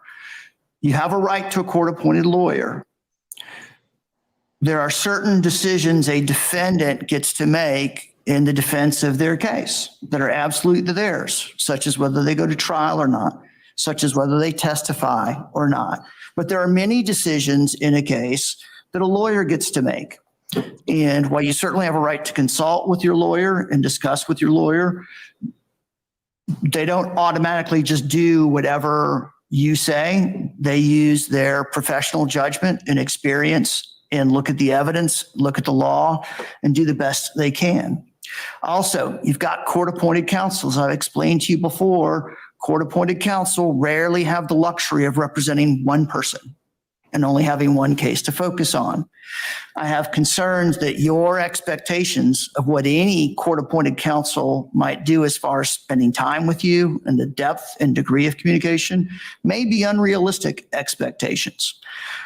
You always have the right to retain a lawyer to represent you, and then that's between you and that lawyer. You can demand whatever expectations that you have as part of that agreement. But when it's a court-appointed lawyer, you have to accept and understand that they have other cases, other courtrooms, other responsibilities. And I'm cognizant of that when I'm addressing these types of issues about communication. So that's just food for thought, nothing to do today. I don't need a response from you. I just wanted to make sure you were aware of that and were thinking about that as we proceeded forward. So again, the court minutes reflect that I am court continuing pretrial. I have granted a motion to withdraw. I have appointed Mr. Hobson to represent the defendant, and I'm taking no action on the motion, the ex parte motion for cost directed where GAC is responding. Ms. Boone will be returned to the Orange County Jail pending disposition of her case. Thank you, Judge. All right. Am I able to say anything? That's his information. Am I able to say anything? Once again, she wants that control. Well, let me tell you that. It also proves she's lucid as hell. That's all I mean, I'm saying. I agree. There's nothing about that was even remotely. I mean, if anything, I agreed with maybe Felicity said something like just maybe a mood stabilizer that she was maybe taking on a regular basis, but I don't see anything as far as antipsychotic or anything. That's just my opinion. It doesn't mean it's true. Okay, this woman, her expectations of what she feels she deserves are beyond a level of like normal, way beyond a normal level. Jesus, sorry guys, of what she should get. I think she feels like she presents herself as if she's not like any other person that would go through this, and she's better and in a higher position than they are and deserves more. You know what I mean? So I don't know. This is insane. But you know, anything else that happens on the relative that you know coming up to this January 16th hearing, I'm covering the hearing, guys. We're gonna watch this because it should be interesting to say the least. But that is what we're doing. I mean, I don't know. Does anybody have any closing thoughts on this scenario? I know, Brian, how you feel, obviously. And I'm right there. How do you know how I feel? You told us. mean, who could possibly know how I feel? I don't express myself. I don't tell you guys anything. That is I true. love You're like y'all. one of It's the, been fun. you're literally one of the quietest people I've ever met. Yes, I'm shy. I don't express myself. You should I'm speak up very more, Brian. careful. Okay, I should say speak up more. nothing. I don't feel anything. I just stay in the background. Oh, wait, what is it called? Lurk. No, wait. What's the word when you're on chat and you just stay lurking, right? Yes, lurking. Yeah, I'm a lurker. I never talk to anybody. You're not a lurker, It's been Brian. great to be on with you guys. It's been It's a always really fun. rough 2 weeks. I haven't felt like being up here. I finally got the meds back for the surgery shit, and the crap does work. I do go for spinal cord surgery around the 25th, where they're going to cut out some of my spinal cord. I'm getting more scared as I get closer. Okay, but I saw my PCP yesterday for the pre-surge, and they really liked the neurosurgeon that I picked, which was good. Okay. I think I am gonna do the stairs. I think I'm gonna have the stair lift installed here. Okay, because I can't. No, I'm not gonna do the. We ended up when we saw him that I would go to daycare or whatever it's called for 4 days. I'm not doing that. Come on, just get me home. You're gonna have somebody there to help take care of you. Yeah. No, just get me home. Get me up the steps. I cannot go. I haven't gone. I go down one time a week. Okay. Right. My dog is fine. She knows her litter box. Am I getting more scared? Kinda, but Sure you not are. really. It's more about, oh, this is just so tiring. And I did fuck up on the meds he gave me, and I didn't realize that I was so out of. Oh no, it's all the nerves. What is happening is in the neck, the spinal cord is strangling all the rest of the nerves because of osteoporosis. So what they are going to do is they're going to go in there and they're going to cut out parts of the spinal cord in my neck to make room for the nerves not to be strangled. Okay, but it has been awful. My hands tingle. I have eaten macaroni and cheese with a washcloth. I can't write. Okay, I can't feel my penis to pee. I've got to pee with my non-dominant hand. It has been unbelievable. So is this surgery gonna fix all that for you? We hope, but it has been a rough haul, and you should see now. It's been good. Okay, Krista came today and cleaned. It's been horrible. I do have a walker, which is horrible now. I mean, do you realize what it's like to be on a walker? Talk about grandpa. They are cutting out my spinal cord bones so that the nerves are done being strangled. Brian. Because, yes. You need Willie's G.I. Joe arms to carry you up the stairs afterwards. I do, and I am so glad you said that. And I wanted you girls to do that. Man, that was a beautiful body. Come on, Clue. That was a beautiful body. It was a beautiful body. If you say so. No, you don't think. Willie knows what he's got. Yeah, let me tell you something. It was let me tell you something. Body. When you have filet mignon, you don't need to look at anything else on the menu, honey. Oh, come on. I've been honest with you all. I'm being honest with you. There's nothing wrong with looking. No, I've been honest with you all. I've told you, you know all what? along, Like, I think he's good looking. Listen, I'm telling y'all, like, I know y'all think we're crazy, but I know you're crazy. That adds like, to we your don't never joy. even go anywhere, first off. But if I see somebody, it's like, that's just a person, a head, a talking head. Would you? No, today's the first time I've actually seen his entire body. From his neck to his waist. That's a good looking male specimen. Let's just be real, ladies. Real well, yes, and he's a good looking dude. It is what it is. Yeah, he's a great and Stevie, I adore Stevie. Have you all watched Stevie's stuff? Stevie's stuff is incredible because he does that for a living. Right. Yes, osteoporosis. This is been. I am very seriously hurting. My back is hurting, my neck is hurting, my arms are hurting, my knees. It's been bad. It's been an awful. Felicity has a good question. So, are they replacing the bone that they cut out with something else? No, I don't think so. No, I think I think it's just gonna happen for support. You know, no, and hey, look, I may be wrong, but the only thing I know is I feel like Carol Ann, I can't give up the booze. Okay, if I want to do that, I have to go inpatient. Okay, of course, Clue knows I'm gay. What was I going to say? No, I can't give up the beer, and I have been over. It's kind of funny. I've been overtly told do not stop drinking, which I'm going to be compliant on. I am doing beer. I am buzzed. And that's fine. Willie's sitting there vaping. All you guys are vaping or whatever you're all doing. I mean, what's the difference? I got to do what I got to do. And you know what was interesting about all this? It was never like, do I, with your spine, like, do I want, it was always from day one. It was like, oh God, no, come cut out my spinal cord. You have no idea. This hand, I feel like I could electrocute you all. Gotcha, It is horrible. It is horrible. It doesn't hurt. It is very aggravating. And I am on a walker. Okay, I need a walker in here. I need a walker out there because I could fall. It's been a rough month, kids. I'm bad. Hey. I'm sorry that you've had to endure that, Brian. Like I said, we love you to death. Think about you and pray I for you. love you all back.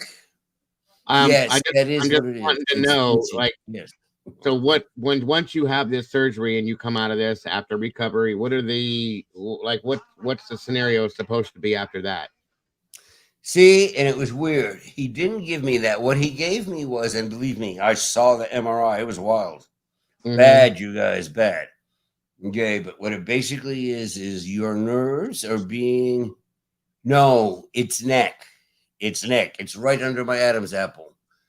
What it is the nerves from the brainstem are being totally strangled. And Caroline, that is what I am hearing. I saw my PCP yesterday, and he was like, it's a really good procedure. It's okay. And they all knew the surgeon I found, which was really awesome to me. Okay. They told me they know him. He's incredible. And I loved him. So that's good. But alone, this is a really big hustle. Okay. I've got a dog. Okay. She came today, so I have a ride. I mean, it's complicated when you're totally alone. Okay. I have no family. I have no friends. That's not a pity story. That's just depression.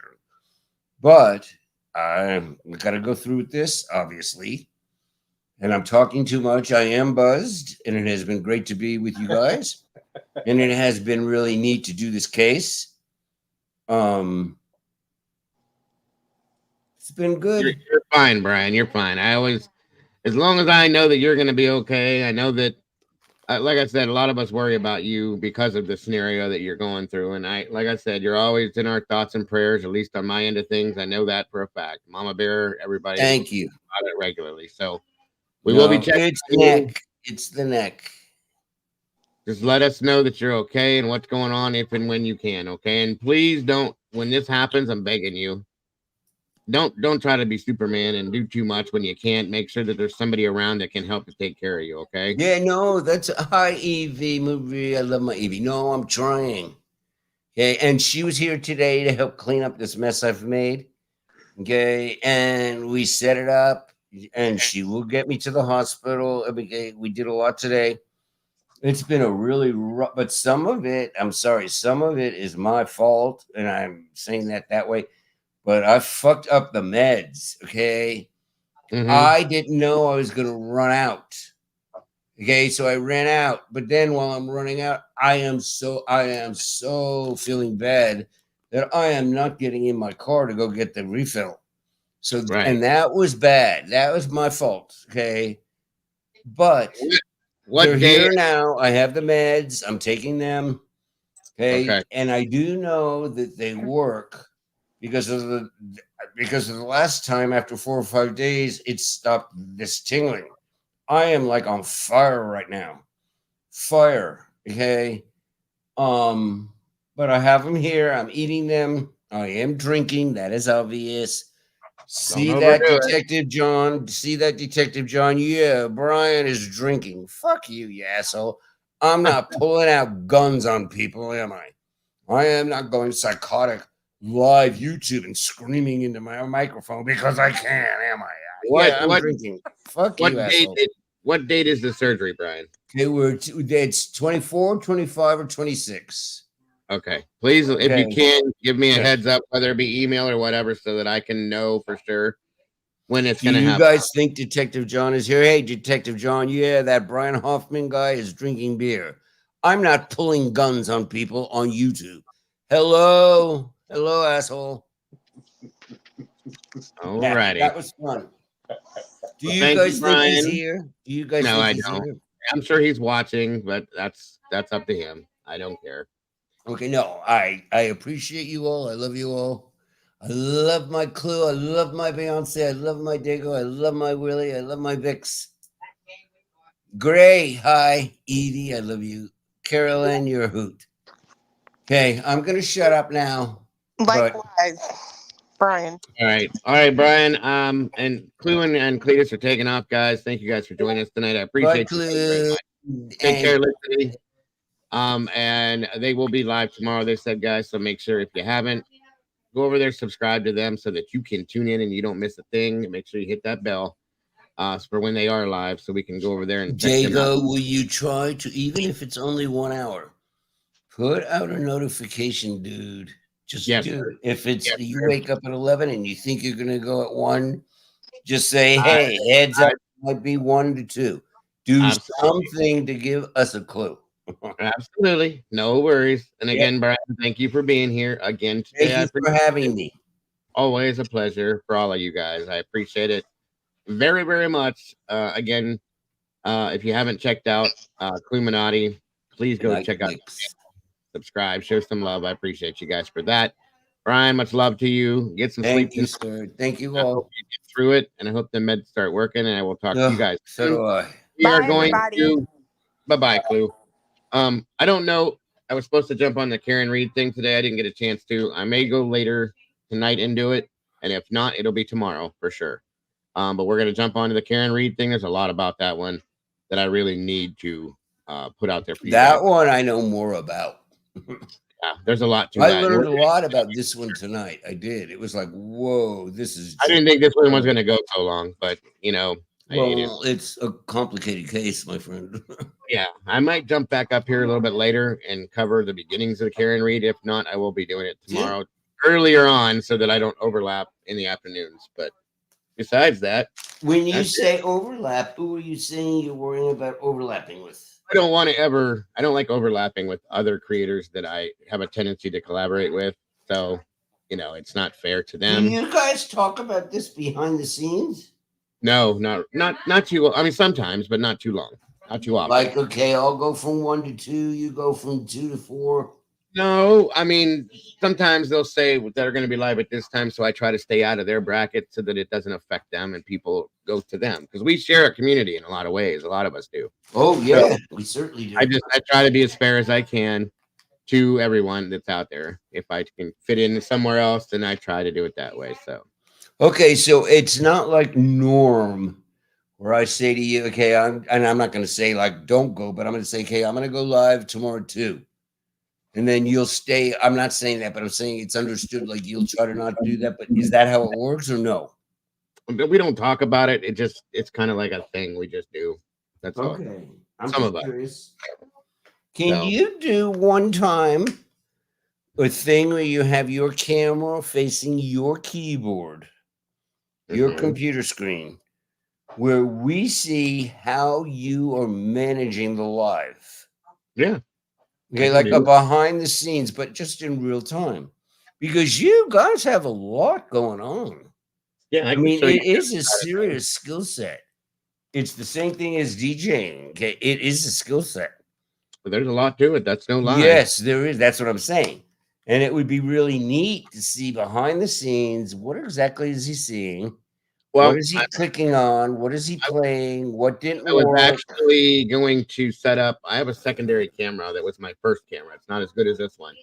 And I was thinking about setting it up maybe over here to the side to show a side view, and it'll show you what I have going on here in front of me. Yeah, that would be fascinating. So that would be something I was thinking about doing. Is this a good camera you have now? Yeah, the one I have now it's pretty decent. It has a tendency to not want to be clear all the time. The first one I have is like a cheapo. This one is was a little bit more expensive, and it does give me good pictures. And now that I have a better computer, it actually runs like a way better, clearer scenario. But I have the ability to set up a secondary channel too, or secondary. Do you guys, does StreamYard suck to you guys? Some ways, but it's very easy to use and it's very simple. Now, I've been looking at OBS lately too as a secondary platform to use because it does give me more. It will be able to black out the things behind me without me having to set up the stupid green screen that I have. There's a lot more to it, and it doesn't always, and it's more expensive too. And you got to pay. How much do they charge for this stuff? Like, how much is regular basic StreamYard? Well, you can get a basic StreamYard for free, like a very basic scenario. Oh, okay. And then what is it compared to the top of the line, the best StreamYard? $99 a month, I think. Or a month. Wow. Let me see something here. Do you think, do you know a YouTuber that is at the top of the tier? I'm just curious about how it comes to us. I know of anybody that uses that one because honestly, God, you don't really need to. You know what I mean? I'm in the mid range. I pay $28 a month. Okay. And that covers everything that I need to do. And you don't find it hard to use? No, it's actually the easiest platform, in my opinion, to use. Okay. It just loads in and you're boom, boom, boom. Now the OBS, you have to have multiple things to use it, and there's a bunch of other ones you can use that I just don't want to deal with that too much. I'm learning other things as we go, though. Little by little, I'm learning things on. I wasn't Mr. Technology. Thank God for my mods and people who taught me stuff. So Diego, you're a really good soul, dude, and that's why you've taken off. You're just a good soul, and you're just a good kid. I love you. I will shut up. Doodle bug, fart, hi. That's how I do her all the time. I always do doodle bug, fart. I remember when I first saw it, I was like, God, that is funny. Yeah, Doodle's awesome. Fart. She's awesome. I love her. All of my mods are amazing. I couldn't do this without them. That's fact. And I wouldn't even try because they are amazing. Wins at Wisdom and Miss Mandy is just wicked funny. Yes, they're all amazing. Yeah, wicked funny. If it wasn't for them, I wouldn't be here talking to you right now, guys. They hold my head above water all the time, and I'm doodle fart. So thank you guys all so very much. Thank you all. Brian, be again, good, kids. And I will talk to you soon, sir. Have a great night.